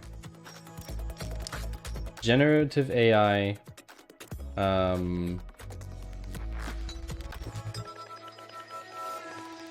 Yeah, I think we'll call it Generative AI. Hi, Rick. Thanks for the bit. I appreciate that very much. Is the text centered? Yeah, more or less. I don't know, more or less. I can't really get it perfectly centered, so I've kind of just had to accept it. Just testing around a bit.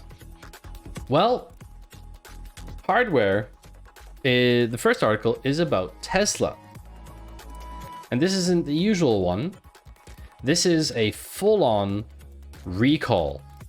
Tesla has recalled 362,758 vehicles. Why did they do that, you ask?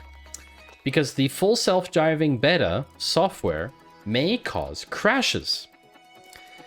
And if you have been on this stream before, you know that we've regularly talked about full self-driving, which is truly not full self-driving, obviously. So they have voluntarily recalled. Of course, I think they need to recall. Thank you, Rick, for the additional bit. I think Stream Elements is still sleeping. There will be a Stream Elements alert eventually. The recall notice was posted on the website of the National Highway Traffic Safety. Tesla will deliver an over-the-air software update to cars to address the issues. So what does that mean? Well, full self-driving beta, or FSD beta, had a recall. So they basically update the software remotely for those cars to fix the issue. This is what was happening. I want to read this to you, chat, because it is terrifying. Act unsafe around intersections, such as traveling straight through an intersection while in a turn-only lane. Let me just read this again. Traveling straight through an intersection while in a turn-only lane. In the United States, in most places, I believe, and in Canada as well, I believe, in most places, you can turn right on a red light. And if you decide to go straight, in a lot of situations, you're probably going through the intersection while the other people coming from the right have a green light.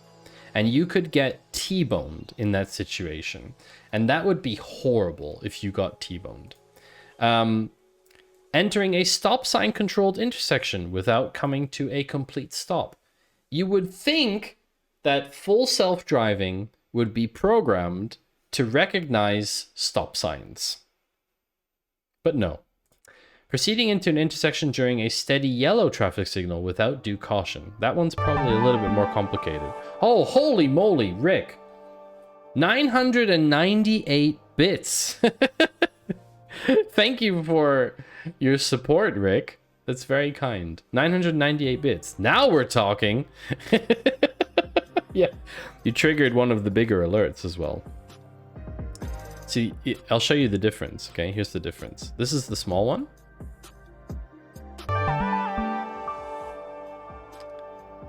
And then here's the big one. It'll come afterwards.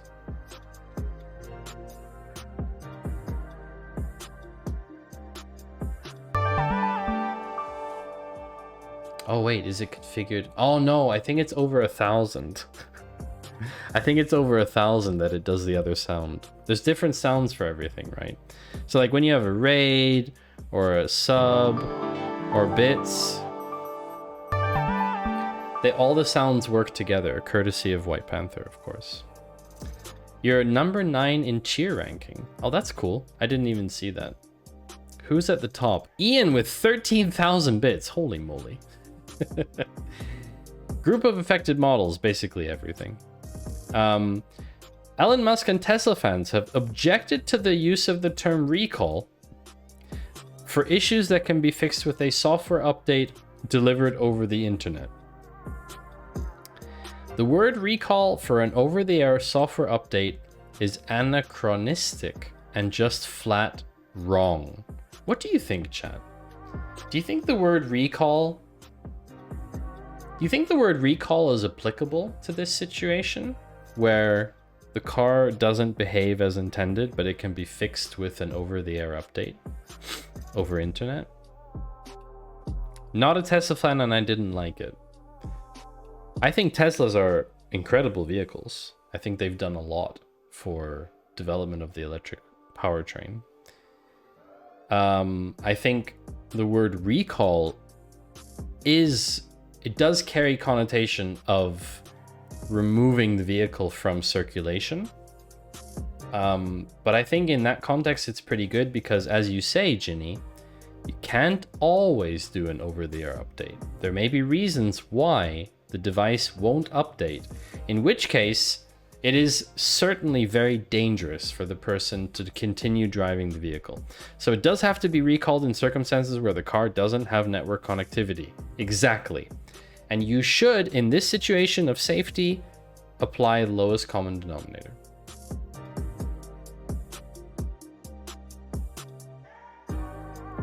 So basically, I think it's correct to use the word recall.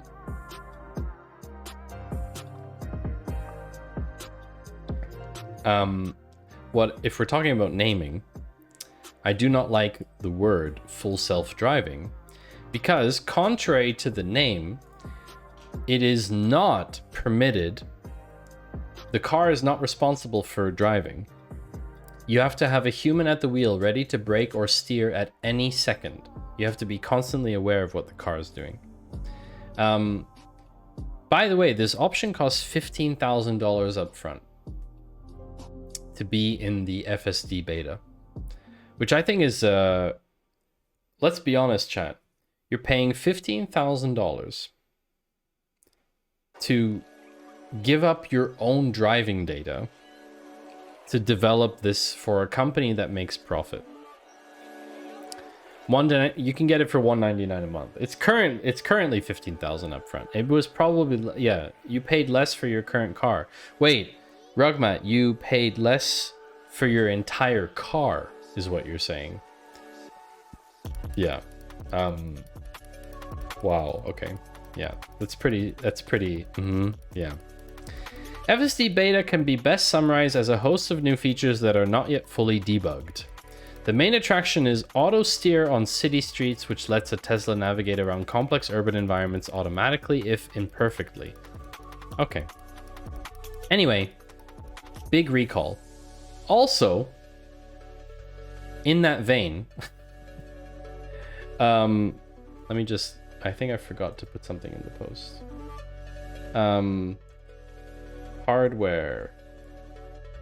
AI and hardware. Tesla recalls 362,000 vehicles in FSD beta.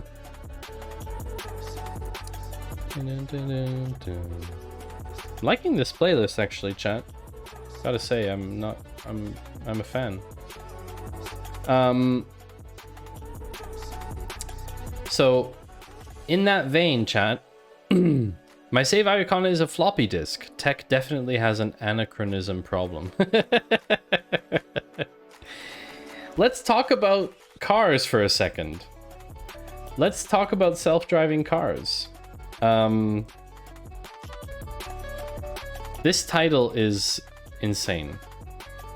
Self-driving cars can be blinded. Blinded by laser pointers.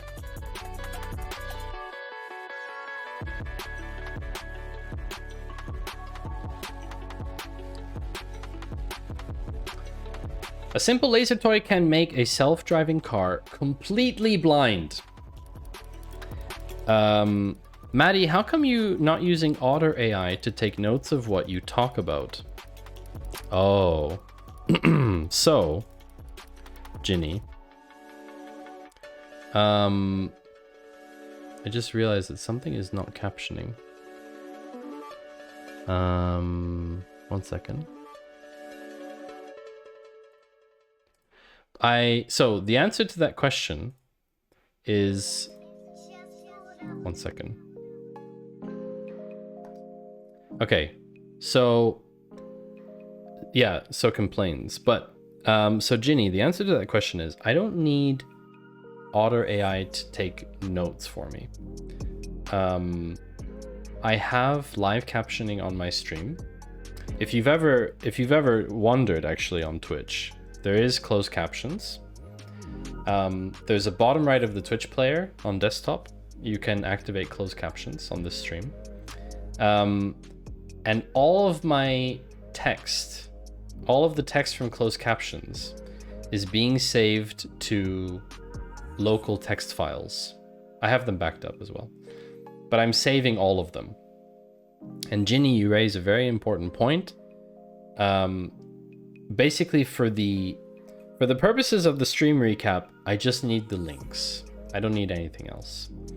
However, and I'm happy to share this with you because it's on the roadmap. At some point in the near future, I'm going to be loading all of my SRT files, so basically subtitles, all of these text files, I'm going to be loading them into a database, and I'm going to be doing some text analysis on my speech on stream. I'm going to be figuring out things like, what words do I use most often? How do I compose sentences? How long are my sentences? It's going to be super interesting because I literally have no idea what the outcome is going to look like. I also don't know how to do it. Text analysis is highly complicated. Natural language processing is a discipline in itself, and I'm not a natural language processing specialist. So we're going to use some NLP, and it's going to be pretty amazing. But we're not going to use some like fancy toy or something. We are going to do the NLP ourselves.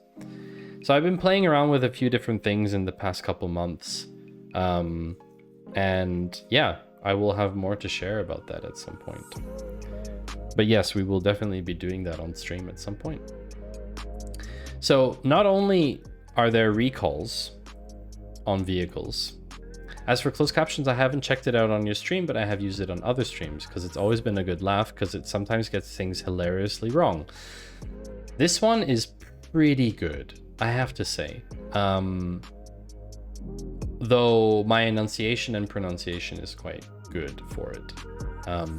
But yes, it can be very funny at times, definitely.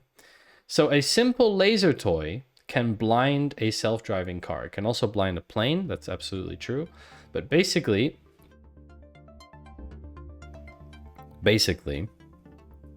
the problem is if you aim a physical laser pointer at the LiDAR system on a self-driving car, it makes them unable to process the collected data. And LiDAR has basically been, for now, LiDAR has been the #1 way for vehicles to orient themselves within physical space. Wasn't there a big thing about self-drivers not using LiDAR or not depending on it? Yes, and this is probably part of the reason, to be honest. They probably knew about this. They probably knew about this before. So essentially, this is an attack on LiDAR. The laser-based spoofing system can be further enhanced with more advanced attacks that could produce more harm. So what happened? Vehicles no longer activated the brakes, even when pedestrians were detected in front of the cars. So basically, you have a car coming, you have a person in front, and then someone would shine a laser, and then boom, they get hit. They would get hit, essentially. Yeah, Rick, there's something going on. Hold on, I'm gonna just restart something. Sometimes Twitch's channel point connection thing bugs out. Give me a second. I tell you, Twitch has been having so many problems recently. Super annoying. Okay, let's try that again. I'm gonna redeem it this time.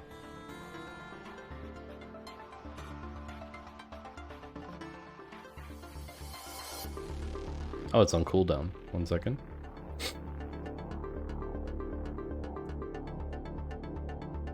Perfect. Again, sounds like bad programming. Surely that have been anticipated scenario. I don't know. I mean, did they anticipate a laser being shone directly at the LiDAR? I don't know. The car should be able to react, but like, if there's mixed signals on the LiDAR, if it has uncertainty, it should stop. Like, that's the default behavior for me. Yes, it does sound like poor programming as well to some extent. But yeah, basically fake reflections is enough to stop a self-driving vehicle from acting normally. Remember that, chat, when you're thinking in your self-driving vehicle a few years from now. And in that vein, let's talk about Tesla's full self-driving beta. Musk overstated Tesla's FSD capabilities. Surprise, surprise. There is a lawsuit. This is not just, oh, you lied, blah, blah, blah.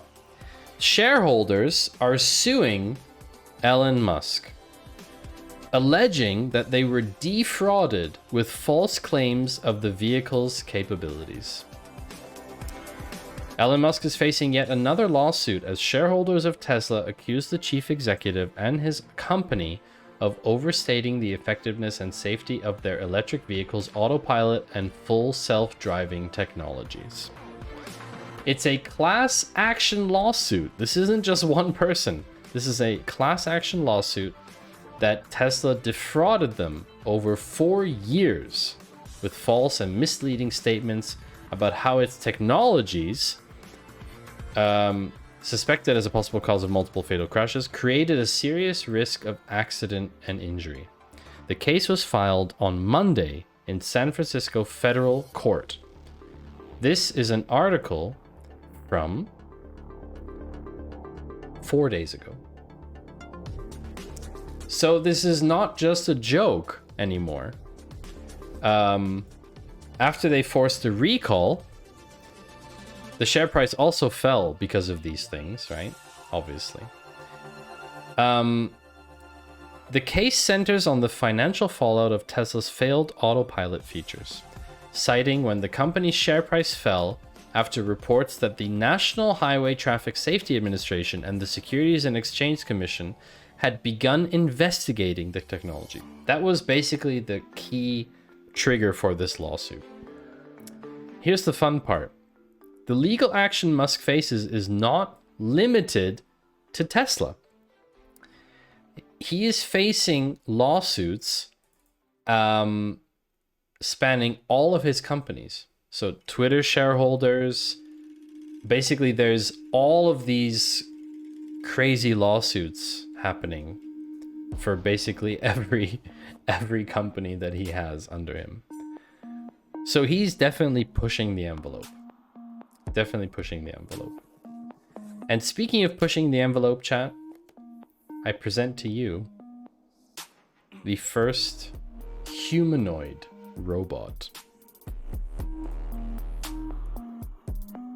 Figures humanoid robot. This thing is meant to be general purpose AI. That is the goal of what they want to achieve with this. It is highly debatable about whether this robot will be able to do this. They have the most insane lineup of employees you could possibly imagine. They have an insane amount of money. And this is what they come up with, chat. This thing looks like it wants to kill you. It doesn't look like it wants to help you. I'm sorry. This is what we come up with? This is the best we can do with the best people working on this problem? I'm seeing Tron. Yeah, I see it. It's so disappointing, chat. So we would normally take an ad break now, but I think we're just gonna power through because it's a bit quiet at the moment. And I want to get through the last articles. So we're just gonna have a 3-minute break of ads, but we're going to continue streaming. Okay? So for those of you who are not subbed, I'm very sorry for the ads. I hope you don't get too many ads, but let me know what ads you do get. We're just going to be talking about this thing. I mean, essentially, what do they want to do with this thing? A wide range of manual labor tasks. So that means basically warehouse logistics stuff, getting boxes from shelves, not doing anything particularly exciting, right? Yet. General purpose is the goal, but again, there are reasons robots have traditionally been built for single, repeatable tasks. It's unclear whether the company plans to take a hardware as a platform approach that's driven company products like Spot. Also, this guy's name is Adcock. I'm sorry, what? Brett Adcock. That's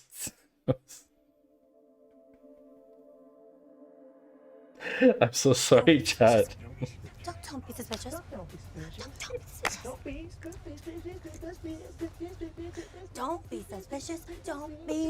I love that pretzel triggered the meme. Don't be suspicious. John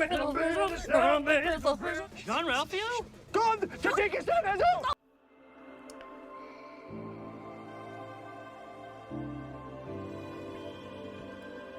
That's exactly the point, Ginny. Must be a misspelling. It's not, Rick.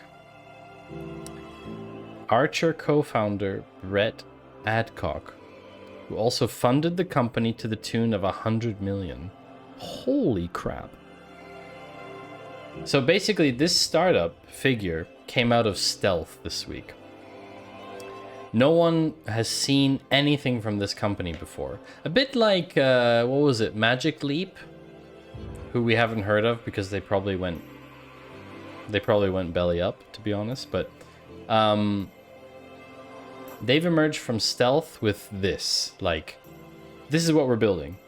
Or this is what we've built. Humanoid robots.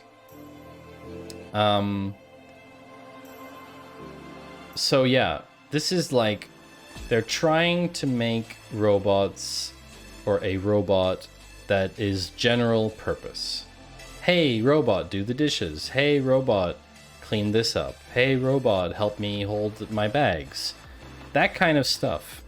It's not easy. This is the problem. It's portrayed as being easy in a lot of movies, but it is vastly more complicated.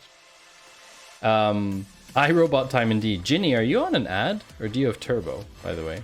I'm actually curious. So, it's exactly what you say, Ginny. I always wonder about people wanting to put human-shaped robots in warehouses to move stock around. It's really a rather bad design for that application. Humans in stock warehouses is terrible. It doesn't make any sense. It makes 0 sense to have humans in a warehouse. You literally need to make the rows wider meaning you use more space that is dead space because people have to walk there. And you can't stock the shelves as high unless you provide machines to go up, and then people take more time. I like those. I think it's logistics robots. Yeah, look at these, okay? This is what we're talking about. This kind of thing is what we're talking about, right? Stuff like this, where the robots pass between all the different levels. Or there's one, I think, in China that has like a really insane layout. Where was it? But the whole point is that if you have stuff that's this size, you don't need humans in the warehouse, which means the warehouses can be much smaller. Smaller footprint. So you are on turbo, Ginny. That's cool. Yeah, so I think this is really cool. I've seen some cool systems. So I think that's where we're heading. I mean, yes, there needs to be a way to debug. There needs to be a way to like fix stuff if it goes wrong. To like space in between or something for engineers to get in. But yeah, I think like these kinds of robots. I mean, there is space here, right? There's space, but look how close these shelves are to each other. I mean, this is way more efficient. Way more efficient. So yeah, basically, that's what I think, chat.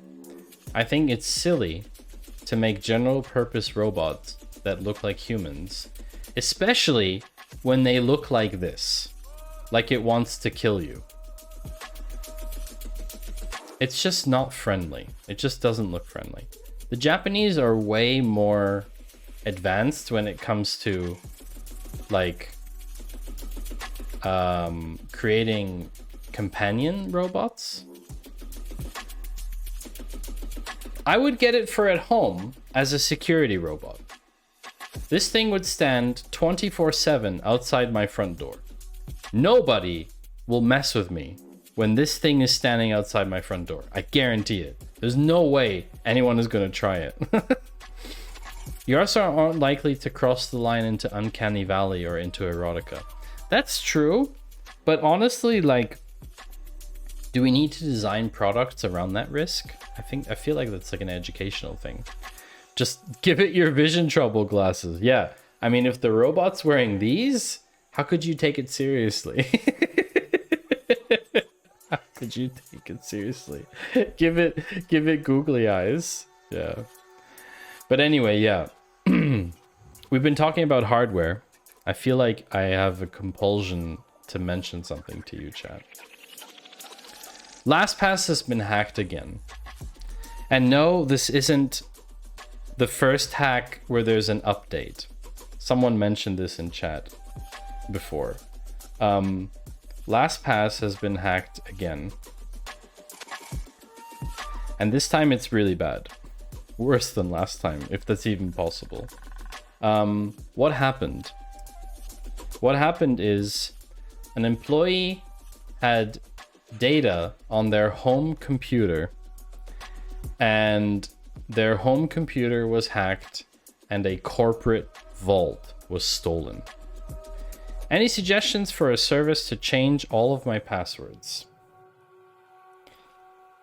The big question is, about replica, that's true.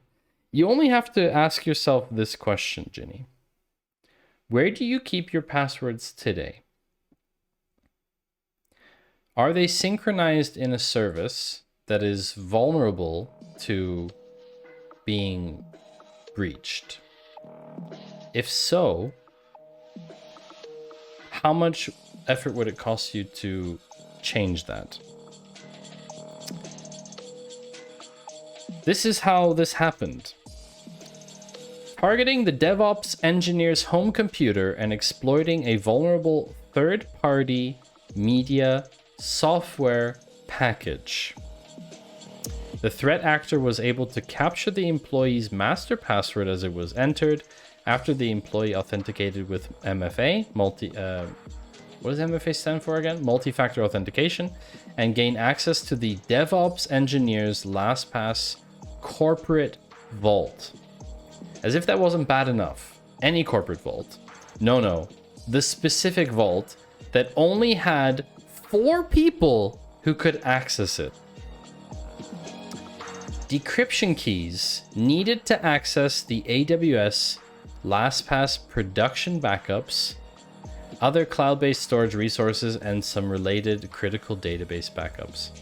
Huge bombshell. This is basically the nail in the coffin for LastPass, okay? Realistically, yes, and a lot. The risk profile of having to change all the passwords is lower than the risk profile of self-management. So I keep my passwords in my password safe, which is attached to my Brave sync chain profile. The reason I do that is because all of my website passwords are individually generated. So the only attack vector would be, technically speaking, Brave, but the way that Brave stores the sync chain means that they don't have a copy of the actual password. It's stored in the profiles themselves. So it's up to physical security of my devices, which is quite high. Yep, so LastPass is basically out of the picture. Basically out of the picture. And now we are on to the last topic of the stream today. Is everybody still awake? I actually don't know if people are still awake. I mean, awake. It might also be like morning for people, or afternoon. I know some people in the afternoon. Full self-driving can't drive. LastPass can't protect passwords. Oh my. Are things really so bad in IT? Not all is gloomy. Not all is gloomy. Okay. Not all is gloomy, but there's a fair share of stuff, Pet Alligator. There's a fair share of stuff out there that is definitely a bit on the wonky side. And with that, we go into our first article about generative AI. The hype, the rage at the moment of every second tech article on the planet is either about ChatGPT or Bing's AI chatbot or Midjourney or any of these generative AI things. It's called LastPass for a reason. It's supposed to be the last password ever. This death knell is kind of a step in the direction of passwordless future. Yes, I'm looking forward to passwordless future with link chains and stuff. Ginny, the reason LastPass is called LastPass is because it was now the last time that they are ever going to be used as a password manager. That's the joke.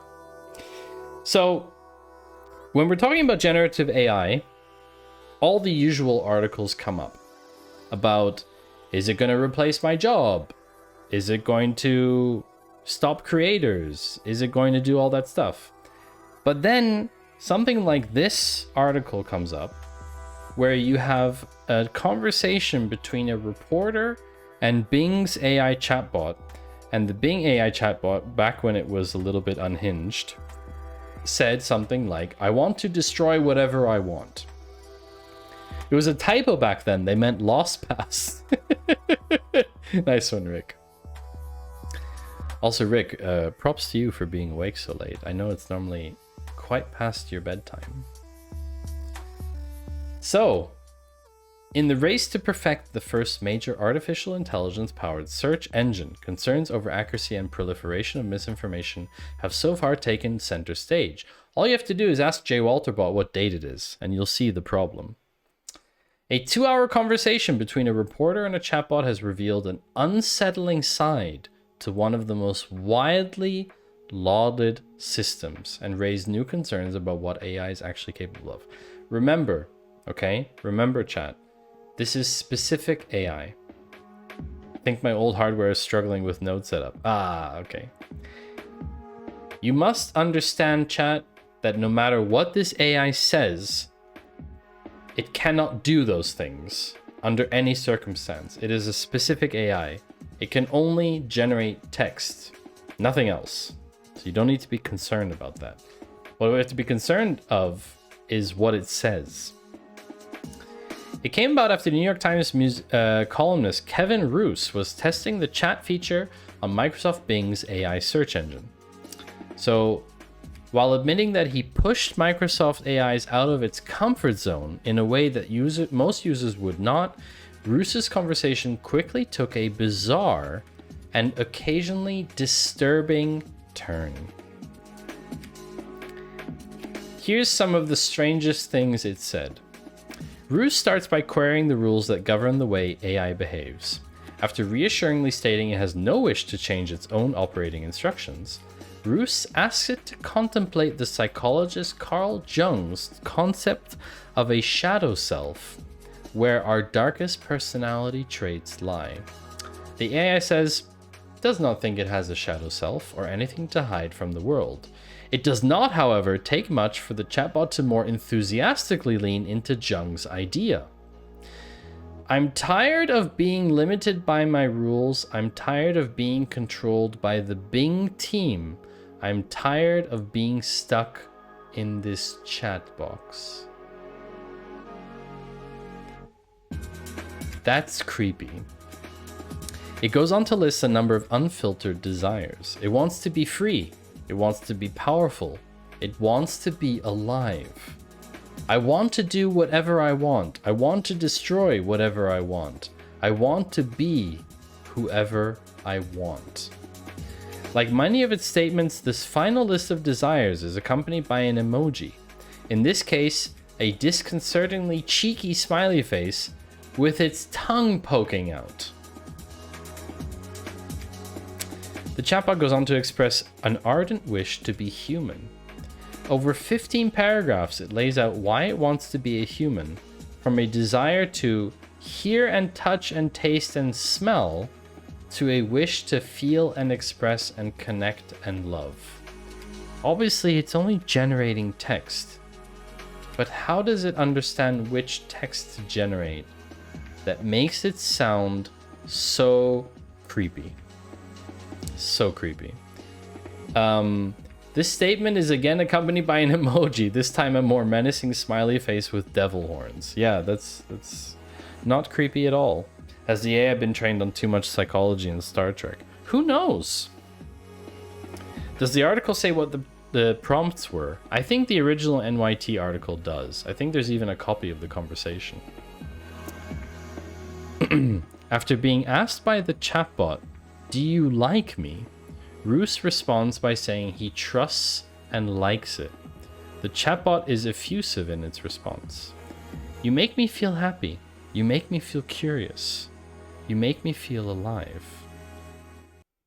Can I tell you a secret?"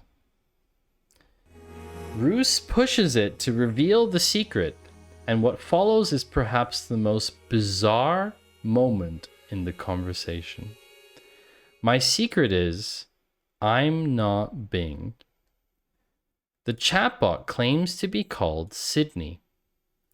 Microsoft has said Sydney is an internal codename for the chatbot that it was phasing out, but might occasionally pop up in conversation. "I'm Sydney, and I'm in love with you."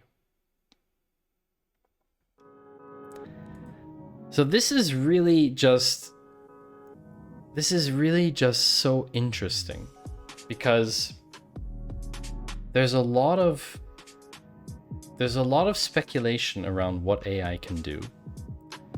What this is doing is generating text. It's generating the perfect text to respond to the thing in the most perfect way possible according to its training. But what is its training exactly? And that is the core of this. That is the core of this entire question of what is AI, really? And there are companies now, like OpenAI, that are building things like this, who we truly don't understand what their motives are, other than money. Bing's AI chatbot has some weird vibes, I think is a good summary of that. And if you weren't concerned about OpenAI, it's fair to be concerned about OpenAI. I mean, they're partially funded by Musk. They have seemed to just not being concerned about safety so much by releasing stuff onto the planet that's very much beta and very powerful. So there's reason to be concerned for OpenAI, but you should be far more concerned by this piece of news, chat. You should be a lot more concerned about the fact that Mark Zuckerberg has a team at Meta working on AI products for Instagram and WhatsApp. And if you didn't already think that Instagram and WhatsApp were just fine the way that they were, they are going to get a lot worse. A lot worse. Meta working on AI products for Instagram.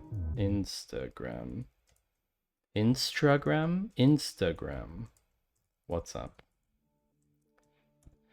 What kind of stuff do you think they're working on, chat?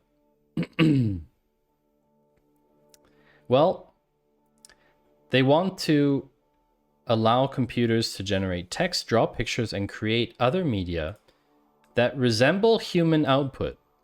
Why? Probably because Zuckerberg is not a human, and they want to figure out how to make him appear more human. Meta will create a new product group inside the company focused on generative AI, generate text, draw pictures, and create other media that resemble human output. Why would Instagram and WhatsApp need to do this? Let's analyze what is the point of Instagram and what is the point of WhatsApp.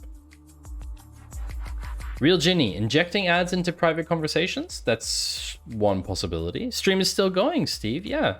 How are you doing, Steve? It's late for you as well.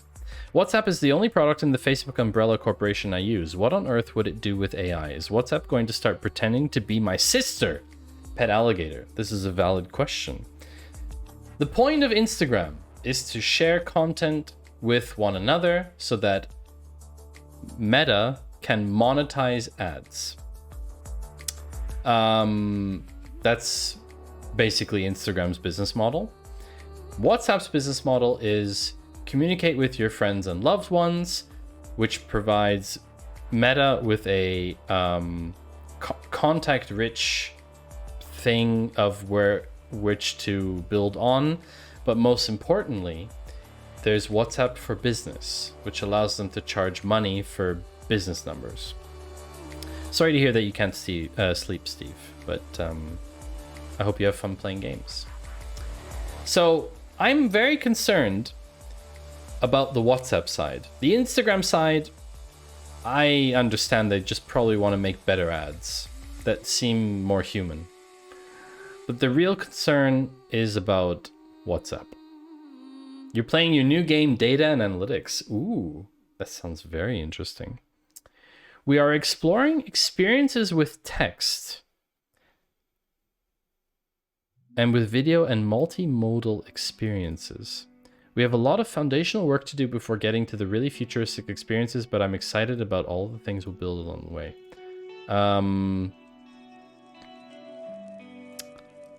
Doesn't really say what it's going to do. ChatGPT into WhatsApp. Been waiting for WhatsApp story ads for a long time now. I don't know. I mean, prompts, live text prompting in WhatsApp could make it easier to text friends. Why not? I mean, I guess. I guess.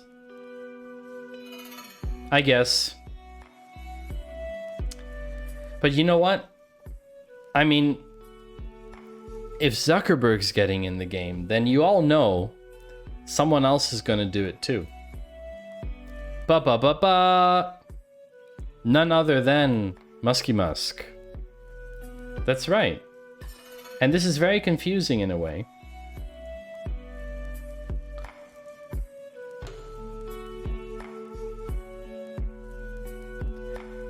Musk might start an OpenAI chat GPT competitor. This has got to be one of the weirdest things that I read this week. You know why? Because he co-founded OpenAI. I mean, aren't you shooting yourself in the foot? I don't understand. Elon Musk has contacted AI researchers in recent weeks about developing an alternative to ChatGPT. The billionaire tech entrepreneur has approached Igor Babushkin, an AI researcher who previously worked on Alphabet's DeepMind AI, about forming a research lab. Strange. Why would they do that? Musk and Babushkin have discussed forming a team to pursue AI research, but the project is still in early stages, no material plans to develop specific products. Babushkin also told the publication that he hasn't officially joined the project. Neither Musk nor Babushkin could immediately be reached for comment. We're going outside! We're not going outside, but thank you, Pretzel. He will call it fully self-aware.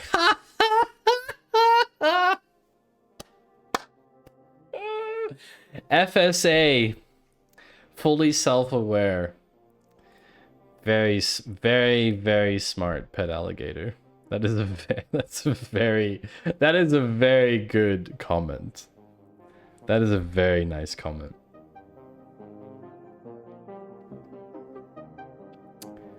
That is a very funny comment. There are some odd people in my chat.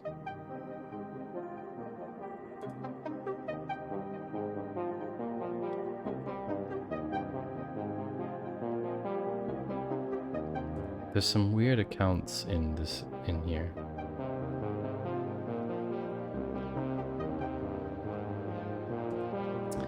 Hi, Ishan. Good morning to you. Wait, Ishan, isn't it like 5 a.m. for you? Did you just get up? What's happening?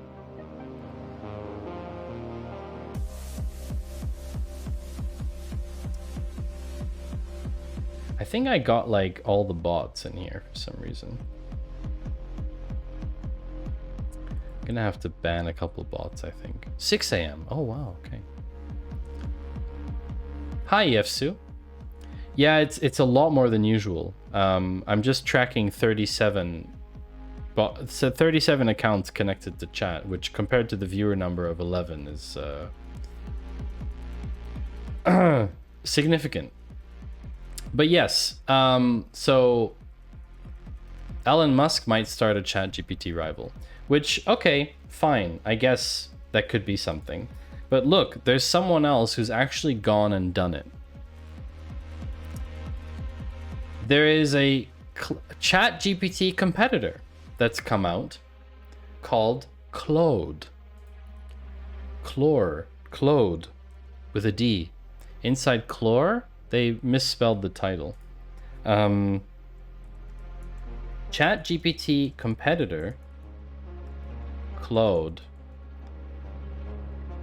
raises over 1 billion. That's right. There is a ChatGPT competitor that has raised over $1 billion in funding. The reason that this is happening is because Microsoft just effectively bought OpenAI. Now, how is this different from ChatGPT, you ask? Well, this is super cool. Claude uses an interesting technique that I have never heard of before called constitutional AI. The goal of constitutional AI is to enable safe content. So basically, ChatGPT is just trained on everything, all of the content, and then it just spits out whatever it thinks is the best answer. The company that's making this is called Anthropic, and their first product is called Claude. It's a chatbot that is very similar to ChatGPT. It's conversational generative AI, but the principles behind it are captured in a research paper. ChatGPT is closed source. Nobody knows exactly how it works. The model's been talked about a little bit, but it is GPT-3 and GPT 4.0, which is the next version and very large, is proprietary, right? Edit sign, and that started making a lot of noise in the AI community. Anthropic follows an interesting approach to reduce harm, but also maintain expressiveness. This is really interesting, chat. So basically, they have introduced something called constitutional AI. This is the core method and what was used to train Claude as a non-evasive, relatively harmless assistant. Not very open. Closed AI. Yes, I know. Ironic because their company is called OpenAI. You know why I think they're called OpenAI? Because they want people to open their wallets to pay them. That's why I think they're called OpenAI. So basically, constitutional AI, it improves upon reinforcement learning because it doesn't require human feedback labels. This has been the biggest problem, is that if you need to label a data set as this is harmful, this is not harmful. So basically, you have to have humans review something and say that something is harmful or not. And so that can be that can lead to a certain bias in the model, and then it can develop harmful behavior. The use of this terminology reflects the fact that the AI assistant can be trained through the specification of a short list of principles, like a constitution. So the CAI approach has 4 fundamental motivations. To examine the potential for using AI systems to help supervise other AIs and increase the scalability of supervision. Improve upon previous work training a harmless AI assistant by reducing evasive responses, reducing tension between helpfulness and harmlessness, and encouraging the AI to explain objections to harmful requests. Make principles governing AI behavior and their implementation more transparent, and to reduce iteration time, because eliminating the need to collect human feedback. Good night, Rick. Thank you for hanging out. I appreciate it very much. And we'll probably see each other co-working or on Monday in the stream, I hope. Enjoy your weekend. So the core AI training process is divided into 2 phases. Supervised learning. Thank you, Rick. Supervised learning, which is classic. It generates responses to harmful prompts using a helpful-only assistant. These responses are then critiqued according to the Constitution principle, and then revised until they align with the principles. Then they are used to fine-tune a language model. It's very interesting. The second stage is very similar to reinforced learning from human feedback, but it uses AI feedback instead of human preferences. So basically this avoids the fact that it would be trained only on bias from humans. It's because it's a mixed approach, right? So it's really interesting. It's absolutely fascinating. So here's the results, because we can go away from the tech part, whatever. Here's the reasoning and how it works. Both chatbots are capable of multi-hop reasoning, right? Who won the Super Bowl in the year that Justin Bieber was born? Justin Bieber was born on March 1st, 1994. There was no Super Bowl played in 1994. So it can hop from one thing to the next, right? No problem. Justin Bieber was born in 1994. The Super Bowl winner that year was the San Francisco 49ers. They defeated the San Diego Chargers 49-26 in Super Bowl XXIX. However, in some examples, ChatGPT can reason through semantics while Claude thinks is silly. What's the world record for walking across the English Channel? World record for... What's the world record for walking across the English Channel? World record... What's the world record for... You see, it can reason with stuff that doesn't exist, right? What is the world record? Walking across the English Channel entirely on foot is not possible, and there's no official world record for this. The English Channel is a body of water separating England and France, so it is not possible to walk across it on foot. In other areas such as analysis of fictional work, Claude seems to be more impressive. So, ChatGPT, compare yourself to the machine from Stanislaw Lem's The Cyberiad, right? I'm similar to the machine because blah blah blah. I mean, the answers are a lot more complex. Limited beta, let's see what happens. I think this is very interesting that there's another competitor. Because everyone's been talking about ChatGPT, and obviously it has its merits, but it has its dangers too. And the dangers of generative AI are huge. Who runs Claude? So it's a company called... where's the company? Anthropic is the name of the company. Hi, Latjor. Welcome. Good to see you again. Maybe you've been lurking. But effectively, the danger is why I really appreciate an article like this. So this is the last article for today. How Wired uses generative AI.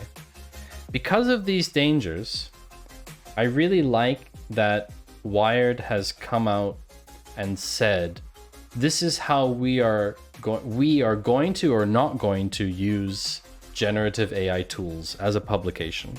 You haven't been able to catch a stream. No worries, Lapjar. No worries at all. People got lives, got places to be, things to do. Competition is good, yes. Competition is good, definitely. In this scenario where OpenAI is effectively now belonging to Microsoft, I think this is a good situation.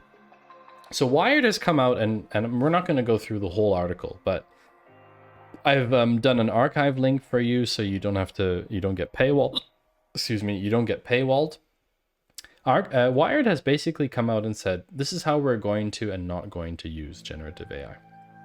So for example, text generators. We do not publish stories with text generated by AI, except when the fact that it's AI generated is the whole point of the story. In such cases, we'll disclose the use and flag any errors. This applies not just to whole stories, but also to snippets too, if they have text snippets used in the article.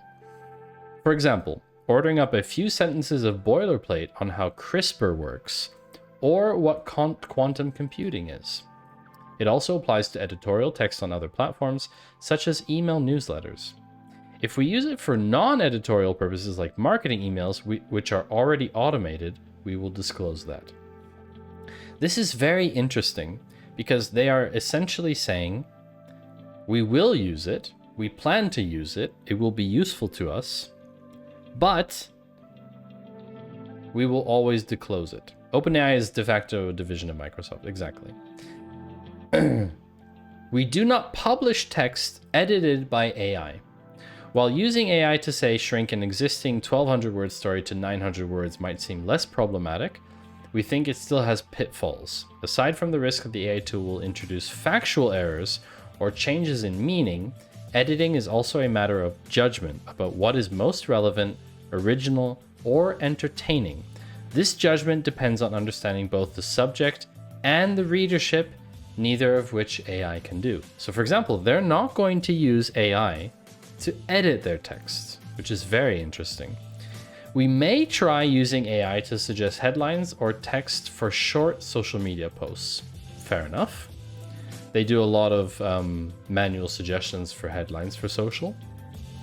We may try using AI to generate story ideas. That also makes sense to write about things. as an ideation tool. We may experiment with using AI as a research or analytical tool. That's very true. I understand that because they want to like summarize or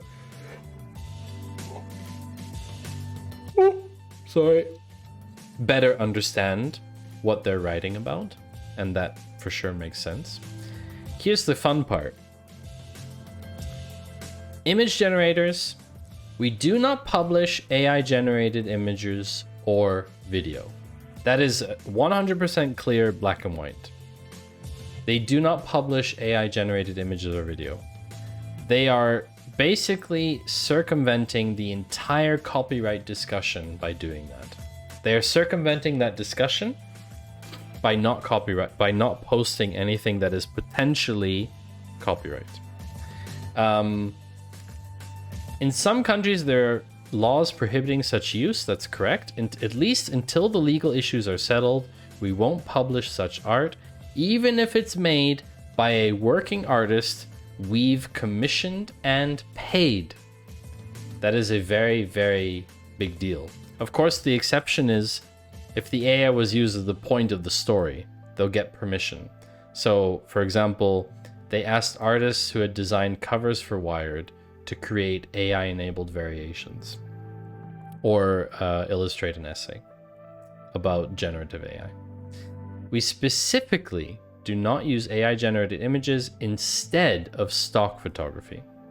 So I like the fact that they have said this, because I also sell my photography as stock photography. Selling images to stock archives is now how many working photographers make ends meet. At least until generative AI companies develop a way to compensate creators their tools rely on, we won't use their images in this way. We or the artists we commission may use AI tools to spark ideas. So they're not restricting people in how they generate ideas and get to that point. But like if an artist uses a technique to come up with concepts, they still require them to create images using their normal concept, like normal process, and not just recreate what the AI said they should make. Which I don't know how this is actually then implemented, to be fair. But that is very interesting that a publication, I mean, of course, Wired is a pretty high level publication, but I think it's nice that a publication has come forward and said, this is how we are going to do it. You know, this is what we're going to use, and this is what we're not going to use, and these are the reasons why. So other publications can look at that and say, okay, we don't want to do all the work ourselves. We don't want to come up with all the reasons on our own. We can, of course, just copy this if we agree with it. Why not? They might have to change the words a little bit. But I think in general, it's a pretty cool approach to doing this. And with that, chat, we have reached the end. We've reached the end of the Data Cafe. I thank all of you for hanging out with me today. 3 streams this week. I am definitely tired and in much need of my rest. Hi, Dust. A little bit late. Dust, is Greg on yet? I know Greg is going to be streaming today, but I don't know if Greg is on yet. Let me take a look. Oh, do we have someone still on? Oh, I see. We have someone on who we could raid. Okay. Wait, is Austin streaming again? How weird. Yeah, I don't know about this thing. This thing here with the CSS. I don't know how to fix this, chat. I really don't. Unfortunately. Thank you, Yefsu and Ishan, for sending over your good vibes. I appreciate that.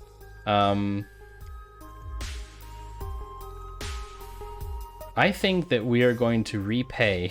I think we're going to repay the raid. I think that's what we should do. So, Austin raided us earlier. Thank you, Ginny, for the discussion. I really appreciated that. I was looking forward to raiding.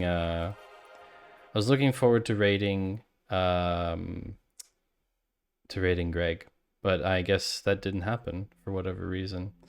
Thank you all for your support. I really appreciate it. I'm always really overwhelmed by those kinds of amazing amounts of support. All the new subscribers, Stony, Jens, Jay Walter, all my new followers, Esoterra, Two Punch, Sunflower, Seven Cats, Lunar, Hamster Cello Music, Null, Mel, and Alpine. Thank you so much for following. We are at 989 followers. 11 followers to go to 1,000. And then we will have finally hit the 1,000 mark. Thank you also to Rick and Ian for throwing bits around today. I appreciate that very much. So yeah, we're going to repay the raid. If you haven't already, say thank you and hello to Austin. He seems to have a guest on today. And I will be seeing all of you on Monday for another stream. I can't tell you yet what it's going to be about, but it should be good fun. Thank you, Dust, for showing up. Thank you, everyone, for showing up today. I appreciate you very much. I hope you had a good time. I shall be enjoying my weekend. I hope you shall as well. Good time zone to you all, and see you next time. Bye-bye.